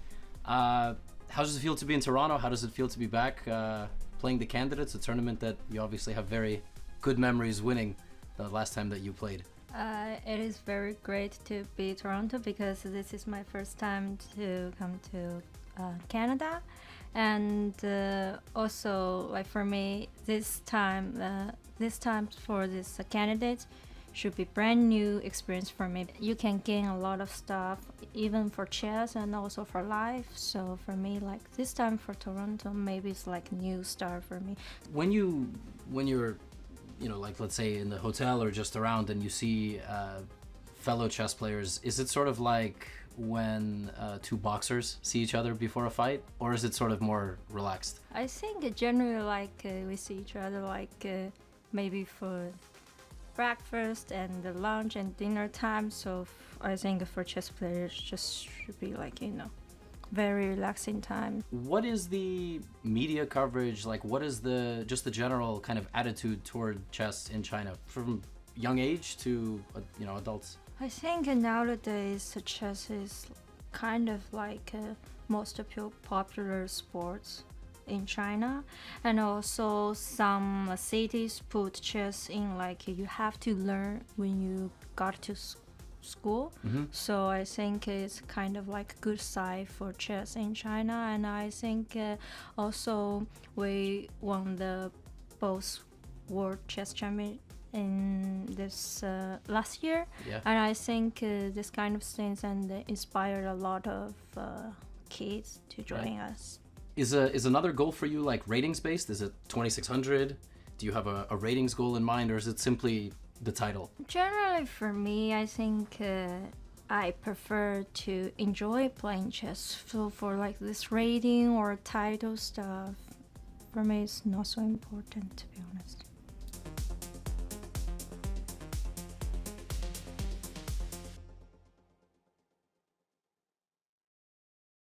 This April, intergenerational rivalries spill over to the chessboard. Face off against the boomers. Grapple with Gen X and the millennials.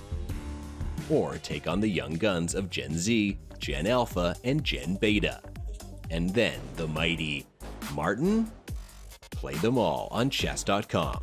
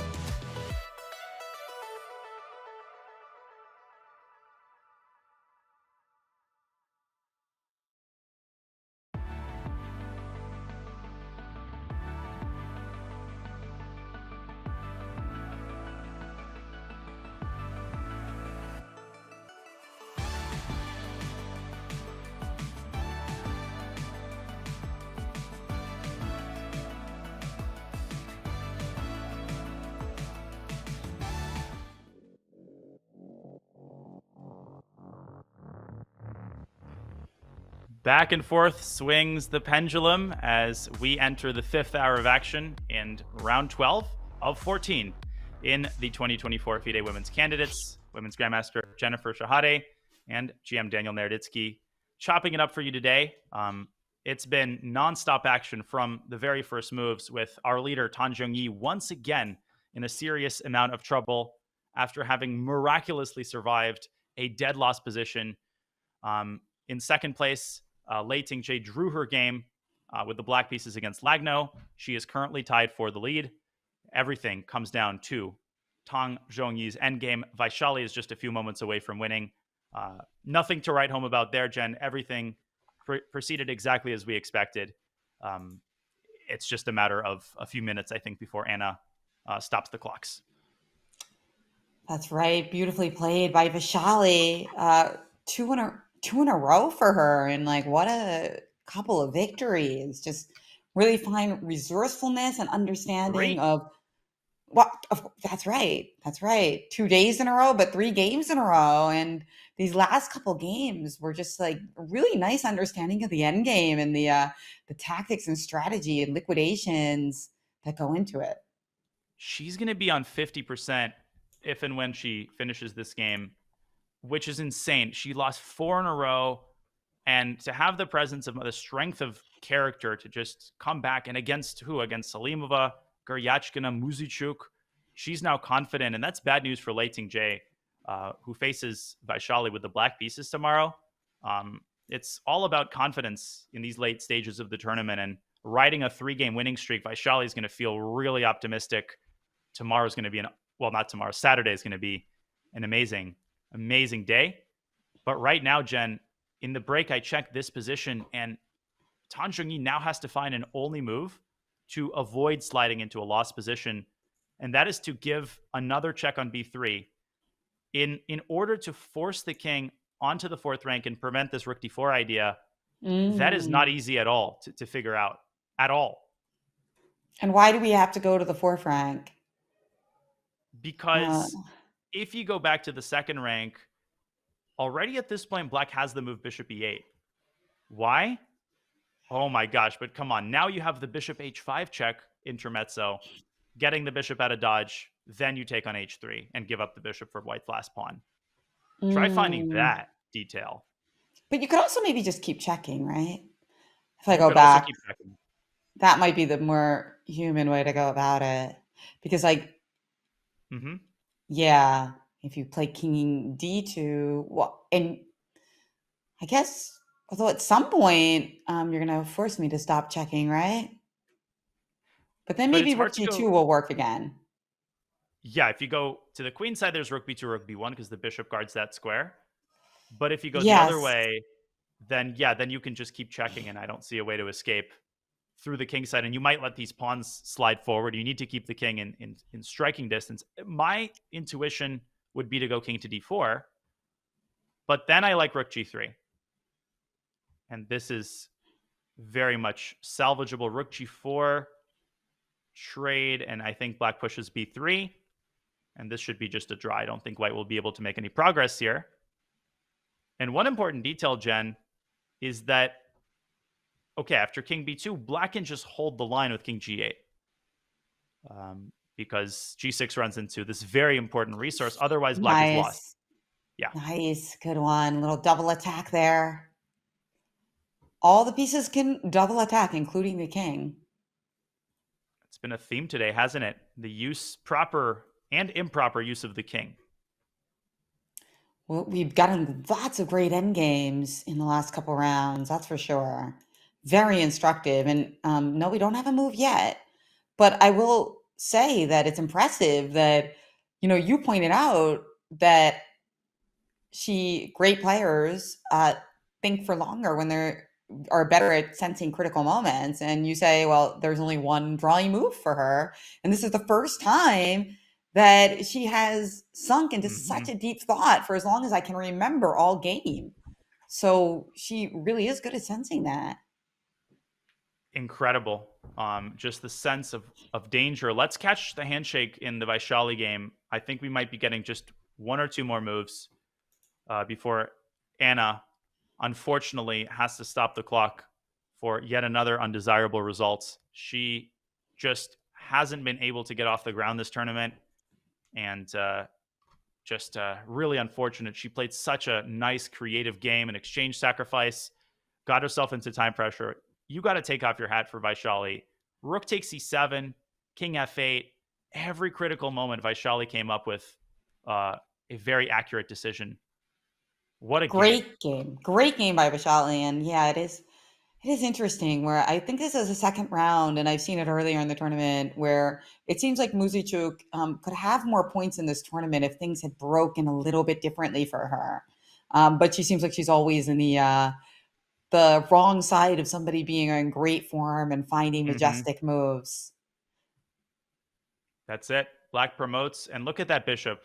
How selflessly it sacrifices itself for the greater good to hold this pawn down one more time.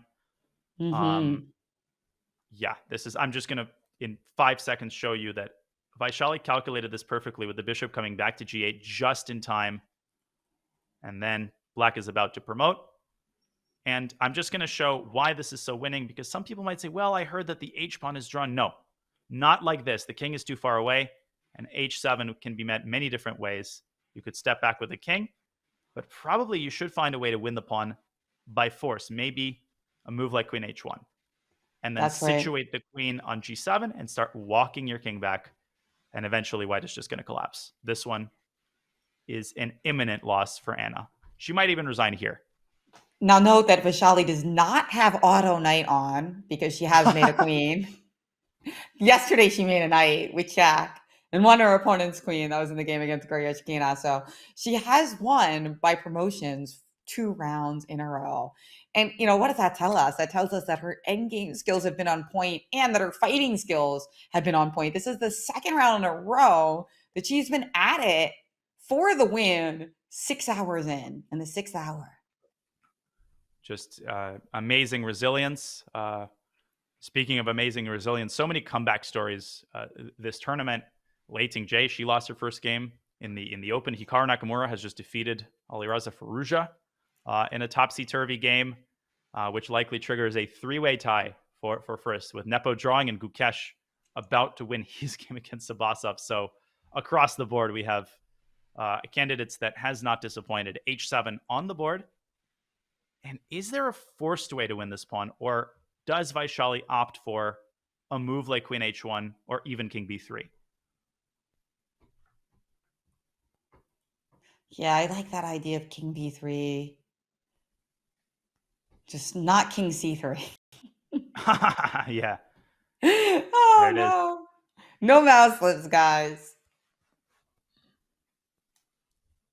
And rook b3 check was found in the other game, to which Salimova did respond king to d4. So the moment we have another move, we'll bring you that game. But right now, I think I'm expecting a handshake before that happens. One fantasy variation is if that black played king c3, white could make a bishop and then try to show their technique. Have you ever do you remember any under promotions in your over-the-board career? I can't remember one, but it happens with a rook, right? Sometimes they're synonymous, but not one that was, not one that I can remember where it was important that I made the rook or the knight. I've had exactly one where I had to make a knight. It was honestly one of the highlights of my classical career, because it was a combination that ended with under promotion, and I was playing a strong IM, and just the look on his face was priceless. I'm not one for Kan Mazalp, Turkish IM. I think he's a GM now. Nice. What? Oh, goodbye. Goodbye, there pawn. It is. Goodbye, game. Vaishali wins for 3rd in a row, Jen. Amazing. All right. Beautiful game there by Vaishali.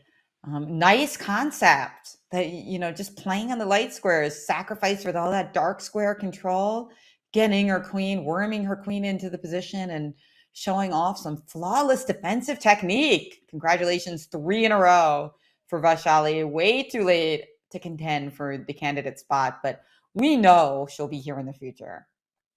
No, I've been impressed with Vaishali for a while now. She had a few unfortunate events, but okay, who doesn't? And Some people seem to forget how steep of a climb she's had fulfilling her GM requirements. Now it's just a matter of her title getting formalized, and just a amazing player, well-rounded, and at 22 years old, positioning herself so well to contend for the title in years to come. Speaking of contending for the title, we're still going in this crucial endgame, Jen. One hoop has been jumped through by Tan Zhongyi. She found rook b3 check, but it's still really unpleasant. Yeah, a lot to look at here. And look at that time going down. She's starting to, things could become very equal soon. It might be 2 minutes, first 2 minutes. It happens quickly. And then anything could happen. What does black do? Make a move, says Salimova. I'm inching my pawns up. Remember that f7 idea? Now it's absolutely a threat with bishop f7, rook f4. Looks like she's played rook to a3, if I spy the camera correctly. Yes, that's right. She has played rook to a3. What a move. Just cold-blooded. Yeah. Multi-purpose move.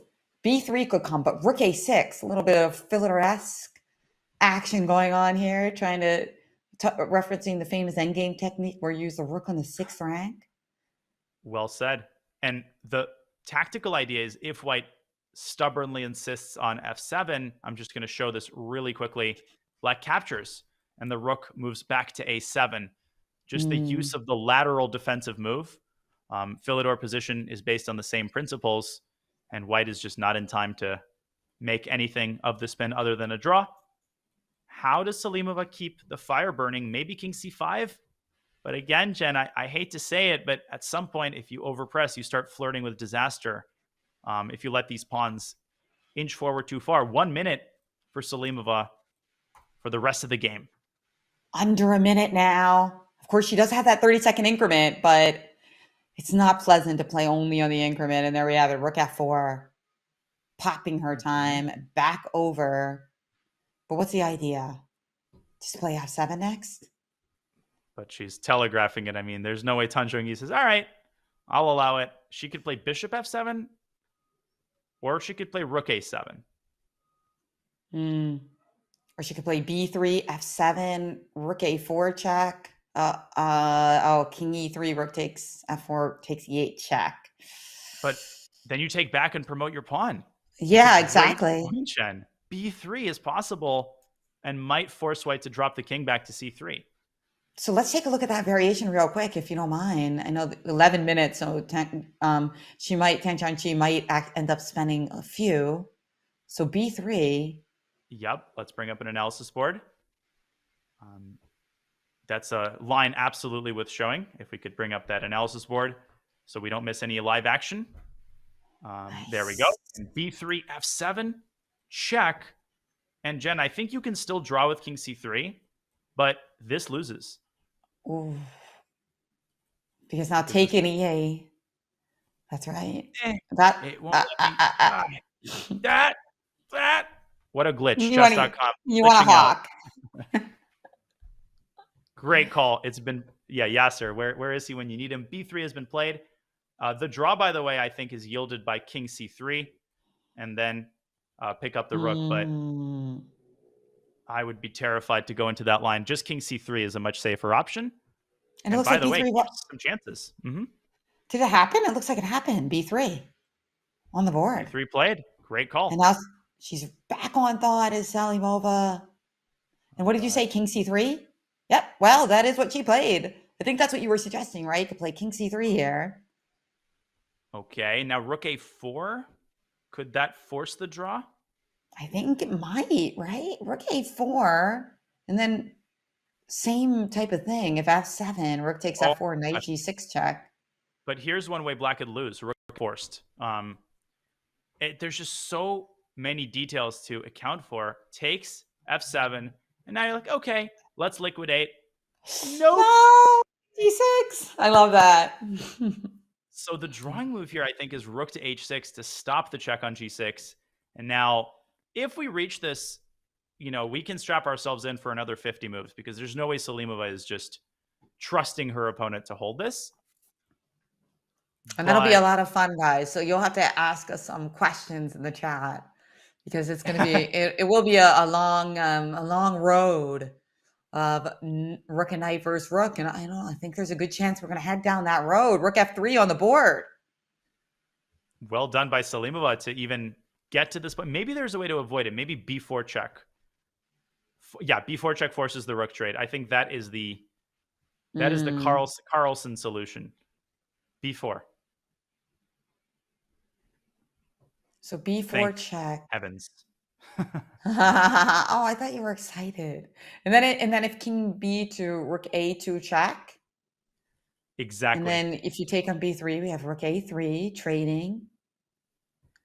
Oh, she's missed it, but played a different, totally acceptable move. Actually, she's maybe playing for a win.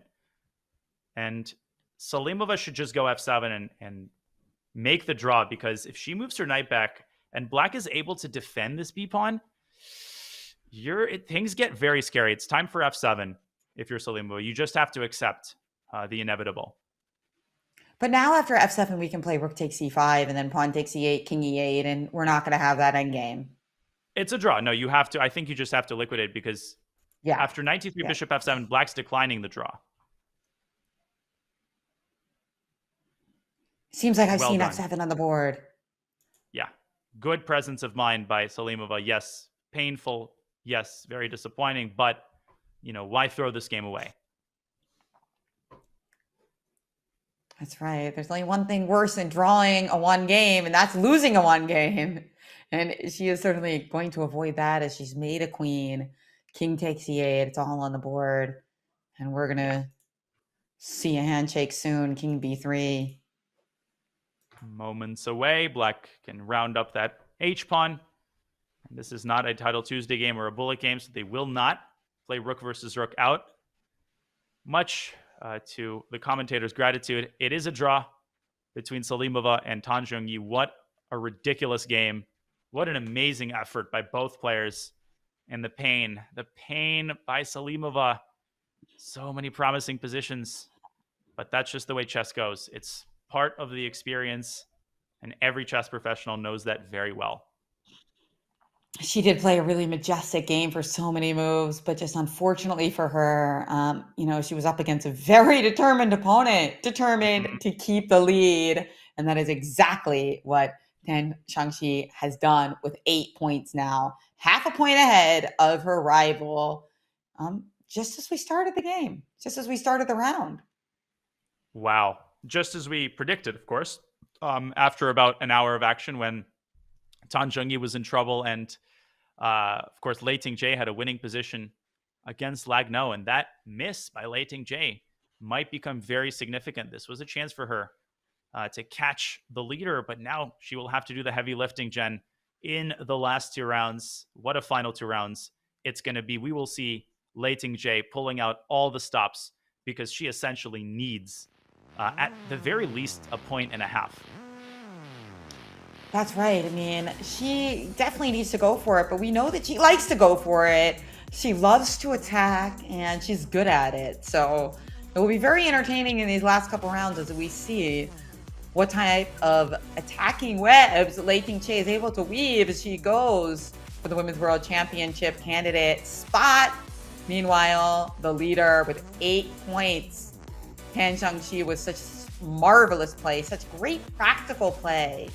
Danya, she is showing 3 draws today, as you can see, and 1 decisive game as Vaishali puts her losing streak in the rearview mirror, because now she's on a 3-game winning streak. But a big test for her.